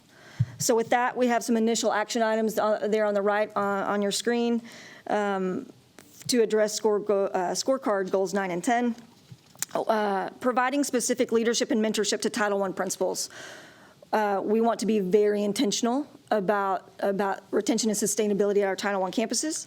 Developing touch points with our Title I campus teachers with a focus on retention and sustainability. Conducting pulse surveys and stay interviews. We would like to redesign employee onboarding. Onboarding should actually be a 2 to 3 year process. And mentorship programs. We want to create a leadership development learning series for our central office directors and above. We'd like to develop a system for collecting feedback through peer-led systems. And finally, designing support specific to survey feedback and data. Again, these are our major must-dos, in addition to a number of other strategies. And with that, I will hand it back to Ms. Stevens. Do y'all have any questions? Thank you, trustees. Trustee Anderson. Thank you for this presentation. Can you go back to the last slide you had up? Building, yes.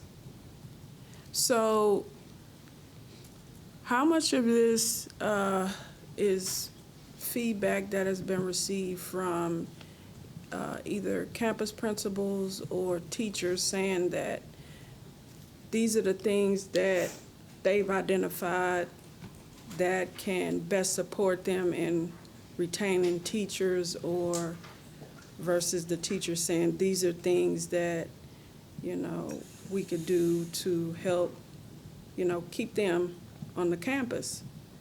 And on the flip side of that, though I like what you have, one concern of mine that I've seen that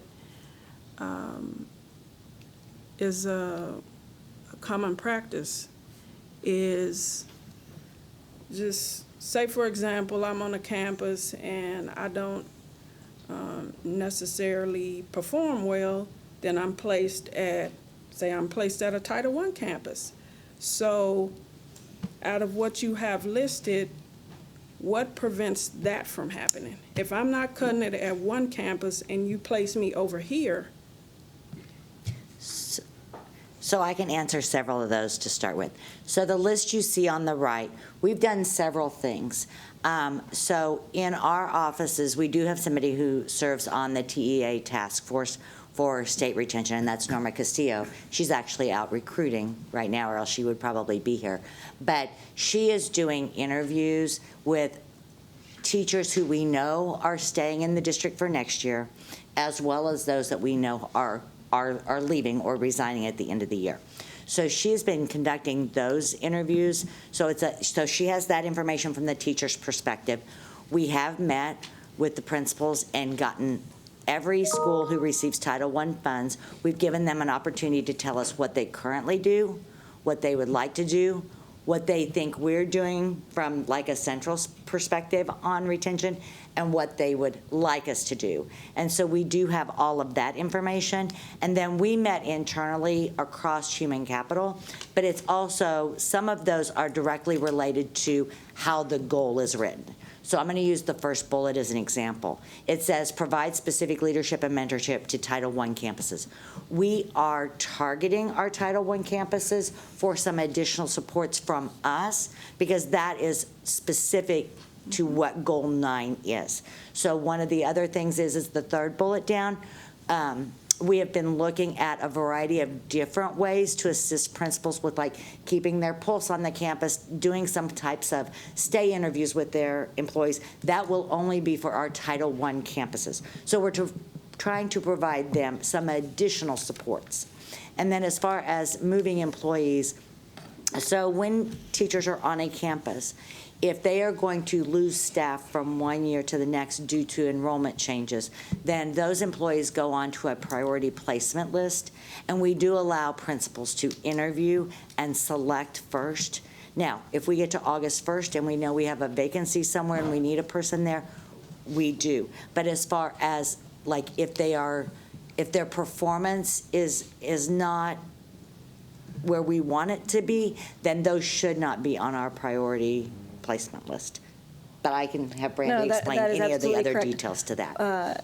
Anyone that would be on any sort of performance improvement plan is not eligible to go on any sort of priority selection to go to a different campus. Perfect. Thank you. Yes, ma'am. Thank you. Trustees, any other questions? Trustee Ashe? Real quick, what is a stay interview? Great. So it's exactly what it sounds like. What's going really well? I'm going to be very general here, but it's an interview. You sit down and have a conversation with an employee about what's going really well and you know, what's your goals over the next 5 years, and is AISD, you know, are we still the employer that you see yourself with in those 5 years, and what's it going to take to make sure that you are not only retained but sustained through that time period.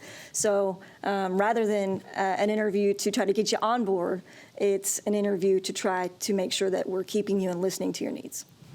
So the other way I will kind of explain it is if one of the things you're going to read in the Virginia research that we give you, because it is probably one of the best research articles that we've found on this topic, is that teachers, when an administrator sat down and had a conversation with a teacher about what they're wanting, how they're feeling about their position, and a lot of times teachers are looking for leadership roles on their campus, and if I as a principal know that, then I know when things come up, I can rotate those leadership duties. You have those conversations, those are called stay interviews, so that then you know what my teachers are looking for in their career, and then you try to assist with that pathway. Which is also part of sustainability, about being able to see a career path and growth opportunity. And so it's to help not just give the employee a voice in that, but for the leader to say, oh, I need to be looking for these things for you and for those opportunities. And then my last question, which I do understand, and as you have said so eloquently, I would think most people understand the teacher shortage that's taking place across the country. Specific to AISD, what are you hearing from those who are not staying as their primary reason for not staying? I've talked to, Go ahead. Sorry, Chief. No, go ahead. I've You're talked fine. to quite a few, and it's not necessarily specific to teachers, but certainly teachers. And I think I got to spend some time on a campus the other day, and it really filled my bucket to be able to do that and speak to some teachers. And really, Trustee asked you what it came down to, because I asked the exact same question. I said, boil it down for me. And it came down to, there's so many things on the plate, and there's only so much room on the plate, and nobody's taking anything off the plate. And so I think that we, as leadership, that's part of our duties, is to really take a look at what are we, from A to Z, what are we asking, and where can we condense and collapse and be more efficient so that we can free up some possibly things that are, I'm going to use a science word, vestigial, that need to just be put to the side and no longer viable. So I think that we could do a better job of seeing where we have redundancy and cleaning that up for our employees a little bit. And have you found those or have a plan of implementation for that? That's going to be part of our coaching with our leadership team, with our principals, and with the Office of School Leadership especially, is let's map this out and figure out what are all the things, and where can we be more efficient so that our teachers feel less burnout, less overwhelmed. And some of that also relates directly to technology. We have some technology systems that we are literally working on in terms of, revamping so that it makes it easier for teachers. Because that is also part of it. Like if something takes me 30 minutes to do as a teacher when it really should take 10, it's like, how do we get those kind of systems to make things easier? Thank you. Yes, ma'am. Thank you. Trustees, any other questions? Trustee Boswell? Thank you guys for this. I appreciate it very much. I think this is one of the very most important things that's happening right now. Obviously, not just here. We know this has been a tidal wave that's been coming for a very long time as teachers start retiring and fewer people enter. So I really appreciate this work and really appreciate the focus on we're never going to be able to pay teachers enough or staff enough, as Dr. Elizalde said, but there are other things people are looking for too, and I really appreciate the focus on doing what we can to pay people as well as we can and focusing on those other things. So thank you for that. I want to go back to something you shared that I think is really was very exciting in this, that you said the 0 to 5 year window. Yes, ma'am. You said 73 or 75%? Let me go back. I believe we're at 70. We're at 73%. Way better than the national average It is. for getting people to stay. 50% is the national average. And do you have a sense of what we're doing and why that is? I mean, it's just such a phenomenal number, and I'd love to know more about what we know. One thing I do know that it correlates to is if you go backwards to the budget slides, between our 0 and 5 years, our compensation is really, really good in comparison to surrounding districts. But I also think that we do get a lot of younger people that want to live in Austin. I'm going to attribute some of it to the city and the vibe of the city. Yeah. It's true. our average teacher experience is actually on par with the state, but for a different reason. We have teachers at the very beginning of their career, and then we see teachers at the very end of their career because of our Social Security opportunity in this district. And so the average comes out to be relatively the same as when, 5, 6, 7 years into your career, maybe you've started a family, bought a house in a suburb, et cetera. And so we see early career and we see late career, and so our average actually breaks out relatively the same. That makes sense. Thank you. And yeah, maybe late in your career, you don't need that big house in the suburbs anymore. So yeah, that makes sense. Or you're not driving your kids around to everything. That makes a lot of sense when you're not teaching. Thank you for that. And I do appreciate marketing the city. Your materials are really, and the programs, I think, is really savvy, and I'm very happy to see that. I would be very interested, and this is not an urgent request because I know a ton is going on, at having some more information at some point about those stay interviews and leave interviews and just what you're learning directly from those teachers. I think that would be really helpful context to have, just kind of to know what you know. So at some point when you're able. So I will say, we are looking at a variety of them right now, so we will be using them for next year. And it's an So it'll be a year from now, after the principals try them. We have looked at a system that would do it twice a year for pulse survey, and that would give you immediate feedback. So it could be something that we could bring back to the board on a. But I think just some of the data that, like the trends that we are already discovering. Oh, absolutely. That we could, I would love that. Yeah, I mean, more is more for me. What are we, as you all are working to put these things in place, what is it that we're finding that is why we're going in the direction? Even though we know we're going to continue to do it, and we've started just now, but I think being able to share with the trustees, like, what are the more of the specific trends that we're identifying? Got it. Okay. Yeah, that would be very valuable. I appreciate that. And then I think, as with the state teacher vacancy task force, the first iteration really focused on leadership, which is obviously hugely important. And I appreciate that look at leadership kind of campus, all up and down, including us, that's a message that needs to come from us as well. And I think with that the teacher vacancy task force at the state level, there was a really loud call for more teacher voice. And I think, more teacher voice. No one knows what it is to be in a classroom or be on a campus as a staff member right now, except the people who are in classrooms and on campuses right now. And I just think there's a lot of value that people who are living this right now have.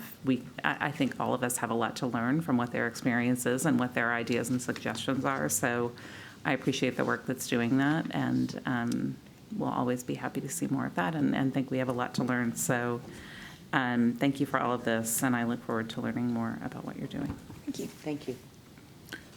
Thank you, Trustee Boswell. Trustees, other questions on this item? Trustee Singh? Really appreciate all of this. I was watching in the back room, but I was watching. So thank you. And Dr. Elizalde, I really appreciate the time that you and I have spent talking about this report as well.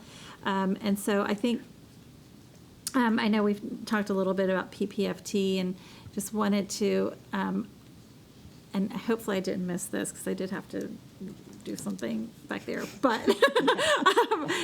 can you tell us a little bit about the cadence at which the administration kind of reviews PPFT, and is it kind of accomplishing the goals that you're hoping for, and and does that play a role in retention? So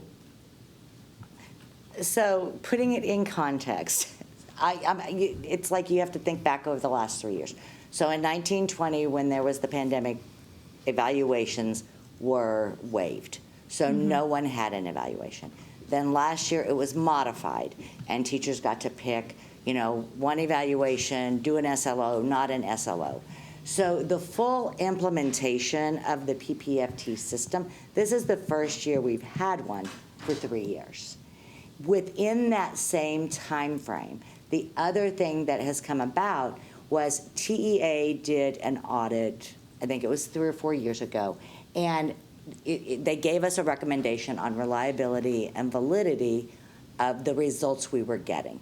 And so there was a great effort put in over the last year and a half to 2 years of the PPFT Oversight Committee to look at all the components and rewrite and work on the rubric.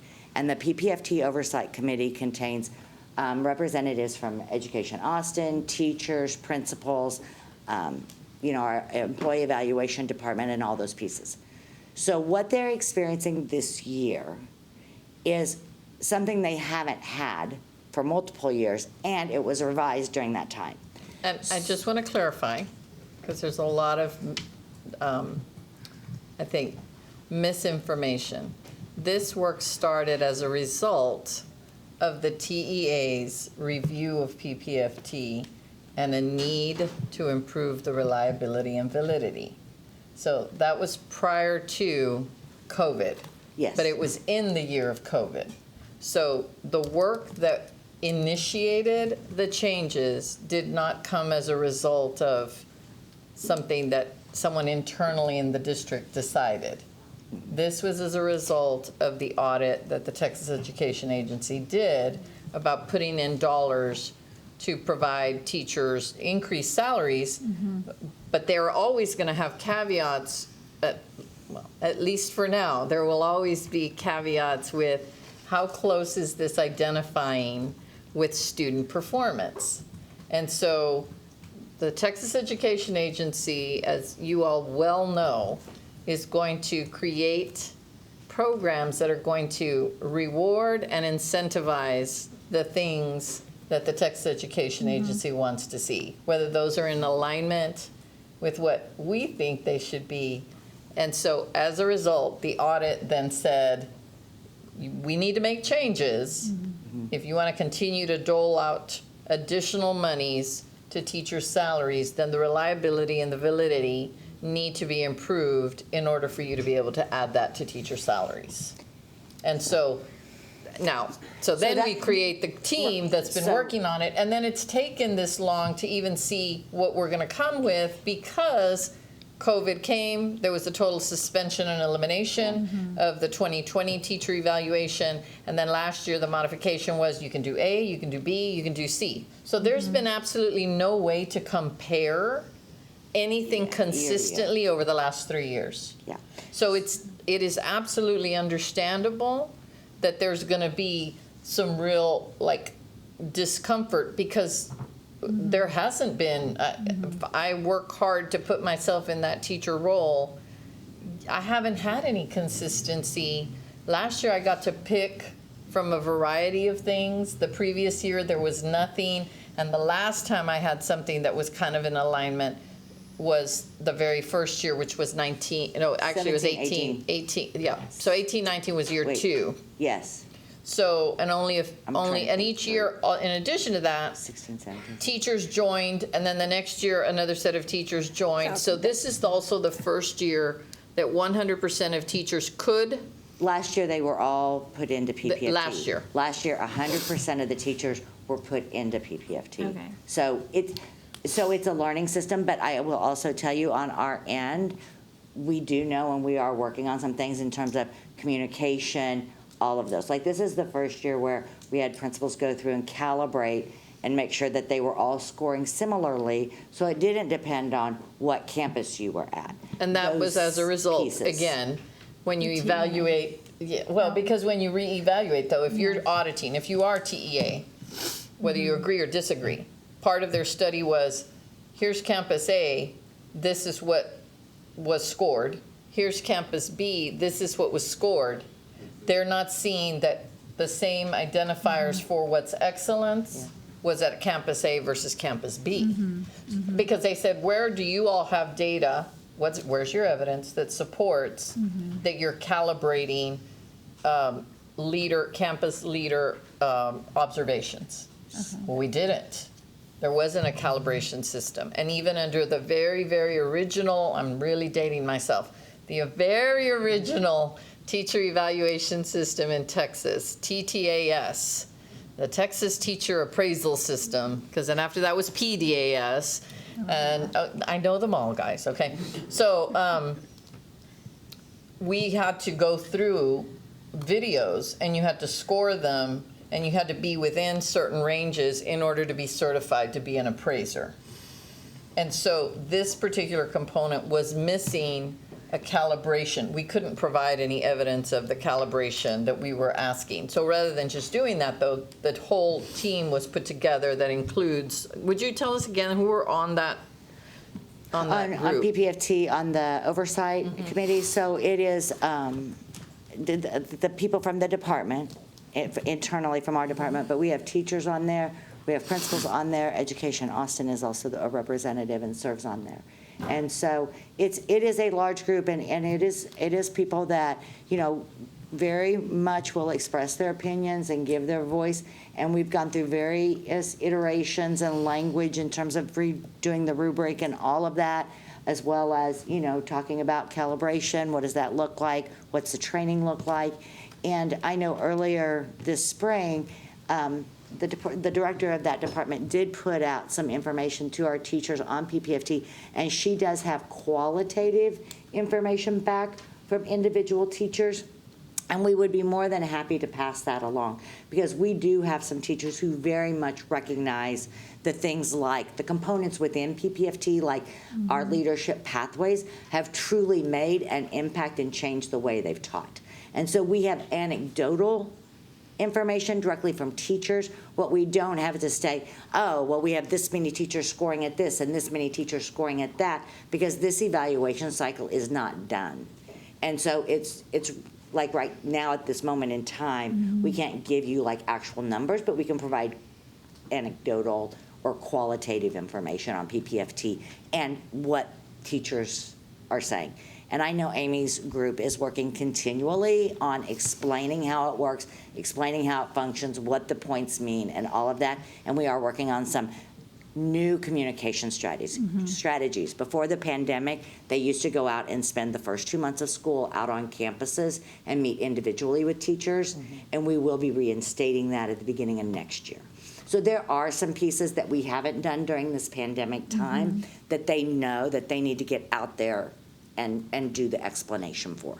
Okay, I appreciate that. And I recognize that this is really a tough, I think teacher evaluation is one of the hardest things because it's qualitative, you know, and how do you, and we're trying to do the calibration and all of that so that it's not tough. So subjective.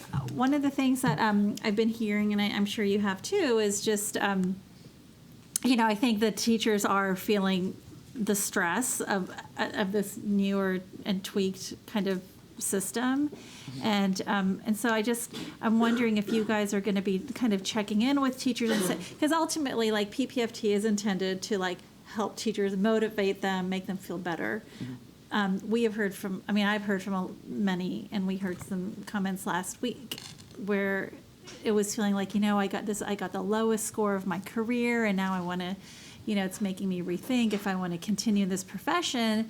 And that, you know, that's what worries me when we're thinking about like our values as, you know, as a district and, you know, all of that. And so, and one of those values is, you know, working with our employees so they feel like this is a great place to work. So I'm just wondering in that context. And we are, yes, and we are working with school addressing leadership in terms of how to train principals to have those conversations. Because like the evaluation scores themselves based on the rubric, we can't explain those from our office because we weren't in the classroom, we didn't do the observation.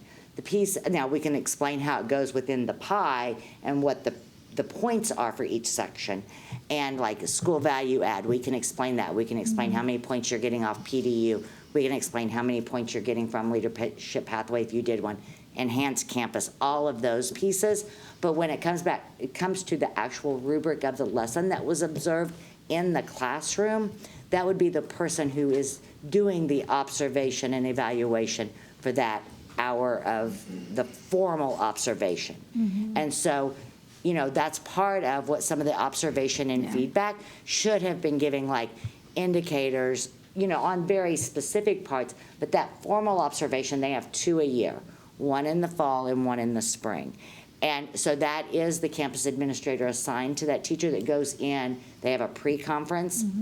They go in and do that observation, and then they do a post-conference. So So we can explain how the points work, but we can't say, oh, you got a 2 on that indicator because. Yeah, okay. Yeah, so it is working with school leadership and working with individual principals on how do you have those conversations and working through those types of conversations. Got it. And I think like one of the things that I imagine you're wondering, or at least I'm wondering, is do principals think that this tool is actually helping improve teaching? That's kind of the $1 million question. We can ask. I mean, Yeah. like, I'd be curious, like, because I'm sure they're implementing it pretty well, but it's sometimes, you want to kind of take that step back and be like, is this really helping? And part of it should be, do I feel like between my observation and feedbacks that I've done throughout the year and the formal observations, have I seen the teacher do something different or more effective in the classroom? Have I seen improvement in student outcomes based on some of the new practices and those kind of things in the classroom? So it kind of all works hand in hand. That's right. I mean, that's like the validity piece too. So, all right. Well, thank you. Appreciate it. Thank you.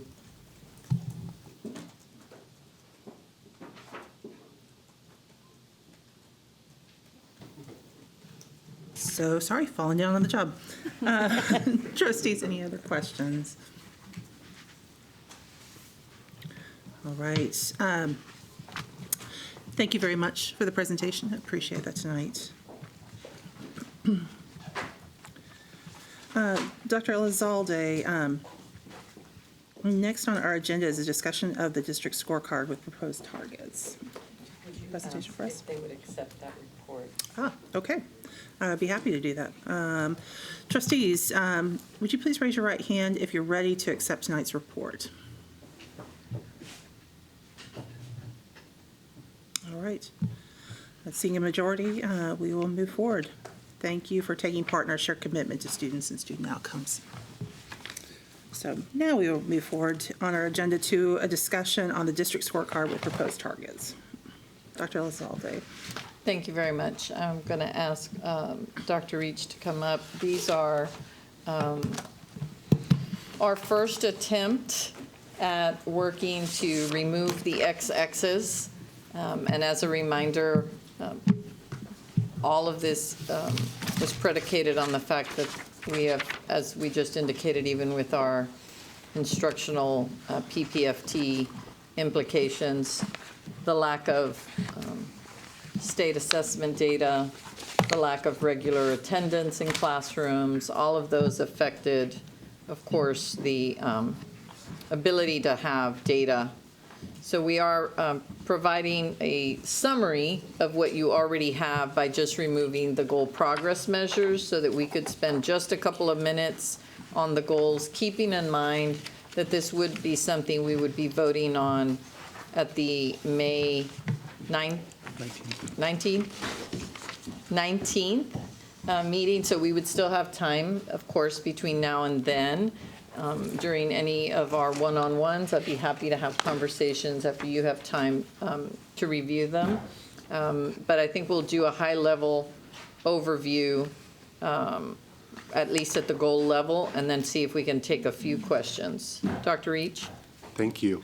So I do want to just reiterate, the PowerPoint that we shared out is just those goals. It's the same thing that's on the attachment. We just called out the goals to help us kind of focus on those. So I'm actually going to start with goal 1 through 4, and the reason I have those together, so those are our goals focused on STAR.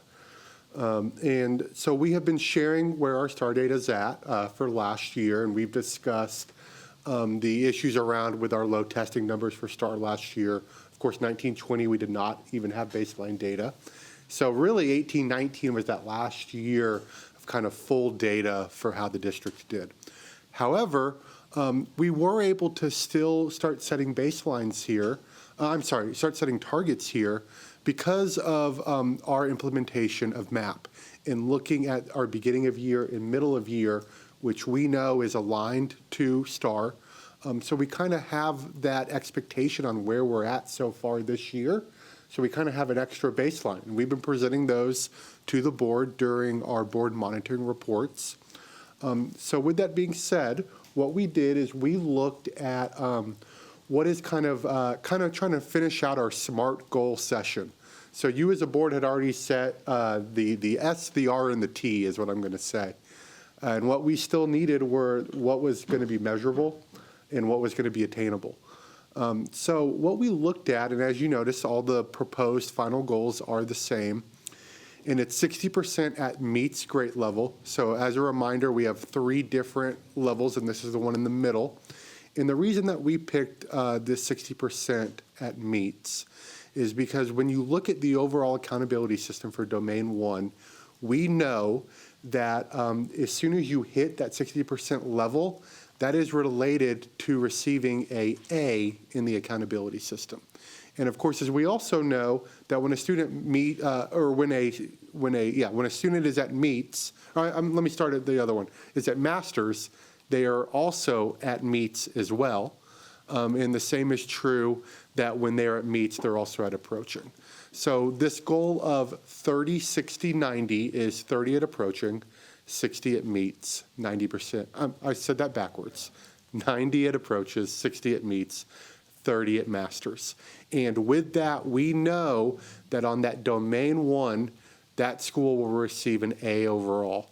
Well, we can also show with a little bit of math, because Domain 1 or 2, your highest of the 2, accounts for 70% overall for elementary and middle, that campus overall would not get lower than a B, and the district overall would be an A. Now at high school, because CCMR is a portion of it, it is possible they could be a C, but we do fairly well at CCMR, which we'll talk about in a moment. So we're looking at 60%. So the way that we then got from where we're at now to how we're going to get there, kind of what do we see as being attainable, is thinking that we are going to ratchet up this a little bit at a time, but then when we start building out those structures so that more students are at approaches and more students are at meets and more students are at masters, we expect to see larger growth later. So I'll actually give you the percentage on how it breaks down. So out of the difference between where we're at now and where we want to be, we're looking at a 10% gain the first year, a 15% gain the second, a 20% gain the third, a 25% gain the fourth, and then a 30% gain the fifth year. And those numbers are true for goal 1, 2, and 4. And so that's kind of the gain we're looking at. So goal 3 is a little bit different. And when you look at our baseline and you look at where we were at last year, you see there's actually a pretty big drop with that 3rd grade math. So we felt that we needed to change that one up a little bit because the distance that we needed to go was greater. So that one actually works out to a 15% increase in year 1, then a 20%, then a 20% again, then a 22.5%, and then a 22.5%. And that's how the first one should have been 10%. So 10, 20, 20, 22.5, 22.5. And that's how we show the growth towards our goal of 60%. So I'm going to look at 3 other goals, and the reason that I've highlighted these tonight is because for our other indicators, either the board has already set the goal, we've already discussed the goal, or as we'll discuss in more detail in 2 weeks with our survey goals, we still have a discussion to have on those. So these are the ones that are kind of outstanding. So our next one, goal 5 and goal 6, I'm going to start with goal 5. It is 60% as well, but it is 60% for a different reason. And probably many of you are aware of the 60 by 30 TX goal that the state set.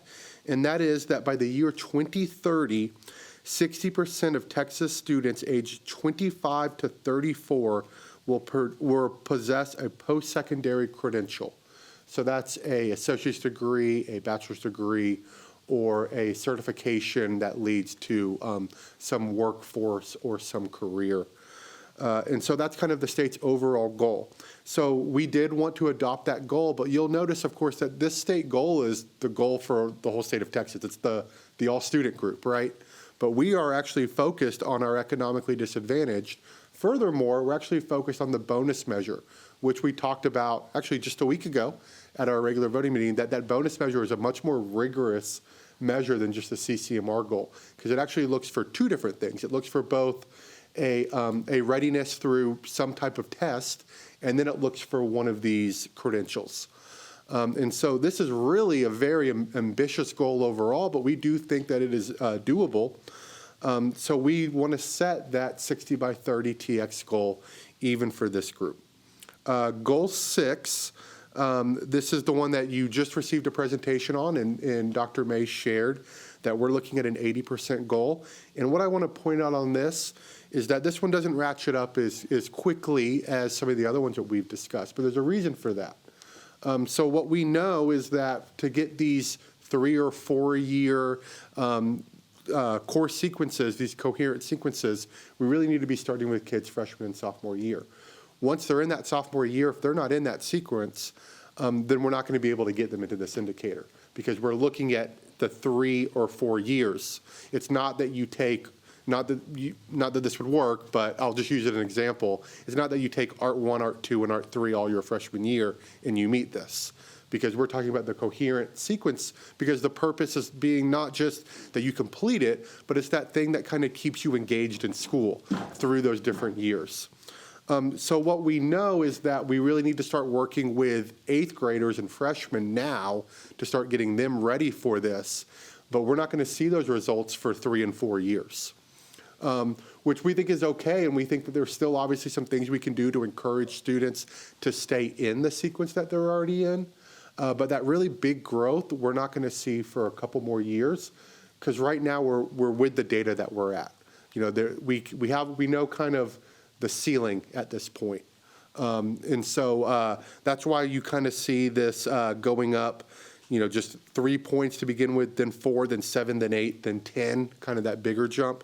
But again, we do think that this is doable.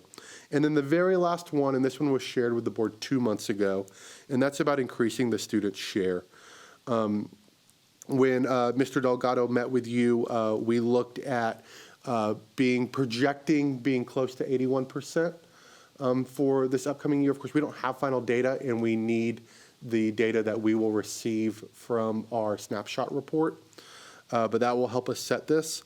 And looking at kind of that incremental growth. When we first discussed this as an indicator, the board did discuss saying that we would look at increase, but we wanted to go ahead and set a goal and kind of understand where we were at based off of the overall, and of course, this is student share, not just population. So if population goes down, the share kind of moves with it. But where can we be at to continue to show growth and set, again, an attainable goal as part of our SMART goals setting? So I will pause here. Happy to answer any questions. I may need to ask Ms. Casas for help if we need to talk a little bit about MAP or how we're aligning MAP to our STAR goals. But we were excited to kind of work through this, and we're excited to discuss it with you now. Trustees, are there any questions? Trustee Ashe? Yes, I was just wanting to ask, what do does administration believe is our most ambitious goal, our big, that stretches us, I guess? Yeah, I can give my thought, and that's probably goal 1. You know, so if we were saying that this was our goal for our all-student group, I would tell you that that's probably still an okay goal. We would hit it, and I wouldn't have much doubt about that. But I would say, oh, it's still a SMART goal. It's attainable. We'll get there. But we're actually focusing on our special education students, which we do know, based off, you know, do not have as high of rates currently as our all-student group overall. So I think moving that is, I think it's attainable, but it's going to be a focus, and it's going to be a push on how we're providing those appropriate services and those appropriate accommodations and alignments. So my opinion would be goal 1. And is there a goal that maybe we could stretch a little farther, for lack of a better term, maybe be a little more ambitious?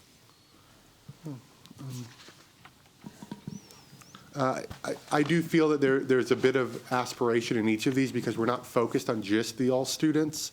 On our other goals, we are looking at our economically disadvantaged. Again, if these were our all-student groups, I would tell you that I still feel that these are good SMART goals, but it's not our all-student group. And we know that we're a district that's 52% economically disadvantaged and 48% non-economically disadvantaged. And so we really need to bring our numbers up at some point. We gotta make the work on this student group, or else we're not going to continue to see results as a district. So we certainly have some room to grow. I don't know if Ms. Casas has. Well, while she gets seated, I'm gonna add my 2 cents. We're, particularly when we look at third grade at goals 2 or 3, we're talking about students who have not had uninterrupted learning since kindergarten. So we definitely support and will achieve the 25-26 goal that was originally set. We're not changing that. And putting the 25 and 18% respectively is going to be tough. It's going to be tough to meet these goals based on where we are. And part of this is a reminder that these scores, while we say this is our district scorecard, not one of these actually occurs in this building. These are all an accumulation of things that are happening on each and every campus. So it's an aggregate of these, of campus leadership and campus instruction. So we also have to be mindful of every campus setting their individual goals that ultimately result in this particular expectation. So we also don't want to create this sense of, some folks will be like, well, just put this goal there. And if we don't have a realistic plan in how we're going to get there, then we can set that goal at any number. But the reality of where our students are and how long they've had interruptions in their instruction, and ensuring that we have time to ramp up, to provide additional wraparound services, to shore up some of those systems that ultimately create academic success, whether it's our mental health, whether it's access in some instances to other services. We really need time for all of that to gel back together to providing that and ramping that up, because we know that we haven't even begun, I think, to realize the effects. If in fact we're coming out of a pandemic, what are some of those long-term effects that we're going to see in our students down the road, along with ourselves, right, with our staff as well. So we knew that the ambitious 60 there, that needed to stay. How we're going to get there and ensuring that we have meaningful plans that make sense of where we are. We wanted it to be hard to get there, and at the same time, we wanted it to be something that truly did align with the intent of SMART goals, which they should be attainable. And so we didn't just want to put a number there and then everybody, oh, we're going to put this number there so that we show that we have high expectations, because our mission and our vision doesn't stop at expectations. It says we also are supposed to actually produce the high outcomes that align to the high expectations. Yeah, the only thing I would add is that I think we'll have a better sense of where we really are at the end of this year. Because just as a reminder, last year kids were in school, they were out of school, we had really low participation rates. So I think when we get our baseline data this year, we'll have a better sense of where we were in comparison to pre-pandemic.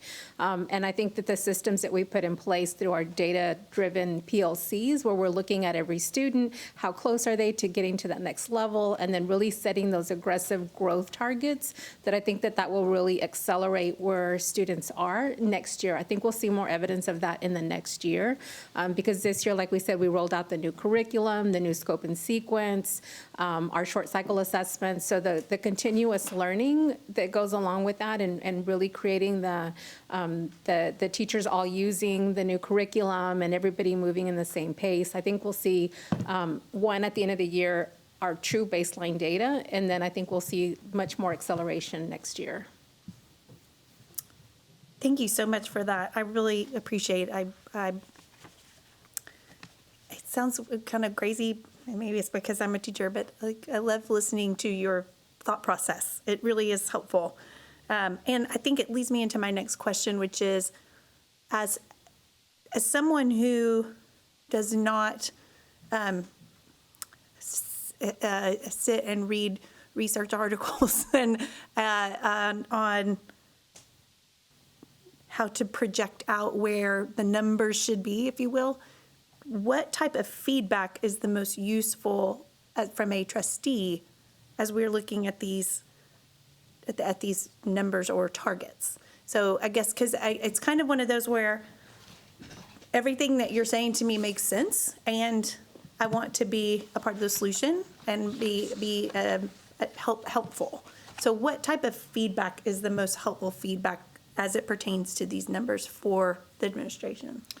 I think feedback probably best in terms of questions around, like, okay, well, how did we arrive at this? So right now, we're currently using information that we have from our middle of the year assessments, and then looking at number of students that are, and I'm making this far more simplistic than it is, but take the students, if you recall on MAP, there was something called a RIT score, and it would tell you, how do you predict, like, what does 1 year growth look like at the end of the year? So looking at our students that are on grade level, okay, now what number of our students aren't on grade level, but are within, and I'm going to make this far more simplistic, 1 standard deviation or half a standard deviation away from being on grade level. And then we take that number and we say, okay, then we're committing, because we're always committing to growth for every student. So if we move the group of students that are as close to being on grade level but aren't quite there, and we say we're gonna make sure those students get there, what would that be? And then you take every student group prior to that and move everyone up that same level. Where is that going to be? So then the following year, you take your longitudinal data and you do the same thing. So in the process of doing that, we keep making our progress while personal, we're also maintaining it longitudinally. Because next year, what we'll be able to show is, we'll be able to put a table together for you that'll show in this school year how many kids accelerated. And here's the part that will be really hard for all of us, but it happens every year. Which of these students actually fell behind? So there'll be a percentage of students that will accelerate more than a year, those that will go 1 year, the expected growth, and then we're going to have some that will not have kept up, that will actually have, and then you want to look for patterns. How many are they? Where are they? What content? Was it a resource issue? Was it, what was it that we think had its biggest effect? And then we make adjustments to it. But knowing all of that doesn't allow us to change these data. So part of the goals. So part of our commitment here is you can always accelerate it, but you're not allowed to go back and say, ooh, we didn't do as well as we thought. So let's say we don't hit the 21-22 targets that we have on here. I don't get to come back and say, okay, we're going to lower 22-23.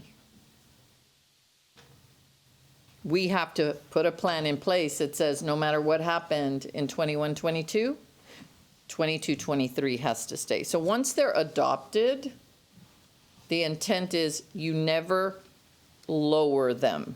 You might accelerate them, which that would not be a bad, if we get there faster, that's great.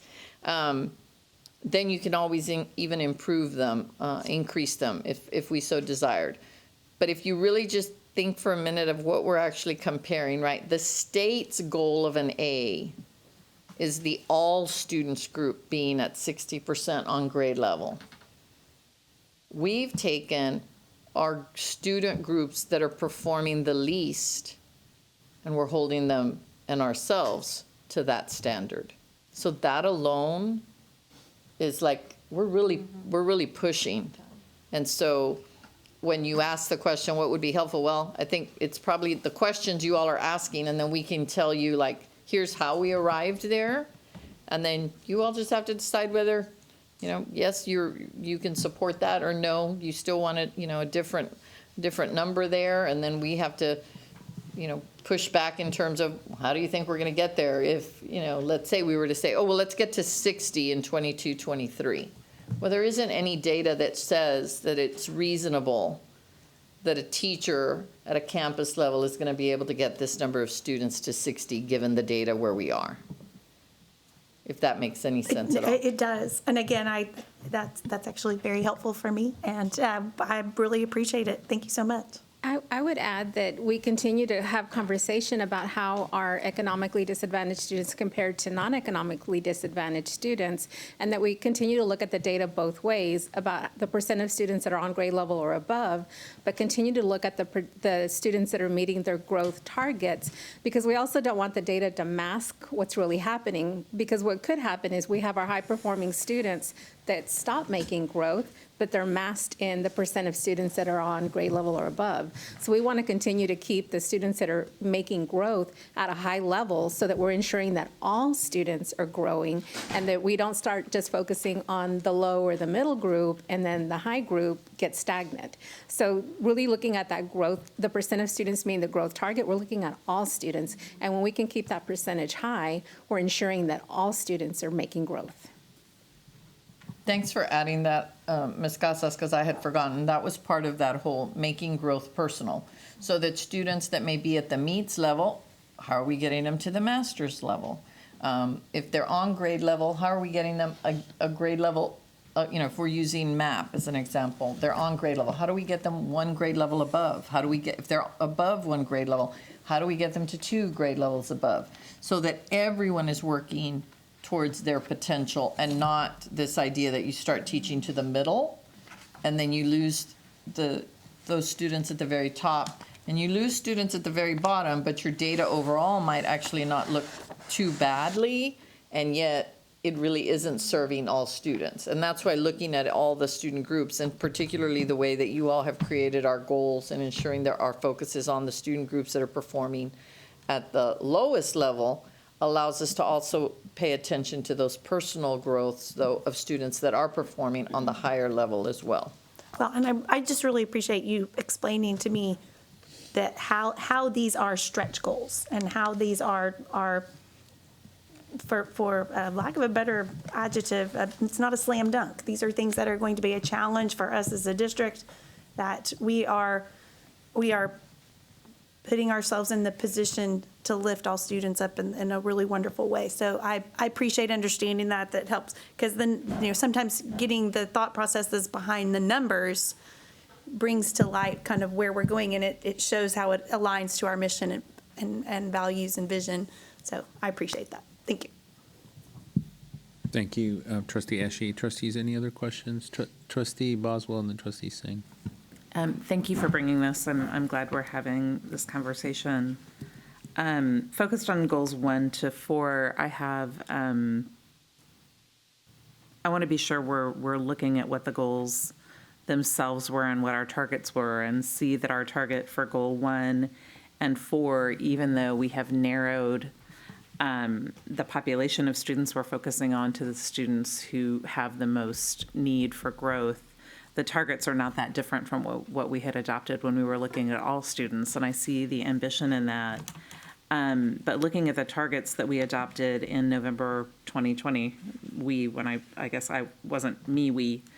but the board adopted in November 2020, when it was 3rd grade meets for all students, not just students identified as economically disadvantaged, it was 90%. And I know to get to 90%, more than 60% of students categorized as having economic disadvantage would have had to have met And if we're going to move to something that feels ambitious, but still saying that 40% of our students with economic disadvantage aren't reading on grade level, I'm curious. I mean, that was November 2020 was oddly early days of COVID, if we think about it, looking back and with a different understanding of data. So I'm wondering if part of this is COVID, part of this is that you think that 90 was unrealistic to begin with, kind of how did that factor in? And if we're going to make such a drastic drop in expectations, kind of how we've gotten there and kind of a little more about that would be helpful.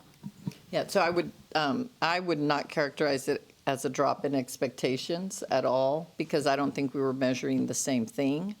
So I would need Dr. Reach, though, to explain where that 90 came from, because that was something that when I arrived, I'm like, where's this 90?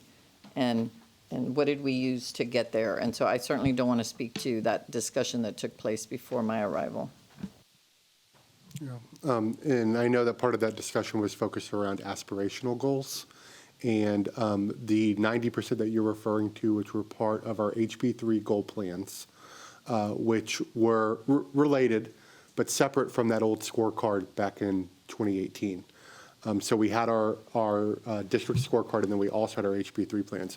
One of the things that we discussed with the board starting in 2019 in 2020, and through this process to where we approved last December, was how we also wanted to go ahead and realign our HB3 goals with this plan so that they're kind of the same plan. They're not two different plans. And so in doing that and recognizing that, the HB3 was kind of set up a little bit more to be aspirational in nature. But now that we have it as part of our scorecard, what is attainable? Now, and I truly believe that this is, like Dr. Elizalde said, it's not a lowering of standards. These are tough goals. They're attainable. It's all hands on deck, strong focus attainable, though. It's not, we're just already on that trajectory and we're going to get there. I would tell you that, I mentioned earlier, that if this was an all-student, I would still think that it would be an okay target. But there's some level of, we're kind of on that trajectory already to where the all-student, we're probably going to get to 60%. But this is really, let's focus. Let's make sure that we're moving the needle, that we're having high expectations for all these kids and that they're meeting those expectations. Thank you for that explanation. And then I have a second question. When we're looking at goal 2 and 3, given that the third graders in 25-26 will be kids who are starting kindergarten this fall and won't have the uninterrupted learning once they hit kindergarten at least. I mean, obviously, every kid's been impacted by the pandemic, in terms of socialization and early childhood experience, all of it. How do you see that factoring in, the fact that they won't be kids with an uninterrupted learning in the same way that when we're looking at our middle school students or looking at our high school students will be still? But we have never seen a year anywhere in the state of Texas where any of these groups of students have ever performed at the same level of non-economically disadvantaged students of color. So it has to account for the fact that we continue to have racism and discriminatory practices within our system, and that we're going to continue to work to ensure that we disrupt that pattern. Did I use the wrong word again? Is it disrupt or interrupt, Dr. Hawley? Disrupt. Okay, I had it right this time. That we're disrupting those practices. I do not think that there's going to be like 2 years and we're going 3 years and we're going to have disrupted these practices and now all students will have access, that we will be able to, because remember that while these are a scorecard and primarily reflective of a school system, the school system still exists in a societal realm, right? It's an ecosystem. So even if we were to create a perfectly equitable school system, which we are far from doing, but even if our wildest dreams we were able to do that, we would still not be able to make up for all of the inequities that are happening to our families that we don't have any direct control over. And so I think that would be setting our campuses and our teachers up to feeling that they had not met something that they really don't. I think these are still extremely, extremely very lofty goals. And I definitely don't want to see us put campuses in a situation, because again, these all have to be translated all the way down to every single campus, to every single classroom, to every single teacher. So as a former teacher then am looking at this, is this going to be something that's doable, or is it, once again, the district is asking me to do something and they're not the ones in the classroom? So how much do we say we're pushing? And it may feel like, well, yeah, let's do this to the superintendent.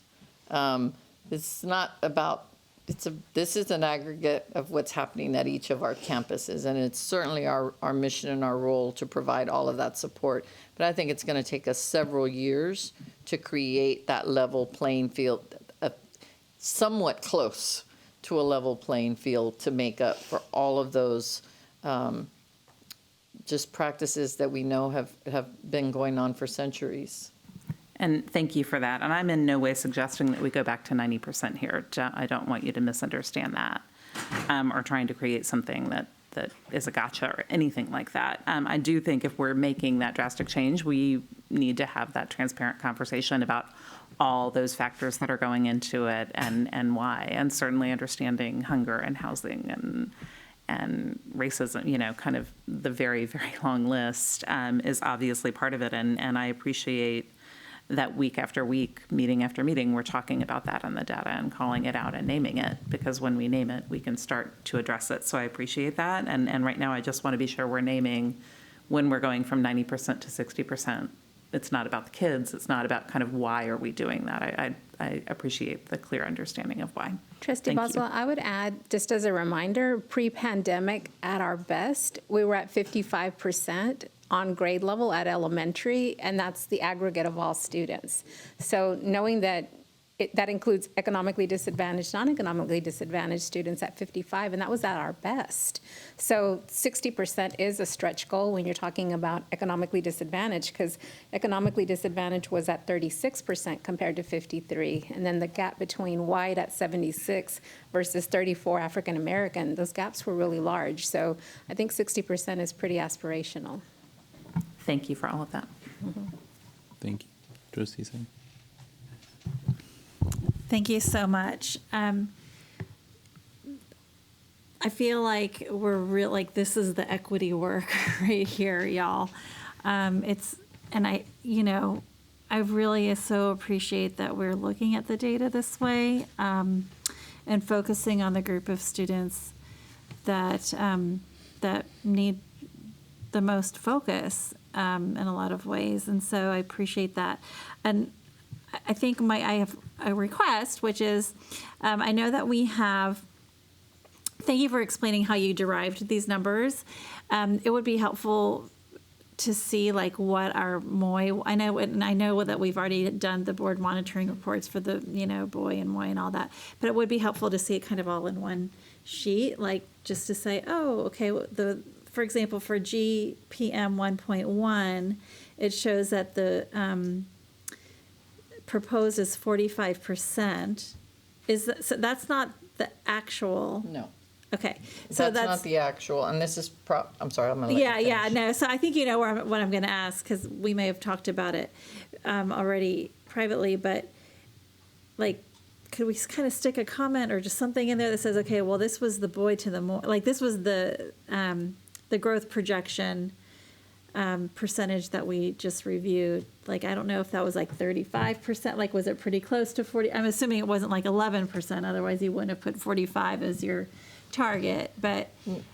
So yeah, we talked about putting the middle of year data somewhere on here so that you would have that as a reference. Particularly on goal 1, that is going to be completely misaligned. But you all wanted a focus on growth. And so. Oh yeah, this was a growth projection, that's right. Okay, and so what's going to happen is we are not going to have a good predictor utilizing GPMs 1.1 and 1.2 with goal 1. That's right, I can see that. because it's a misalignment, but Yeah. you all insisted that you wanted growth. So we have it on there. And so, so those numbers are going to look very high I see what you're in saying. comparison Yeah, to it's- goal it's one. apples and oranges. Because Yeah, at goal one one, is we're growth. saying, which Yeah. goal one is really like in alignment with RDA and why we ended up right now after 3 or 4 years Yeah. of consecutively not meeting the academic standards for students in receiving special education services. And now ultimately after year 4, they're like, no, now you get a corrective action or needs improvement. I think it's needs improvement, which is a culmination of years of not meeting when you finally get that label. And so with that, that goal one that you all did select is aligned with why we have that label of needs improvement. And I think this particular goal will help us to really dive in, I think it's next Tuesday, May 10th, when we have the Stetson report and Dr. Frances Stetson comes in and does her interaction. I think there'll be a lot of conversation around goal 1, 1.1, and 1.2.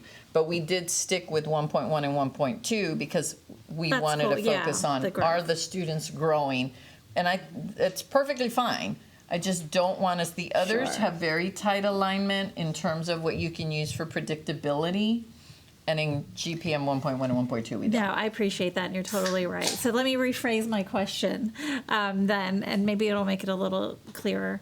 So I would say for each of these goals, like just the red part, not the GPMs. I'm not as concerned about those. It is the actual goal that I want to. I kind of just want to see the math. Like, you know what I mean? Like, how did you get the 25%? Do our 15, 20, 25, 30. Like that how- you like- and I had calculated those.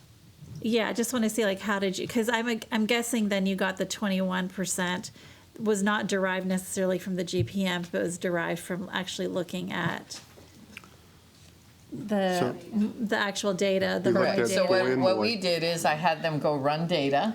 Yeah, of the so I wanna see students that were that. on MAP, that Yeah. were on grade level, and then we used that number to then Correct. say, right, because I knew these Yes. two weren't. The others are going to be, yep, I got Okay, you. you know what I'm saying? Yep. Mhm. So it doesn't have to be like a big complicated, but just a little like Sure. a one pager, like, okay, this is how we Yep. got the 21% or 25. This is how we Mhm. got for the next one, goal 2. Mhm. I don't need, like, I don't personally don't want to need to see for the GPMs, but it's really the goal statements.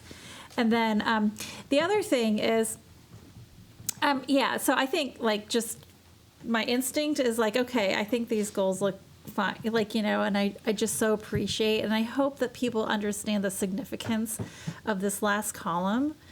These are high goals, and I'm just so proud of our district for setting these. I really am. This is amazing. At the same time, I want to, like, the proposed 22-23 column, there are some places where it's exceeding our baseline, like from 18-19, which is like really the last true baseline I feel like that we had, which is great. And then there's some instances where we're below. Like, so goal 1, next year's target will be 31%, which is higher than the 18-19, which is 26. So right on. Okay, for goal 2, it's still not quite there at the 34% that we had as the baseline. It's a 31%. And so I'm just kind of wondering, I just want to point that out and just ask my colleagues, like, you know, are we okay with that? Because we have to look at attainability, but we also have to look at. But there's a statistical rationale for that. Yeah, so. Right. I mean, because one is looking at a specific grade level. So that is not the same group of students. You're looking at an entirely new group of students. Mm-hmm. Your special education is an aggregate of any student in the district receiving special education services. So you're going to see students that have been receiving and accelerating over time. Mm-hmm. So it is our expectation that we should be able to actually accelerate that more. When you look at third grade, Mm-hmm. then that's this current year's second graders for the following year that haven't been in school Mm-hmm. since before kindergarten.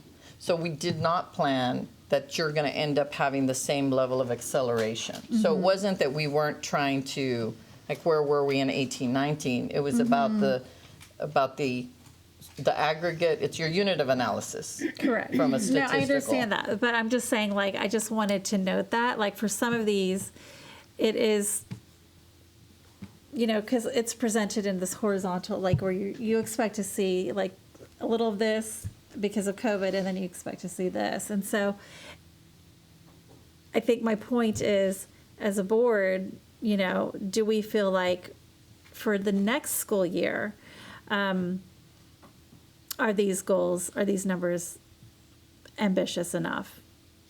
I don't have the answer. If I did, I would share it with you, but I don't have the answer. But I'm just posing the question for us to think about. So, and that's it for me. Thank you, Trustee Singh. Trustees, other questions? Trustee Anderson? I just want to take a point of personal privilege and say I continue to be concerned about the number of presentations on the agenda. How can our community effectively hear the discussions on student outcomes, and it's 10-something at night, they like in the bed and their kids are in the bed? So I'm respectfully asking, please, when you plan an agenda, please be mindful of the number of presentations on there. Our community cannot actively listen and give feedback until the next day. They want to hear what we're saying about student outcomes. How can they do that if we're going into the wee hours of the morning? Please be mindful of the number of presentations on the agenda, please. I'm asking that again. Please. Thank you. Thank you, Trustee Anderson. We'll take that into consideration as the board officers. Trustees, if there's not any other questions, I'm going to move us to item 5.2, the strategic plan update. Dr. Lizalde. Thank you. So with the strategic plan update, we did provide the framework along with the processes that we utilized, along with essentially how we created the focus areas where we group some of the strategies together. You'll also note that we identified the goals with each strategy, which goals are aligned most with that particular strategy, because sometimes you can have a goal that will overlap, right? It's not a one-to-one correlation. And then as requested, I think did we provide both a link and a hard copy? Then underneath each of the strategies are the action steps for the 9 strategies that we have. And so we've provided those both as a hard copy at your place. You have a copy there. We've also uploaded it. And we also put it in board docs so that way each of you can look through those. And then we can, have conversations. And I think since the framework had already been presented and we just now provided the action steps, I recognize you may need some time. So be happy again to have conversations during my one-on-one between now and the 19th. Great, thank you, Dr. Lizalde. Trustees, any questions?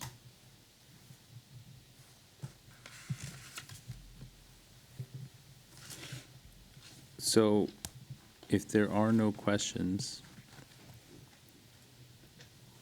okay, so we will move on to the next agenda item, 6.1, which moves us to our information reports and updates. And tonight we're joined with our partners at Thompson and Horton and our demographic partner, Zonda Education. Dr. Jacob Reach, the Chief Officer of Government Relations and Board Services, has been working closely with our partners on the most recent changes and with the single-member district community meeting. So, Dr. Reach, would you please introduce our partners? I will. So thank you, President Rodriguez, Dr. Elizalde, and Board of Trustees. We are joined tonight by our partners with Thompson and Horton and Zonda. With me here is Holly McIntosh. She's our lead with Thompson and Horton, and also her colleague, Ashley White. And then we have Rocky Gardner with Zonda. So Holly is going to start us off in a presentation, and I think Rocky is going to show off his skills at how quickly he can describe a map for us. Rocky, I'm going to open it for you and let you drive it once I got it open.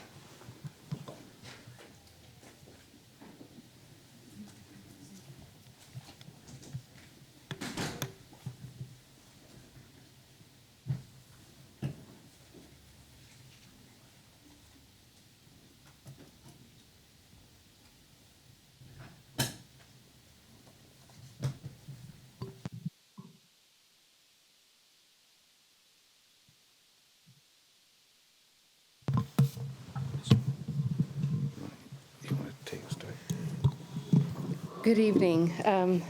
We are going to skip the discussion of the criteria this week because I know you've got a long agenda and we've gone over that a few times. So what we really want to start off with is jumping straight into the plans. And then we will, in particular, we're going to focus when we get to, we're going to talk to you about Plan 3, which was the plan that President Rodriguez asked us to work on.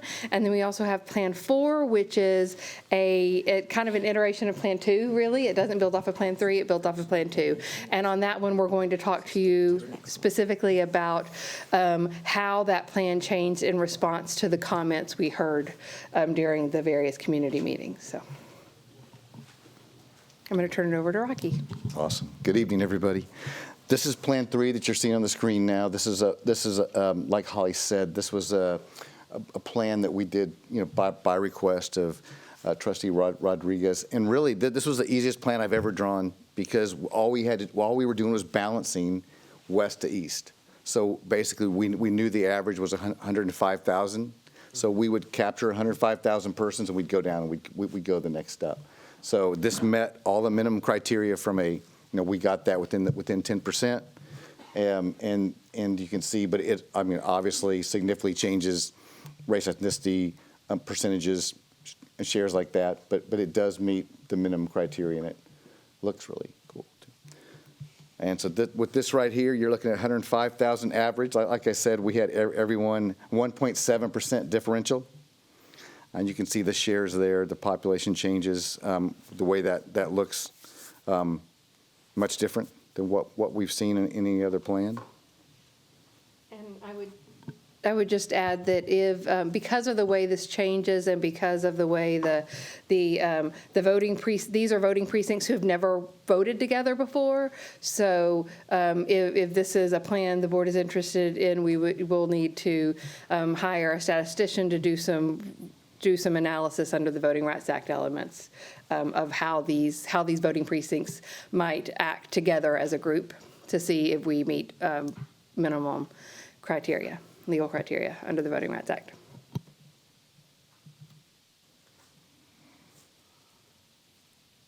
We're not doing these individual ones, right? These are just the individual maps. I don't think there's. I'm not going to dictate all the changes because they're significant. So, sorry. Okay. And Rocky, trustees have access to those maps for them to review. Great, thank you. So Plan 4. So Plan 4 was we took Plan 2. We visited with trustees, got trustees' feedback, and that's where Plan 4 evolved from. Okay, so just pretty straightforward. Some changes. So just from Plan 2 to Plan 4. So if you see here, the areas that are circled, these are areas that changed following these discussions from Plan 2 to Plan 4. The blue line on there, keep in mind, is still the original 2010 line. So you can kind of see what we did there. We're going to zoom to a few of these. We stayed right at that 7.6%, so there wasn't a significant change. Now we did tease District 2 up to almost 50%. If you take the decimal away, we round that up, that's 50% Hispanic CVAP. That was a little bit stronger there when we moved from 2 to 4. That was the most significant change. Again, it was not significant overall, but we still had a very strong differential there at 7.6%. So that's really where we like to be. And so, I'm going to look at a couple of these now that where some of these changes were. First of all, this is on the north side of District 1 where we moved across 35, and you can see, I think that was Lamar, that they went up there. This is just a little bit smaller area, so we didn't capture as much area going up Lamar there.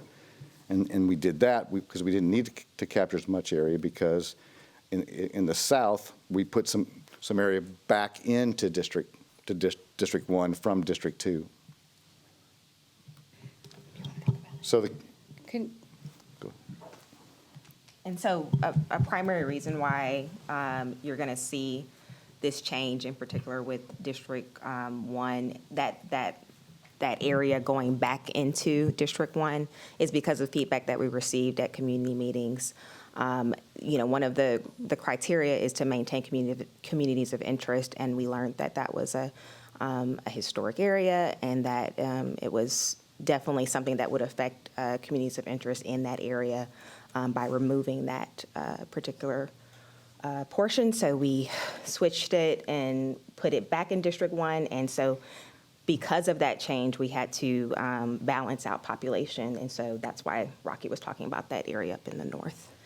And I would just say that after that, we're now going to talk about changes in a few other districts compared to Plan 2. All of those were kind of the domino effect of the changes in Plan 1.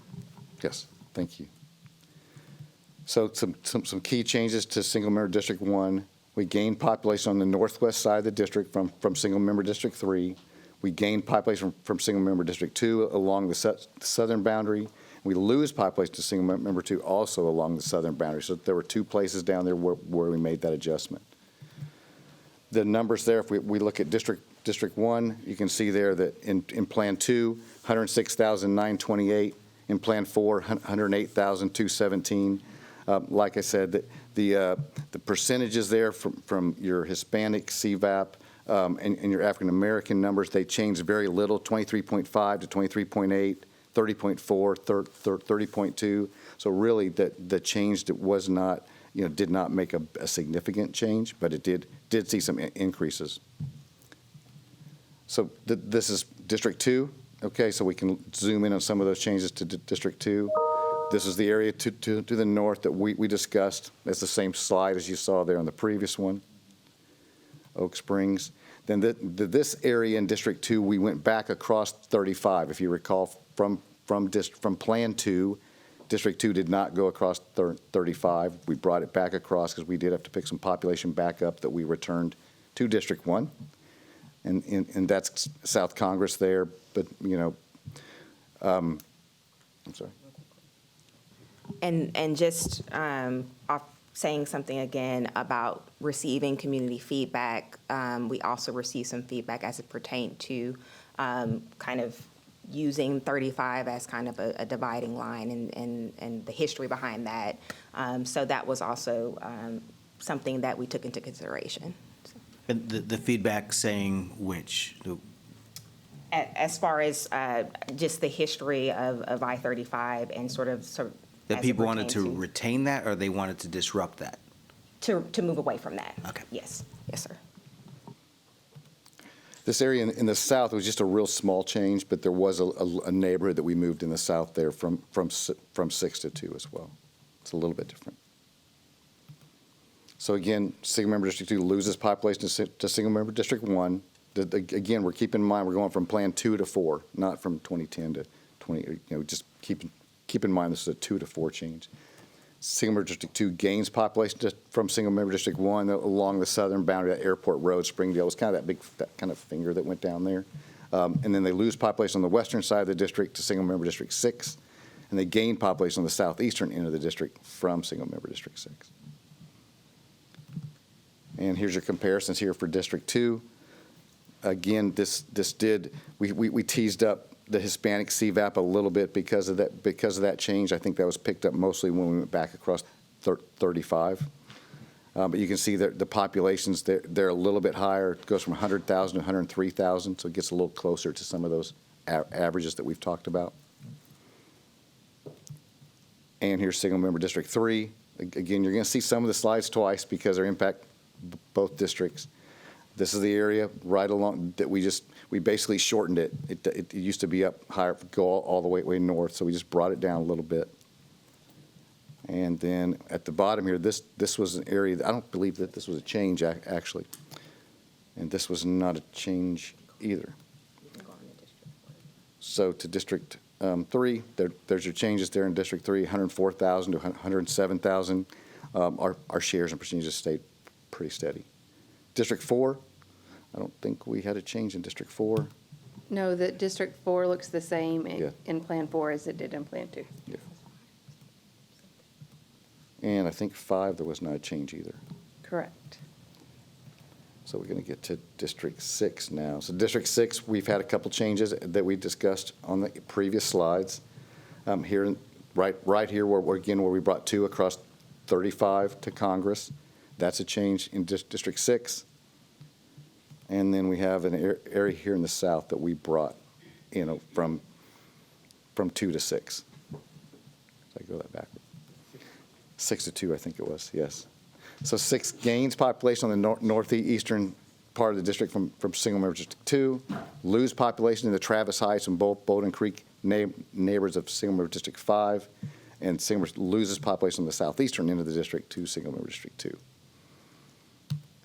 And here's your numbers, 107,000 drops down to about 103,000. Keep in mind, District 6 was the largest district at 124, so we've got them right down near that average now. And you can see that our shares changed very little, if at all, with between Plan 2 and Plan 4 and 6. And then finally, District 7, there were no changes in Plan 4.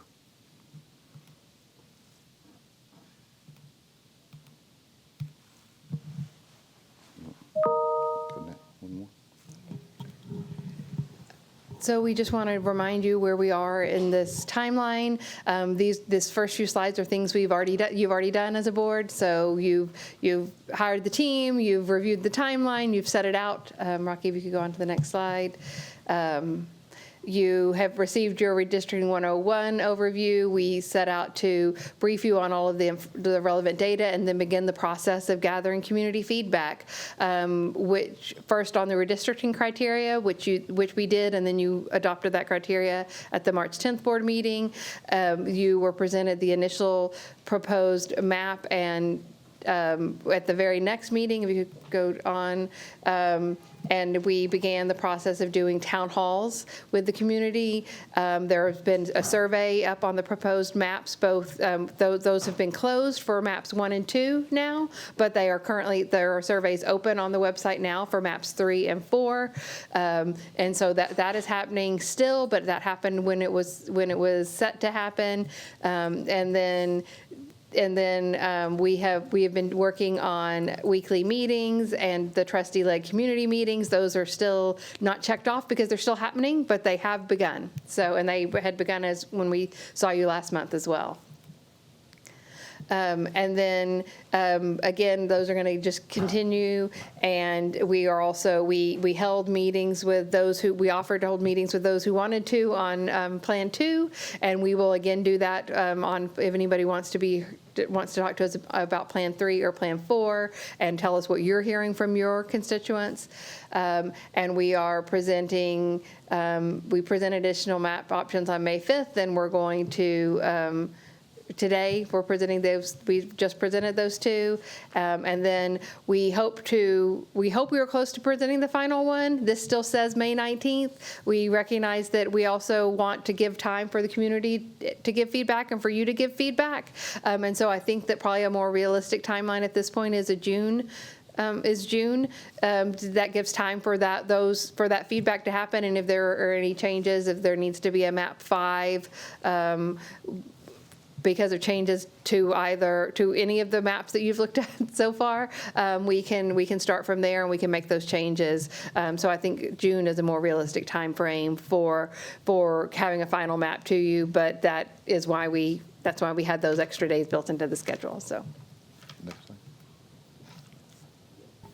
And then here's the final part of this timeline. And if we can do this in June, we'll still be well ahead of the statutory deadline and the practical deadline of getting this done ahead of the first day to file on the ballot.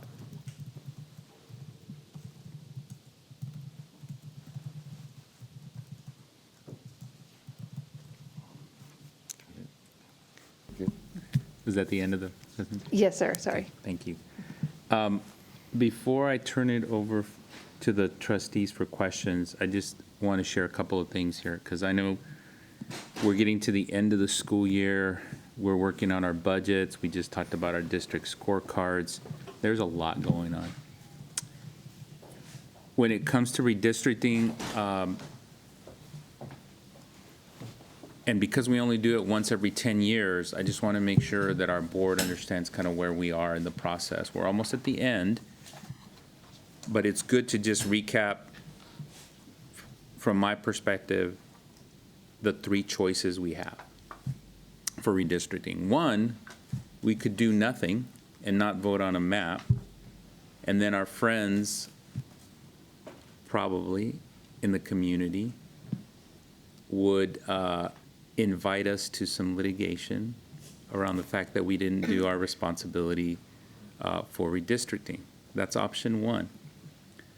Option two is we could give feedback to our consultants that we're interested in this map 3, which is very different. And I would just clarify one thing that you all said, that it was at the request of Trustee Rodriguez, not President Rodriguez, because I wasn't doing it representative of the board. I was doing it as an individual trustee who has heard in the community that we want equity, that we want it to unite our communities on the east and west side. And I basically asked, well, what would it look like legally if we could do districts that went east and west, that complied minimally with the law, but not have you all spend a lot of time and resources, unless my colleagues on the board said, you know, that's an interesting idea, we should move forward with that. So that's another option. And then the third option is continuing with the current map and the community feedback that we've gotten so far and the changes where we are now, and then spending the next 30 days or so talking to each other individually within the limits of the Open Meetings Act, as I look over to our board counsel, and trying to get to a more final place with the map and consider whether we need some more community feedback within the timelines that we've laid out to ensure that we have a representative body, a district, that we are all comfortable in voting on.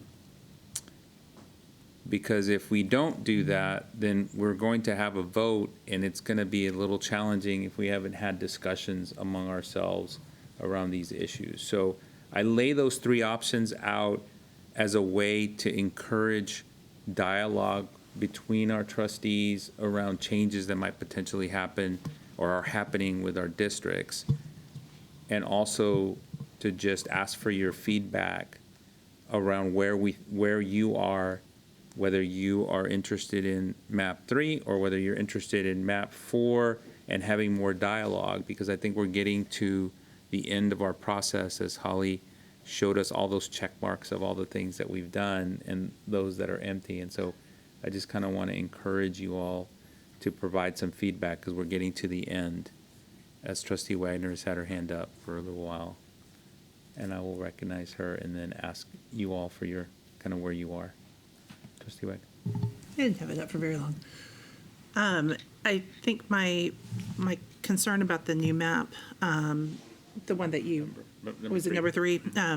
Is that it could potentially invite a lot of representation coming from the west side of our district, because the financial means to run and hold a seat probably would fall heavier to the western side of the district, and I think we could see overrepresentation by West Austin in that scenario.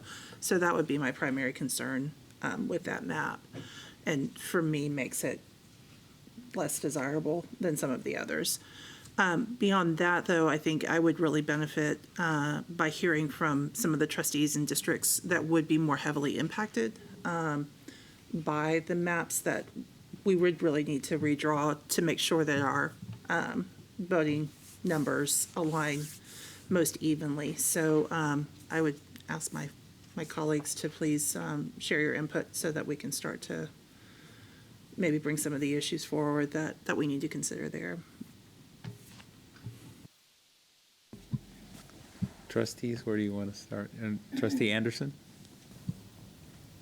So the map that goes east to west, that would be a hard no for me, because my concern would also be not having someone that looks like you represent you, or for that matter, that lives in your community. So that would be a hard no for me. But map 4, I don't have an issue with it, but the east to west map, no. Got it. Thank you. Trustee Boswell? Yeah, I have the same concerns that Trustee Anderson and Trustee Wagner have expressed, that I think knowing the history of our city, I think talking east to west is important. I like, talking about disrupting that I-35 boundary, and we also know the history of our city and the way that patterns fall, and I have the same concern that we would really lose, communities of interest lose the ability. And if you look at the numbers, map 4 has 3 Anglo majority districts. Map 3, the stripy map, has 4. Map 4 has 1 Hispanic majority district and 1 at 49.5%. The stripy map has 0 Hispanic majority districts. I think the largest in map 4, the one that's a tweak of what we have, the biggest percentage of black voters, or black, I forget if we're counting voters or total population, 15.9% is the highest. In the stripy map, it's 9.7. So, I mean, it unconcentrates, power in everywhere except concentrates it in white voters in every way. And for Asian voters, it's 10.2 in the one that's a tweak, and 8.5 in 3. So that's my real concern, not just about voting patterns and where money is, but those facts as well. And I think if we're looking to the voting rights law and what we've learned in these conversations with you guys, that matters a lot. Yeah, and that analysis hasn't been done in those districts, but yeah, I get that. Trustee Zapata? I'll just go down the line. Trustee Zapata? So are we saying that map 2 is out? We're currently at map 4, and map 3 was the one that I asked for as kind of a, for lack of a better word, for discussion purposes, if we wanted to go a totally different way. And obviously, that would take more time, analysis. I think what Trustee Boswell is sharing is accurate about, we'd have to tweak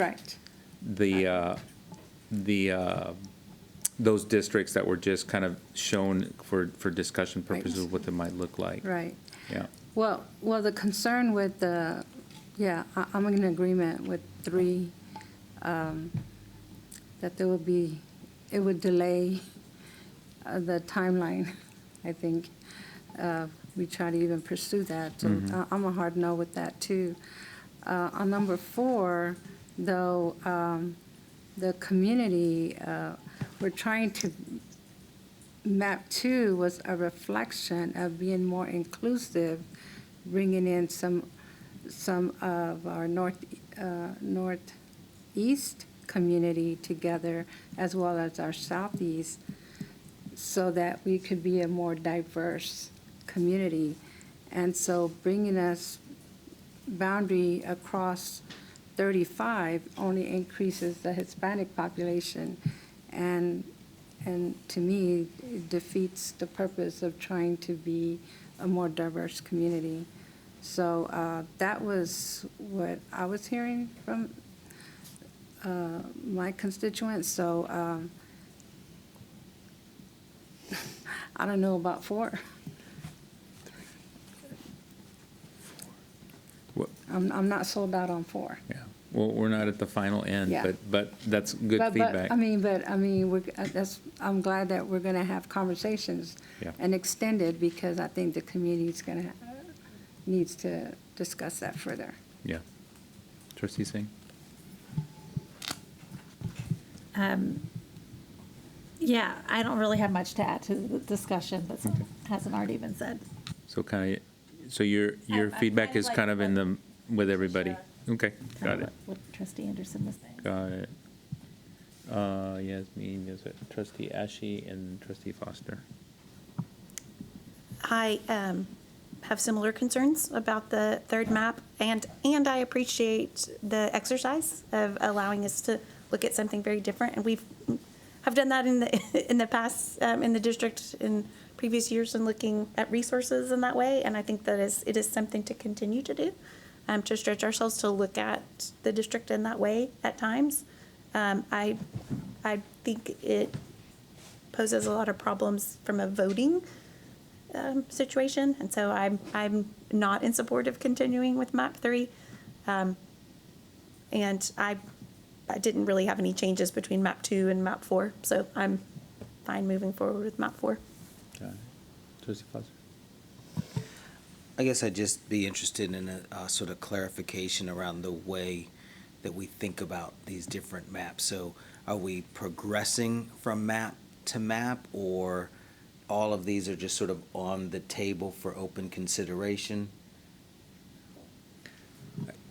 Yes and yes? Yes, I think what I'm hearing, what I am hearing from our colleagues is that option 1 of not doing anything is not really an option. So we're gonna move forward, we're gonna have to vote on something. What I'm hearing from our board too is that while option 3 is very interesting, or because it cuts across the district, that we're not interested in moving forward with that. Because there's a lot of work to be done, as has already been cited, all the reasons, I won't repeat all them. And which, from my perspective, was for discussion purposes. So option 2 is out. So now, I think what I'm hearing is a consensus that option 3 is really how we're headed, which means map 4, but there's still some work. Did you say that the way you meant to? Oh, I'm sorry. Yes. Option. I'm sorry, Wow. I'm mixing options. So option 1, we do nothing, and we hear from our friends in the community. Option 2 is map 3, which we're not interested in moving forward with. I'm sorry, I hear what I'm saying. That's all right, yes. And it's 10:45, so and option C, and option C is map 4, which is kind of where our consultants have been kind of moving us forward with. And I think the one thing I can say is I appreciate our consultants. Our consultants are here to drive us to a decision. I think from a governance perspective, I want to make sure we're making that final decision, because if not, the consultants are going to tell us, you have to do it, and here's an option, like, you gotta move. So I guess what I'll say or venture or conjecture on is that what's interesting as we progress or whatever through maps is that in each case, a principle or idea from the set of criteria ends up being lifted up. And so if we, as individual trustees, clearly understand the implications of 2 for these different criteria, the implications of 4 for these different criteria, and then maybe there's another map, I think it might clarify our thinking, because we can name our values. We can say, this one represents this, and we like that. This one represents that, we like that, or don't. Short of that, it becomes a very muddy conversation, because what does this map really mean? Well, we kind of know what it means in an implicit way as individual trustees. And so I'm wondering, how do we lift up and name what it is that map 2, for instance, represents, and what it is that map 4 represents, and have that frank discussion, and then go from there. Because right now, I get very quickly confused as I'm trying to, and I imagine the community is going to be way confused.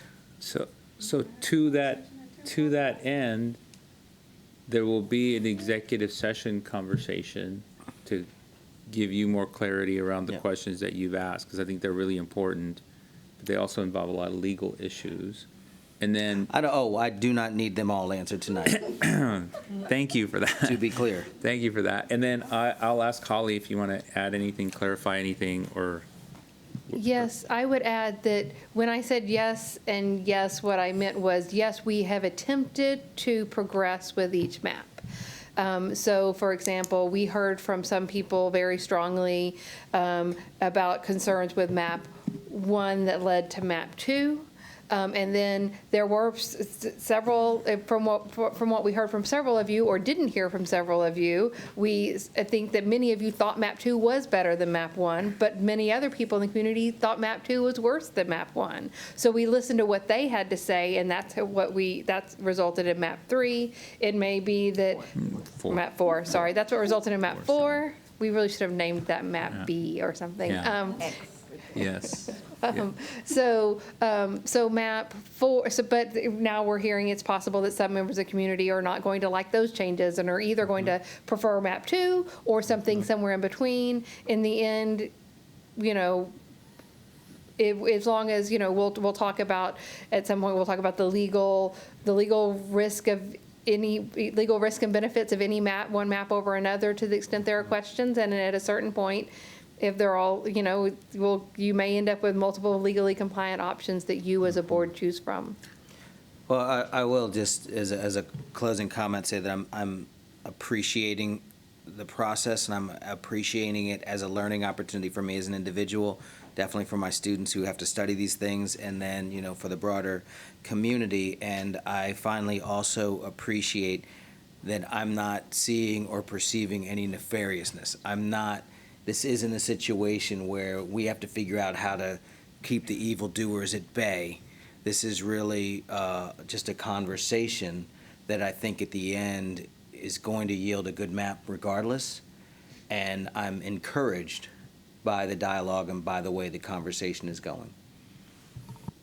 Thank you, Trustee Foster. I was also looking for those smoke-filled rooms myself, and that's us. Different building. I think, just to close this up, and I'll have you all have the last word here, but I think what we're hearing is we're moving forward with Plan 4. We're going to have a legal discussion in executive session, and it looks like we're going to move to June because we're going to both need some time to discuss things among ourselves. And I will say that we didn't talk a lot, but I think there's probably an opportunity, once we have our discussion, that we may need to have another community meetings, a few community meetings about the map, but you're already getting feedback on Plan 4, and that's probably a conversation that we just want to make sure. I think the more input we have from the community, the better of a plan we'll have, so that'll contribute to it. But I think that's where we're at, but I want to pause for a second. Trustees, if you want to add anything or want any clarification on anything. If not, I'll give Holly the last word here on this topic. We're good? Yes. I think that everything you said is exactly on point. What we need is to get guidance from you on kind of what you want this last segment of community meetings to look like, and how many and how structured, online, in person, district-wide, regional, and also get feedback from you as well as your constituents on what changes you might want in the next map. And I said you'd have the last word, but Trustee Anderson has a comment, and then I just wanted to make one request of the board. Just piggybacking off what you said, community in-person meeting. I know, as y'all heard on my community meeting, that's what people wanted. So for me, in person, please. And then the last comment, I just want to invite board members that want to be a part of those weekly meetings. I know we can't have the majority of the board there, but please reach out to me or Jacob, and we'll make sure you know when those meetings are. I know Trustee Singh, you've asked to join that, and welcome people helping kind of guide this process along. So thank you all very much. Thank you. So our next item is a discussion on just to clarify, I'm on item 6.2 BE Local. Our next item is a discussion on our board policy BE Local board meetings and procedure updates. During our February 24th meeting, it was decided to table the voting on this policy until discussing it with our consultant, AJ Crable. The board met and discussed the policy with AJ Crable on April 19th and agreed to place the policy on 2 upcoming board meetings for readings and to go before the board to vote in June. And so tonight, we are joined virtually by AJ Crable. Mr. Crable, thank you for joining us in this early hour. Always a pleasure. As part of our procedures, I also want to remind the public of the board's consideration to move board meetings to 6 p.m. on scheduled meeting dates. As shared during the president's report last week, the board originally moved our start time to 5:30 during the COVID shutdowns, as it was more convenient for trustees, staff, and the community who were joining virtually instead of needing to come to the boardroom for meetings in person. Now that staff and trustees are back in person and all meetings are open to the public, we would like to move the start time to 6 p.m. to help accommodate those who need to leave work or pick up children from school prior to our meetings. And we welcome any public feedback on these changes by email at trustees@austinisd.org. And I want to remind folks that we will plan to start at this new time in June with the June 9th board information session. So trustees, are there any comments or questions regarding our policy, BE, and board procedures as we discussed at our April 19th retreat? And what I might do is ask AJ if he's got any comments before we open it up for questions. No, sir. Okay, great. Thank you for joining us. Trustees, questions on policy, BE, local, and board procedures?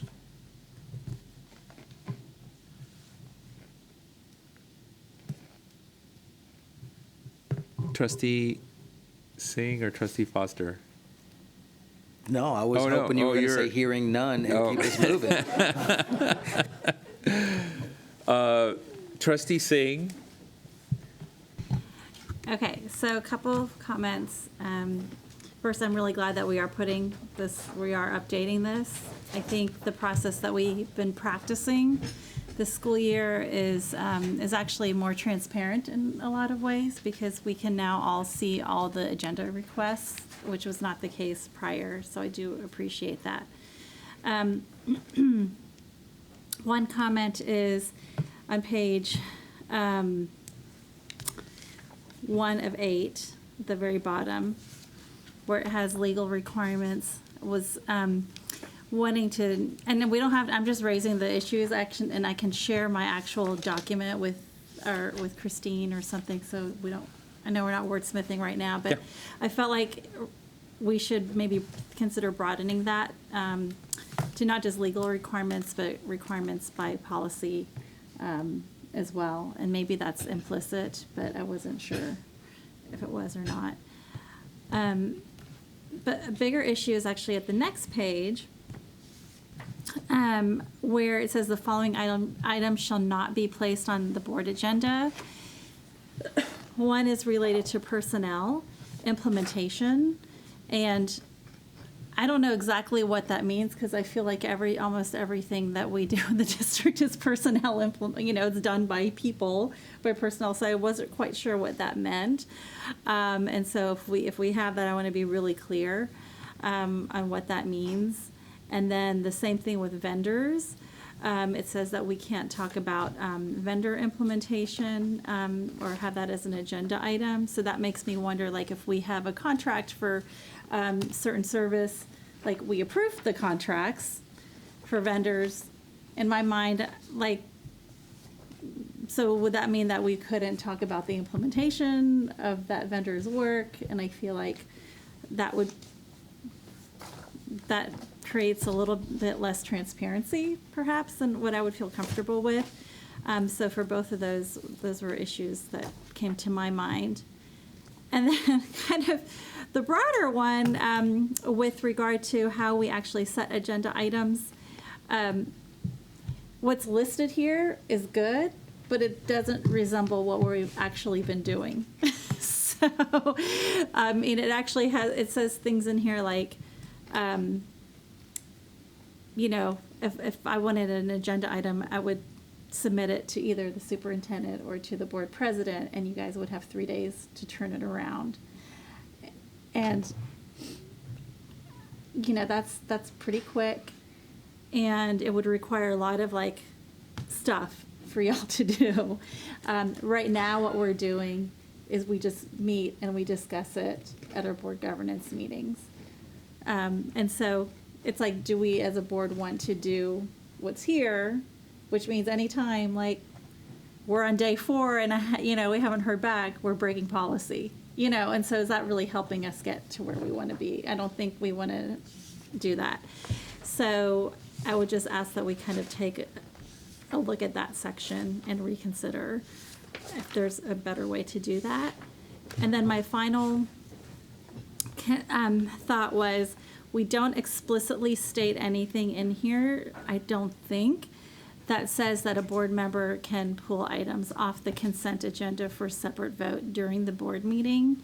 Because I know at some point that was discussed as like we were going to not allow for people to do that. And I would like us to retain that right to pull an item off the consent agenda at the board meeting in case we learned something at the meeting itself, or we learned something between, like the day before or the day of that might want us to change our vote. I don't think that happens very often, but I think would be helpful to be able to keep that. So those were my thoughts. Thank you. The only one I have a little bit of a clarification question, Trustee Singh, is on the board governance one. Do you have a suggestion, or is the thought that we would have a conversation at some point with our board council on that? For which page? For the board under the governance board. one. Yeah, on the 3 days for. Yeah, Dr. I Like- actually, I have created a potential alternative language, which I'm happy to send to Yeah. Christine. Yep, and then we can work through that. And so thank you for all the feedback. I'm just trying to remember, Trustee Ashe, where we are in the process just for our public. So this B local has been reviewed by the policy committee, and it's been voted out of policy committee, and then we've had some discussions with AJ on it, and now it's coming up for our votes in 2 different readings. I just want to make sure I got the history right. To be very clear, the conversation in the policy committee this wasn't for the policy committee to do on its own. So this was with the understanding that this was all going to be taking place with Mr. Crable and working with the 10 of us on what this looks like. So, but I think as Mr. Crable was actually, and I apologize for speaking for you, Mr. Crable, if you would like to say it, and I think he was under the impression that we had already passed this. So, because the intention was, this is something we've had for quite some time.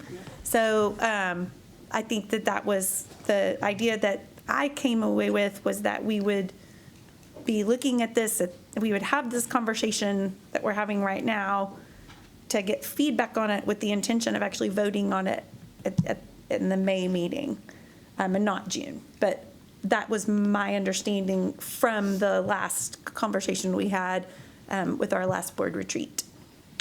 So before I ask AJ to share his thoughts, I just want to ask trustees, are there any other questions or issues that you all want to raise? Because I think Trustee Singh has raised 5. Yes, Trustee Anderson. Can you please include somewhere in there about the number of presentations on an agenda item?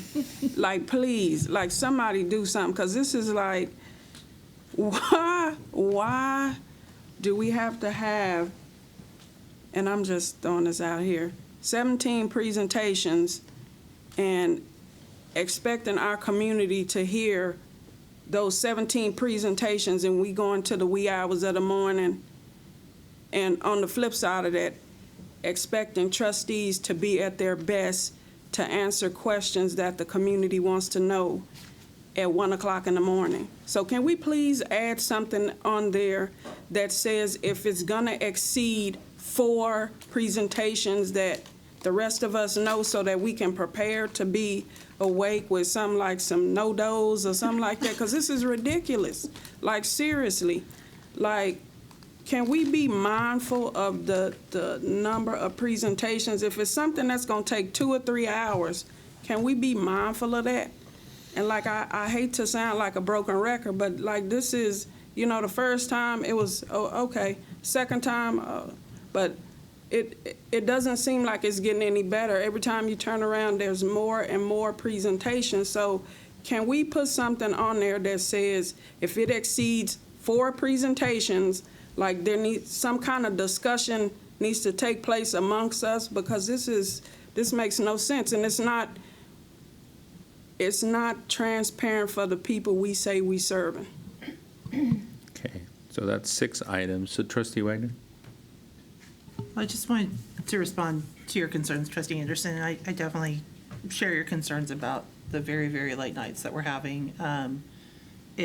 It's not fair to our staff, it's not fair to our community, and it's challenging for us as trustees to do our best work when we're here to the wee hours of the morning. One thing I do know, though, is that we have a lot of demands as a board for agenda items. And so, when we do have things on the agenda, we have a lot of conversation about them. And so I think there's a bigger question at play, too, that extends beyond just the calendaring of items to the demand of items and alternate ways that we may be able to accomplish some of the needs that are being requested in agenda items. And I think it's thinking critically as a board as to what do we need to be able to move the business of the board and our governance function forward. And there may be times where an item may be something of personal interest, or we know it's something important to the district, but it may not be serving the governance function of the board to have a 2-hour discussion about it in a meeting. And so those are things where I think we as a board may need to be a little bit more judicious and critical about what we are seeking to accomplish in our meetings, what our community needs from our board meetings, and what some alternate ways are of accomplishing those goals, because I think we've fallen into a pattern where we want to talk about things in meetings because that is the spot where we think our public is going to hear, and we're going to create transparency around the work that we're doing, when in reality, there's very few people from our community that are probably still up at 11 o'clock at night listening to us talking about things. And there may functionally be better ways for us to get that information out to our communities than trying to hold 8 and 9 hour board meetings where very few people have the ability to stay and watch.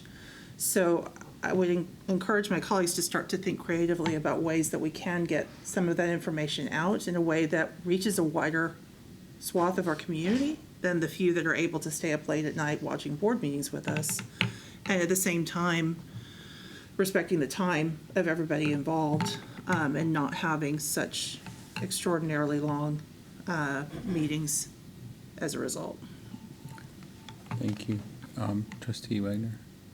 Trustees, other comments? Yes, Trustee Bob? I have a thought to that there are a lot of mechanisms in this policy, from small group, trustee meetings, questions to the administration, the superintendent, questions to the board president. We, have talked about either a meeting with, a written summary of the session. And if we move forward with this policy, it's possible that those could be shared publicly, in the same way that we're posting the questions about agenda items publicly as one of those kind of safety valve mechanisms to, I think sometimes our community is looking for information and not everything has to be at a board meeting, but if we share this publicly, record the small group conversations, whatever it is, and make that available to people, that might fill some of that need.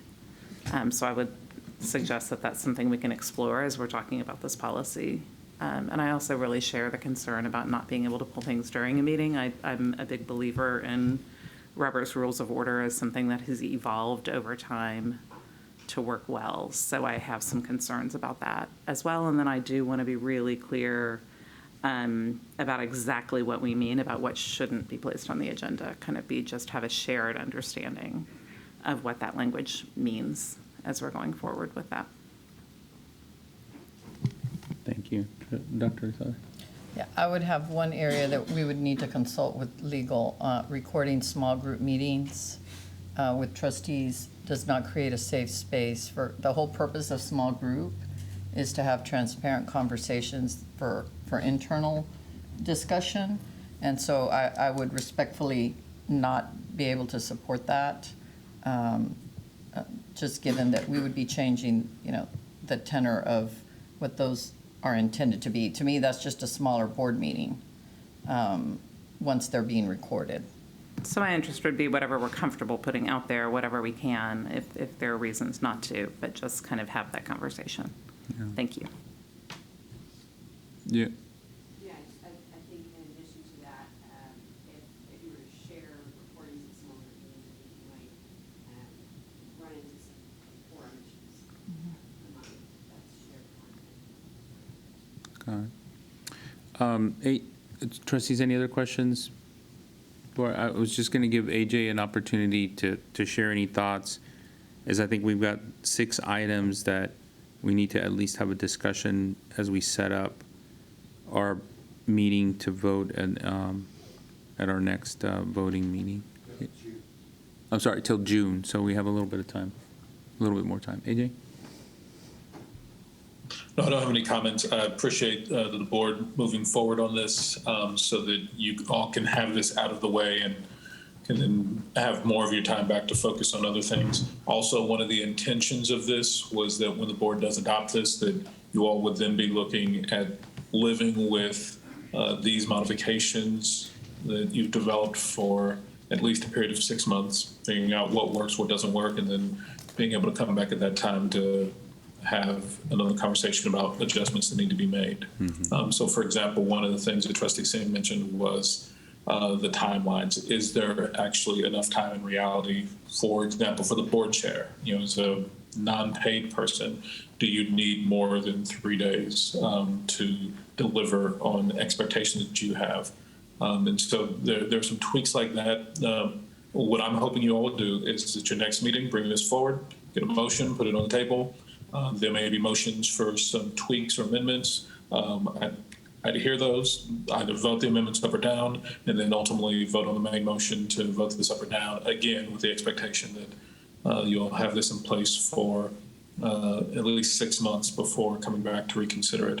And the main purpose of all of this work, just to stay grounded in purpose, is to free up the board's time to be able to invest more heavily in interrogating the question of, are our children actually learning? What's working, what's not working, and what are we going to do about it as a school system? These conversations are critical, particularly for your most vulnerable students, that they're getting that level of attention from this board. This bank of policies is really just intended to free up more time for you all to do that. And so once this is done, the next step will be, how do we continue to iterate on the board's agenda? I heard Trustee Anderson speak to this, like, is this the best use of our time, so that you all can actually use the time that you saved to be more focused on student outcomes, rather than to just allow that time savings to get gobbled up by something else that also isn't as focused on your purpose. So looking forward to the conversation at your next meeting, but glad to see this finally moving forward. Thank you, AJ. Trustees, if there are no questions, we're going to move on to the last presentation, 6.3. Thank you, AJ.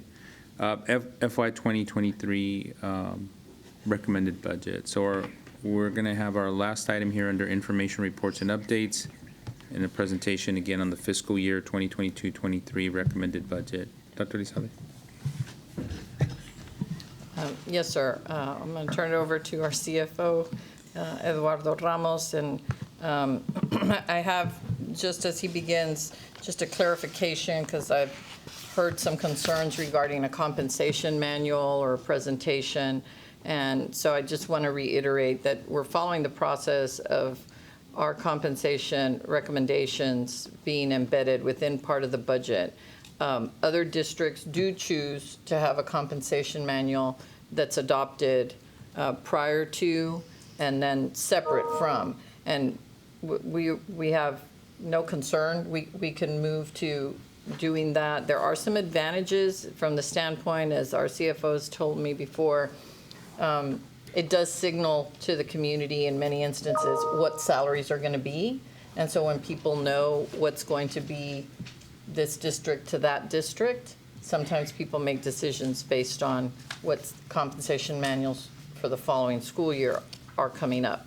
The challenge for us, as you all know better than I, is that even from last month to this month, because our property values were way more than we were even thinking we were being conservative, it changed the recapture bill. So we would have had to have made up some, in this instance, where he's going to show you where we were going to make some of that up, but in most years, we wouldn't have had any place to pull from, which would have created a real hardship having announced that these would be salary increases, and then we would really have to have done some different things, or we would have had to bring you a new compensation manual, which I don't, then it's like a bait and switch with our staff. So just because sometimes people hear only one part and don't understand the whole component, and the only changes to the compensation that we have highlighted and we have put since April 14th are those hourly classified employees and our teachers and our bus drivers. And so those are the categories, and I believe we were going to work on just highlighting like where those actually were in the compensation manual. But it is part of the budget presentation. And with that, I'll turn it over to our CFO. President Rodriguez, Dr. Elizalde, members of the board. So one of the things that I wanted to go over tonight is the updated data that we now have. So that has caused our numbers to be fine-tuned. And so as Dr. Elizalde was stating, one of the big data points that we were looking at was property, our taxable values in this district. And so those we were projecting to grow at 8%.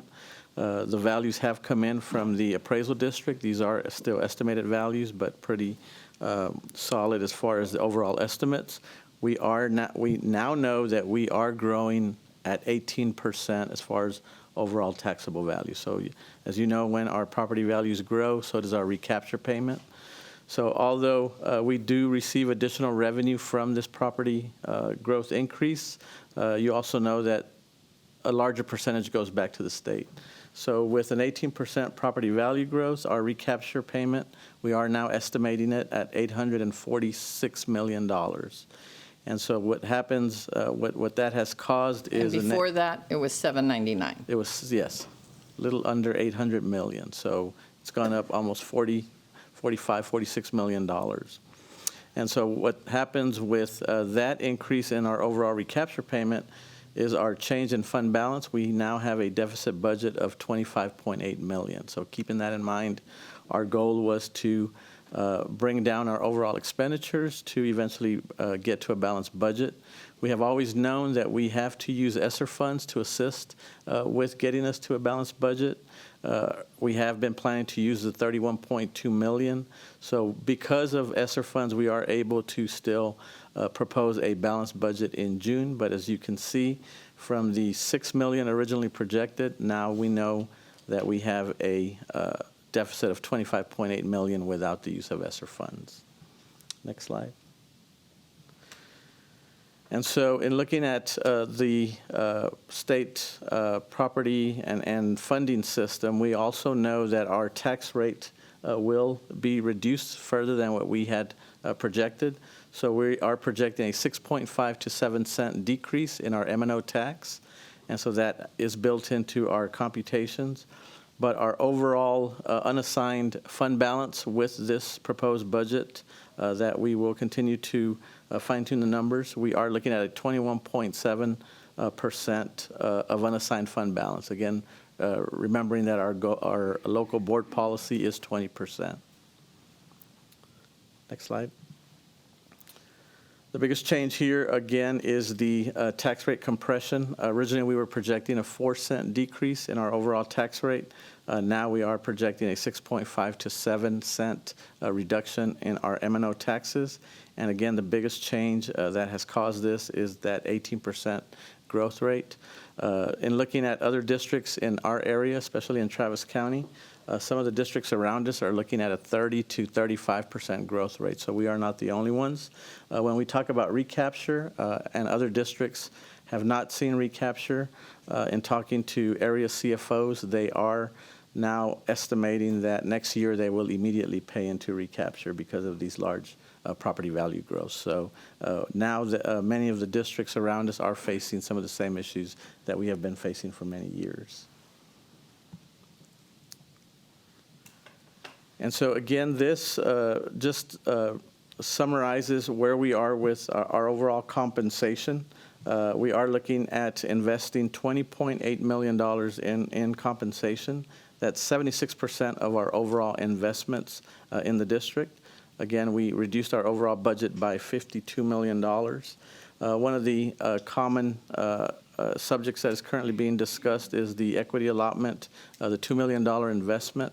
And so one of the things that has come out of our community presentations and our community forums is that campuses and our community was looking for a simple budget summary that could explain what campuses, how are they funded. So they understand that there are allocations out of general operating, title money, grant funds that come in, now this equity allotment. So they just wanted a clear overall snapshot of what that looks like for their campus. And so I have worked with my staff, and we are creating a one-page budget summary that will include that data. The board will see that in the board update this weekend. And so that has actually been finalized. Did receive confirmation from my staff that they did finalize it actually tonight. But one of the things that I wanted to mention as far as overall funding, when you look at the entire district, all campuses put together, in the general fund, we did increase our total allocation from 5.5 to 5.7 million. Then we have Title I funding. Even though our overall district-wide Title I funding decreased from this year to next year by about $3 million, we did leave campus funding intact. So they received this current year $18.46 million, next year $18.46 million as well. And then the equity funding was an increase of $2 million. So total campus funding, when you put all funding sources together, was an increase in investment of $2.2 million. And so that will be shown in the summary spreadsheets. The board will also get a district-wide summary listed by campus as well in the board update. And as far as recapture, that's the big story continually for Austin ISD. And so with the increase of 18% in taxable values, we now know that our recapture payment compared to overall expenditures will be 50%. So 50% of our budget will go back to the state in the form of recapture. When you look at the percentage that our district invests in its employees, this current school year, we were just at 86%. That investment has increased to 86.6%. So we continue to be aggressive with what we as a district invest in compensation despite our budget challenges as a district. Next slide. And then this just shows the $846 million projected recapture payment. What this means is that when you look at our total local tax collections, 55% of our local tax collections will go back to the state. So we as a district keep 45% of our local revenue, which means anytime our property value grows at a rapid pace, as we are currently seeing, we will lose in the overall funding system because more of that, of those tax collections will go to the state in the form of recapture, which is why you saw that $846 million recapture payment for next year's, as far as our estimate is concerned. And then again, this just shows that dollar has now jumped to a 50-50 split. So we, again, are funding a district the same size as Austin ISD, about 75,000 students. So our total expenditures, 50% of that is comprised of our recapture payment. Next slide. And as part of the budgeting process, we looked at two areas as far as in looking at when campuses determine how they strategically detail their budget and determine their budget. We want to make sure that the strategic plan framework was included in those decision-making factors as well as the equity framework. So when you look at the strategic plan framework, we have been able to gather this data as far as in looking at the 5 strategic plan areas, from student well-being all the way to equity needs of students.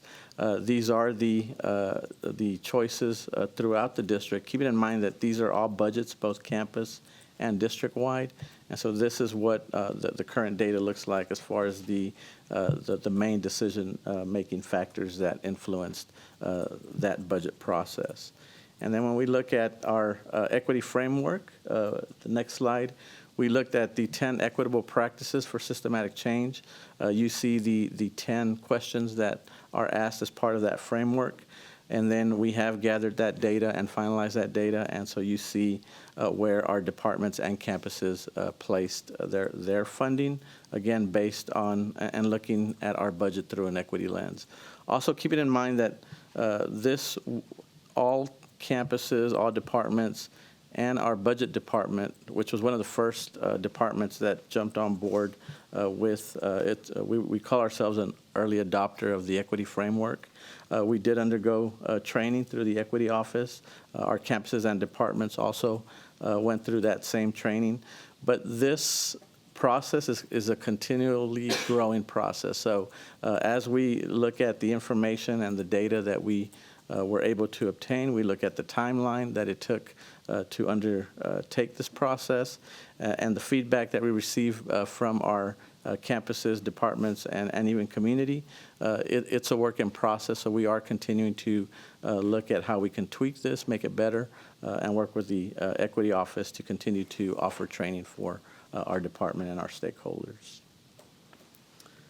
And with that, I open it up to questions. Thank you, Mr. Ramos. Trustees, questions? Trustee Anderson? Just one question.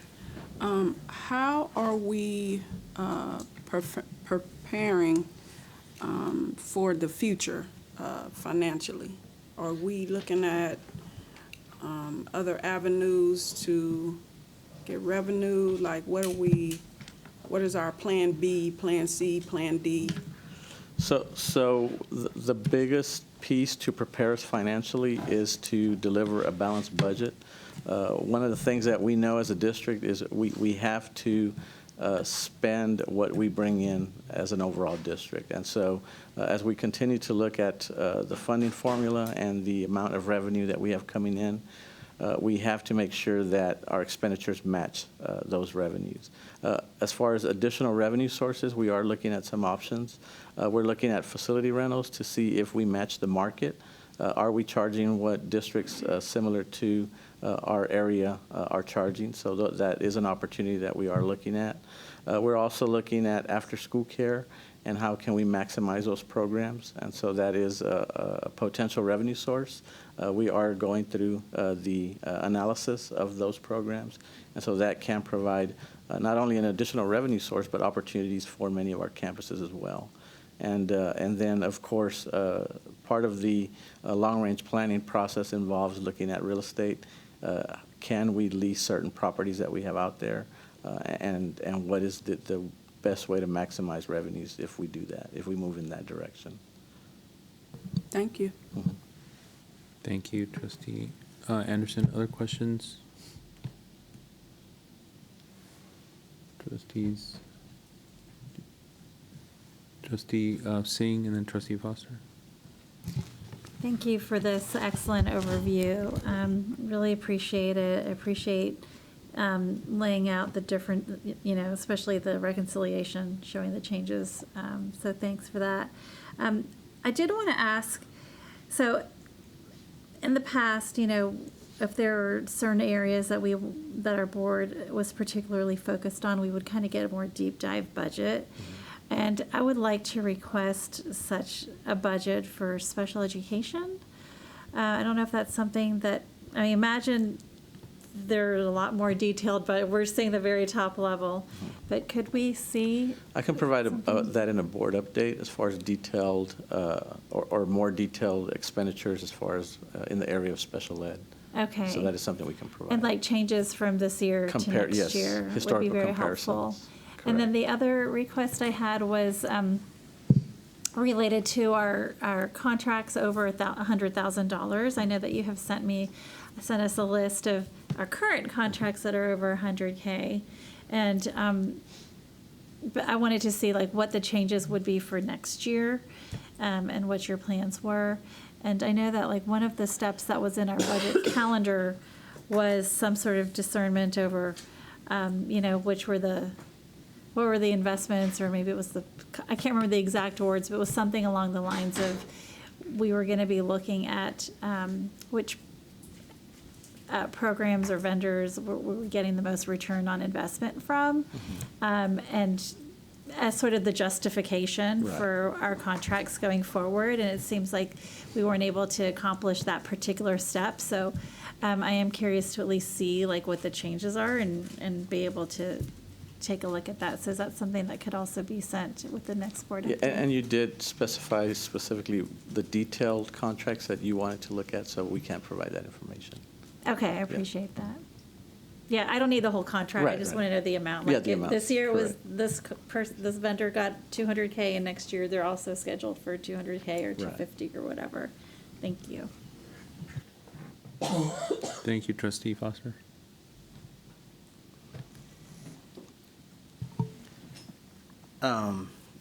Thanks for the presentation, or I guess the update.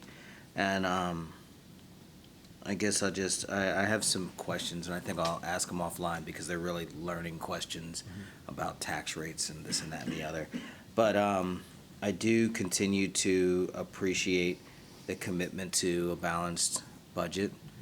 And I do continue to appreciate two other things that make a balanced budget challenging, which is a commitment to equity, because equity at some point requires investment, lest it becomes a zero-sum game, and also the commitment to teacher raises. So I appreciate, much of where the budget is going. And as we move forward, and I know I'm a little bit of a broken record on this, but I just think it's worth reiterating. I kind of want to be out there on record that I have an appreciation for the need we're going to have to make tough decisions, and an understanding that as long as we are transparent, as long as we engage and say what we're doing and why, and as long as we communicate well, even if everything doesn't go down swimmingly, we will be doing the right thing. So I just encourage us to encourage you and thank you, and hope we just keep pushing forward. Thank you. Thank you, Trustee Boswell. Thank you for all of this. I appreciate it. And thank you for providing those campus level summaries. I'm very excited to see that, and I think our community will appreciate that a great deal. And I know we've had some very substantial award-winning budget presentations in the past from our district, 100 pages, 200, very long and deeply transparent. And I think having that at the campus level, which is where most people interact with the district, will be very valuable. So thank you for that.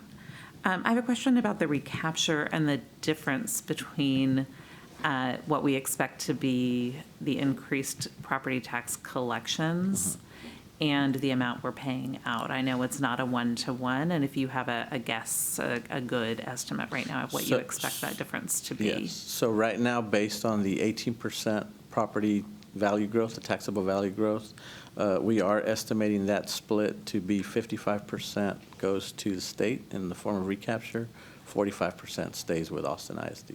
And so the dollar amount you think will be? So actually it's. If you have that handy, and if not, we can. I can get that to you. Okay, I can wait for that.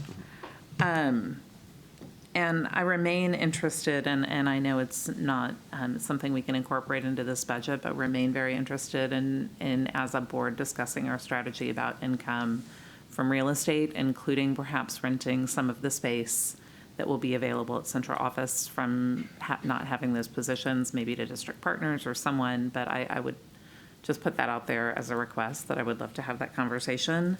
And then, we're making extremely difficult choices here. It's really a painful, for all kinds of reasons. And I'll go back to saying that we are in the bottom quarter of per-student funding nationwide. We spend more than $3,000 less than the national average, and we educate 10% of all the nation's students. So we are in a very difficult position.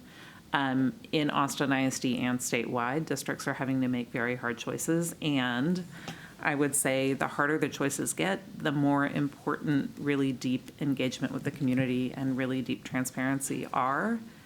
And I am not seeing what I would like to see and what I believe we owe our community in terms of the engagement and the transparency, and haven't really from the beginning, and really want to push us to do better next time with that, and really be brave and trust our community to be partners with us in this, and trust ourselves and challenge ourselves to communicate in a way that's more than a few slides and a few lines, because we've done it in the past very successfully, and I believe we owe that to our community. And I'll take ownership for not pushing hard enough for it, and really will be pushing harder for it the next go round. Thank you, Trustee Boswell. Trustee Foster? Yeah, I'm sorry, and I did want to, that was the one thing that I forgot to lift up, was the question around potentials for raising revenue, but lifting that up not just as something that would go into the budget as a possibility, but actually kind of a board discussion around, so you can go way off mission and raise a lot of money, and make that decision to do that. The ship's gonna sink, we're gonna go over here, we're gonna raise lots of money. It's not part of our mission, but we need to make that choice. I probably wouldn't go that far, but that's a choice that can be made. Other choices can be made to raise revenue that somehow are closer to our mission somehow, and I have imaginings, but I don't want to just like sort of randomly put them out there.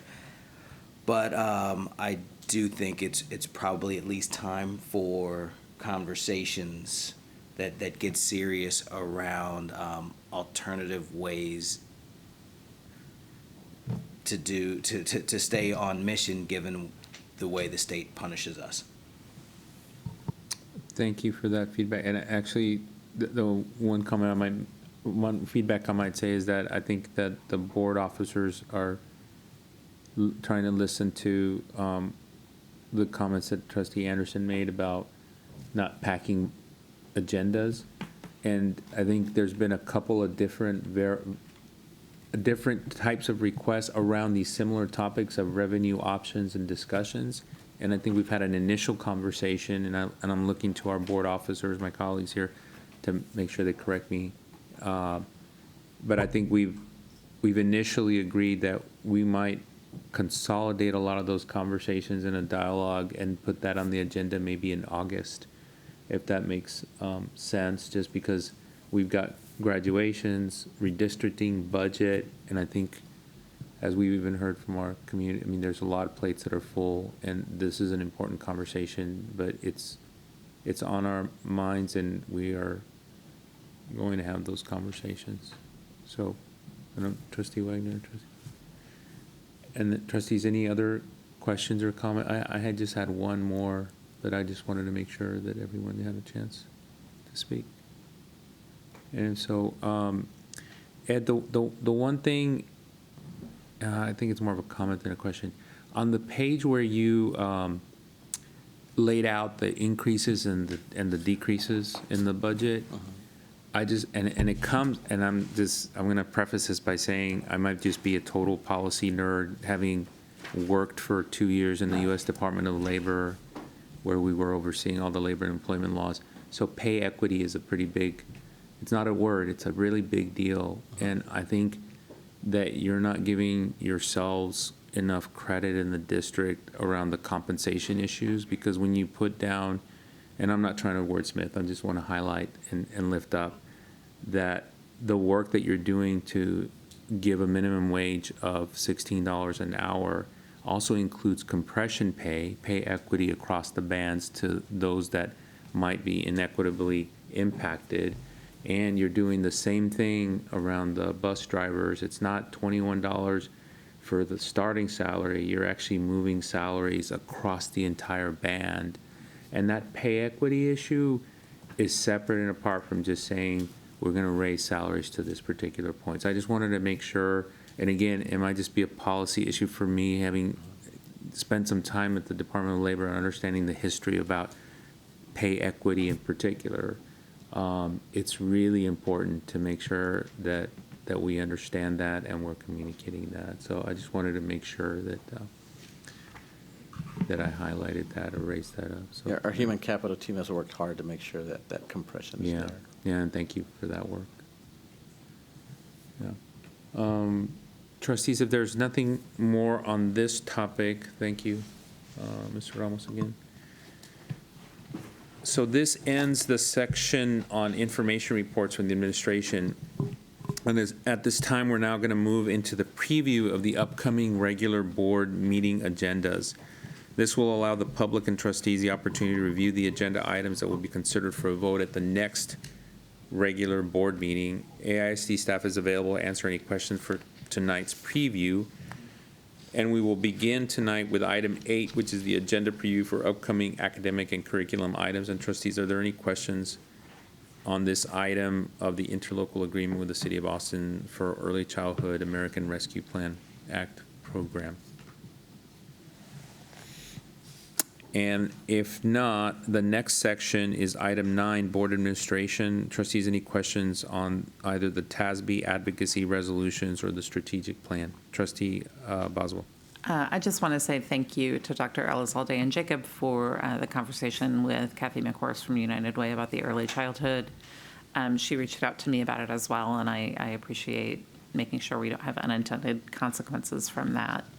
And then want to ask my colleagues if there would be interest in considering adding something about safe gun storage. And there's an existing Texas Department of Public Safety program statewide that has some statewide funding about safe gun storage, but there's not an education-related K through 12 piece to it, and whether we would be interested in adding a suggestion from TASB that program be expanded to communicate with families and schools about safe gun storage. I think without objection, it sounds like that would be a good thing. I might just even suggest reaching out to the Texas Pediatric Society, which is a part of the American Academy of Pediatrics, who's also put out some really good research and resolution around gun safety as well. It's a great idea. I'll take care of that and come with some suggested language next time and tap into that existing program. Thank you. Thank you, Trustee Boswell. Anything else on the strategic plan? So that'll come up for a vote in our next board meeting, in our next board voting meeting. The next section is item 10, business and finance. Trustees, are there any questions on these items? Trustee Singh? Yes, I had a question about 10.4, which are the special education contracted services. And my understanding is that these are largely for conducting the evaluations. Is that correct? That's correct. Okay. And so is this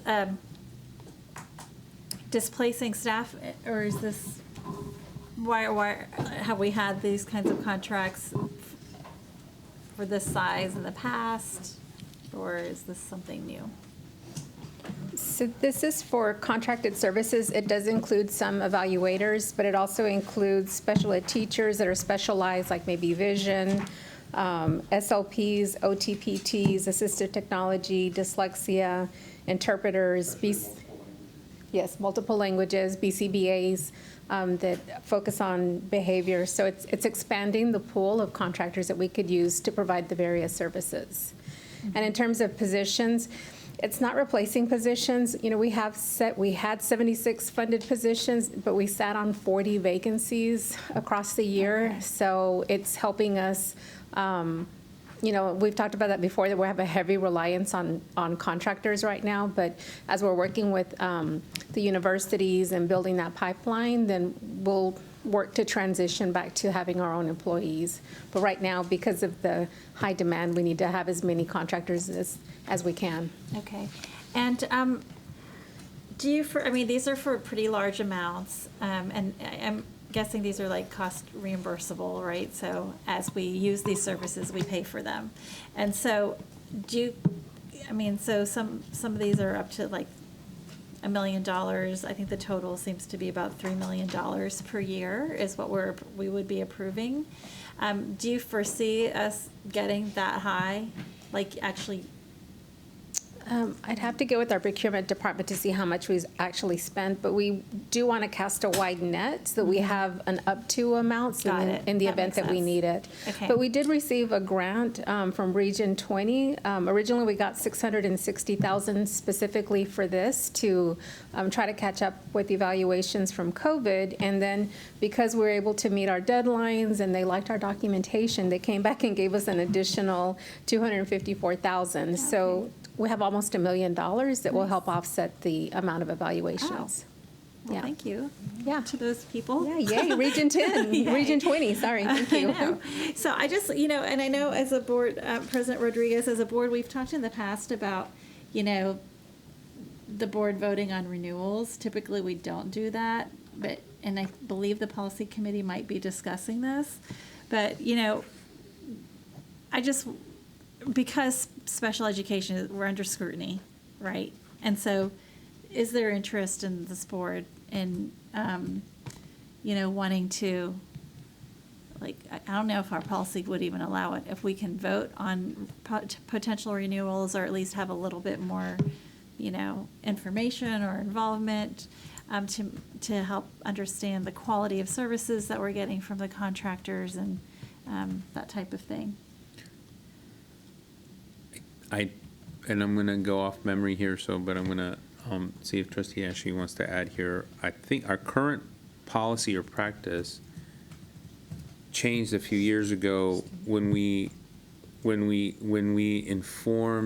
asked the administration to inform us when it was a multi-year contract, because there was an issue of transparency there. So there's that practice. I don't believe there is a policy that says that we are required to vote on renewals. I think probably this is an issue that goes to the policy committee to discern whether or not we might, for example, as an example, simply get notice that these contracts are being renewed because we've given that authority. And there's a reason why we give the authority in terms of governance, because if not, to Trustee Anderson's point, we would not be having these meetings until this time. We'd actually be having them for a lot longer. And so I think there's a balance there on the governance side that probably needs to go to our policy committee, but I just want to ask So that it is Trustee. coming before the policy committee. Yeah. We are planning to discuss it. What we did realize is that it is a very nuanced issue that we needed to have the experts that deal with this all the time come in and have a presentation with the policy committee so that we can discuss if there would be changes that would benefit administration as well as what we have in our policy. Is there interest in the board? Don't do all that work just for me. You know what I mean? I'm just curious, are there other people who have been? I know, we discussed it in the policy committee. We said, is this something we want to bring forward? And the three of us did say that we would like to bring it forward and have the discussion. I don't know that it would necessarily come out of committee, but we're going to have the discussion in the policy committee to decide if there are changes that need to occur to that policy. Got it. Fair. I'm looking at my fellow. Thank you. Okay. Thank you. Trustee Singh, anything else? Trustee Anderson? Mine is not really, I guess it's more so a comment and a concern. I've had an opportunity to do a little homework on those, and I don't believe a few of them align with when we say equity. If we are going to have vendors, I would think at least one would have a African American, especially if you're coming into a district to serve students of various ethnicities. And it's concerning to me when I see one and I, go do my homework on it, and I'm like, wow. So I don't, for me, if this comes forward, I will be voting no, because I just don't, I cannot in good faith vote yes when I see more than one, a couple that don't align when we say equity. Like I can't deal with that. I can't. Thank you for the feedback, Trustee Anderson. Anything? Can I comment on Sure, that? yeah. So the only thing I would say is the first round when we adopted the 66 original vendors, that we've really struggled to bring in a large number of vendors. So it's a very small number of vendors that we're currently using because the other organizations are small, and some of them may only want to do virtual, or some of them may only work a couple of hours a day. And so as we vetted through what we thought were 66, really are not 66. And so we've tried to cast this wide net so that we can have enough people that we can pull in right now that the demand is so high. But ultimately, we want to scale that way back so that we're internally not having to rely so heavily on vendors. And so I understand what you're saying, and I completely respect that. I just ask that because we have such a high demand right now that we really need as many as we can. And even though we bring them in, then once we start negotiating the contracts with them, then we may not be able to bring them in. Another thing that we discovered is some of them have hired staff that have left us, and we have history with them, and so then we don't continue to partner with them because of those reasons. The other thing I would add is that we're working really closely with procurement because we were still dealing with what we had talked about before, where some of them are hourly rates. And so with the contract starting in July, all of these new vendors and the contract with our current existing vendors as of July, it's going to be a very structured fee schedule so that, for example, there was an old practice that you could charge up to 37.5 hours, and they would submit their time card and we would pay them. But there was nothing at the end of those 37.5 hours. So we're structuring the contracts to include, you will get up to 6 hours for this type of evaluation, up to 4 hours for this type of evaluation, because we do have to be more stringent because we're driving the need and they are providing a service. It's not the other way around. So we are working with procurement to really set those tight guidelines. So, and maybe it's because I'm sleepy, but this is what I just heard from you, and I hope it's only because I'm sleepy.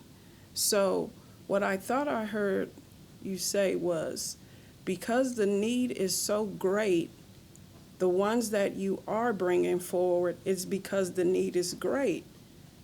And my sleepy brain told me that I thought I heard you kind of dismiss what I was saying about, we talk about equity. And if I'm looking at an organization, I'm not going to go name names, but if I look at that, if I go, say I go to your website and there is not, I see nobody that look like me. And then I follow up to find out that nobody in the organization looks like me. And so if we are talking about that's okay for XYZ organization to come in and they don't have any employees that look like me, that's an issue for me. You are coming in to serve students that look like me. And if you don't have anybody that looks like me, and you're having someone else come in to serve a child that looks like me, do you get what I'm saying? That is, to me, that would do more damage than just trying to say, well, we have a great need. Yeah, we do have a great need, but at the same time, we should be very intentional about how we dealing with that need, because we could do more harm than good. So that's basically what I'm saying. So I hope I was misunderstanding you, but I'm sure I was. But thank you.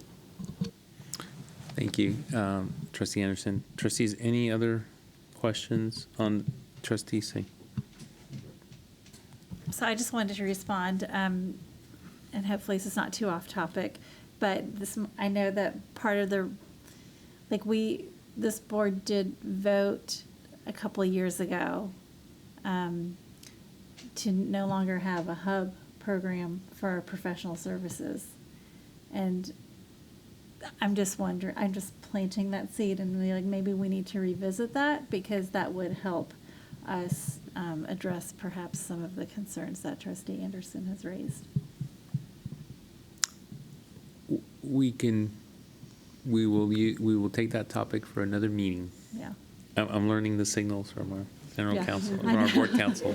I just avoid eye contact with her altogether. That's a good strategy. Yeah.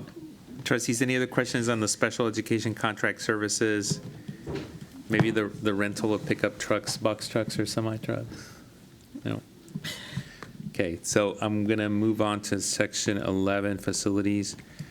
And trustees, are there any questions on the two items there, the approval of contract for fine art renovations at McCallum High School or the approval of an easement at Burger Center? Okay, hearing none, I'm going to move to section 12, human resources. And trustees, are there any questions on these three items, the MOU for Austin ISD and UT principal residency program, or the two proposed terminations, one on probationary and the other one on a term contract? Okay, trustees, I'm going to move on to section 13, policy. And are there any questions on the resolution for the Reading Academy, student welfare, freedom from discrimination, harassment, and retaliation, academic achievement class ranking, and student awards and scholarships? Trustee Boswell. I would love to hear Dr. Elizalde explain about the resolution about the reading academies, or someone else to share that information, because I Dr. think people Reach. will be eager to hear it. Thank you. That was so close. I'm so close. Thank you, President Rodriguez, Dr. Elizalde, and Board of Trustees. So what we're bringing forward with this resolution is to compensate our staff who, while working at Austin ISD, completed the Reading Academy that was part of the HB3 requirements that all K through 3 teachers and elementary principals complete a additional training in reading instruction. And we now refer to them as Reading Academies. It's kind of the name that's used. They actually have a different name, but so this resolution, and the reason that it's actually done as a resolution is because we have some staff who have actually already completed the Reading Academy. They're done with it already. And so in order for us to ensure that we're meeting the public need and being a good stewards of taxpayer funds, we want to ensure that we're clearly establishing the need to make a payment for something that's already occurred. We're also going to go ahead and do it for next year as well. So it would be for any teachers who have already completed up to this date, anyone who is completing this year, or anyone who is completing next year. And they would receive the payment in August? Yeah, in August following their completion. So if they've already completed or they complete any time through July, they would receive it in August. After that, they would get it the August after that.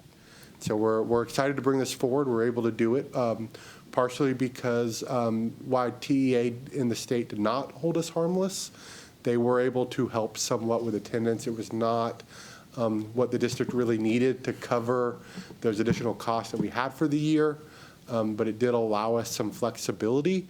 And this was one of those things where, we said all along that we did believe that, this was a new requirement for staff. It was an unfunded mandate from the state, and we wanted to support it.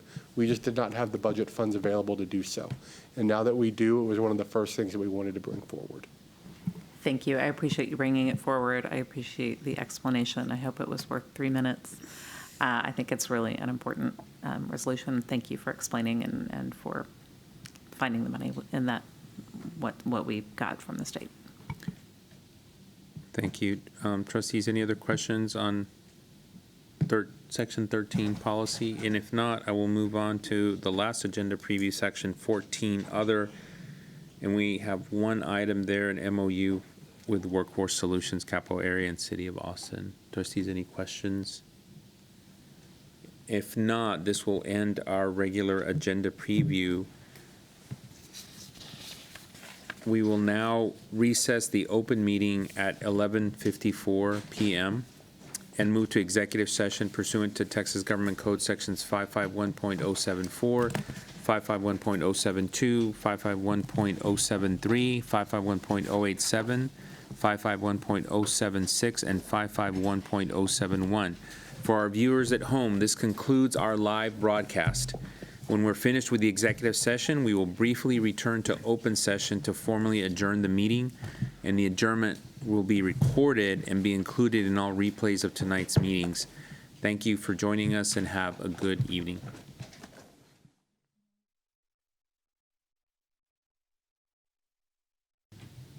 We will now reconvene the open meeting at 2:03 a.m. Secretary Singh, do I have a motion to adjourn the meeting? So moved. Is there a second? Second. Having a motion by Secretary Singh and a second by Trustee Zapata to adjourn, all those in favor, please raise your right hand. And the motion passes by all those on the dais. The meeting is now adjourned at 2:03 a.m. Thank you.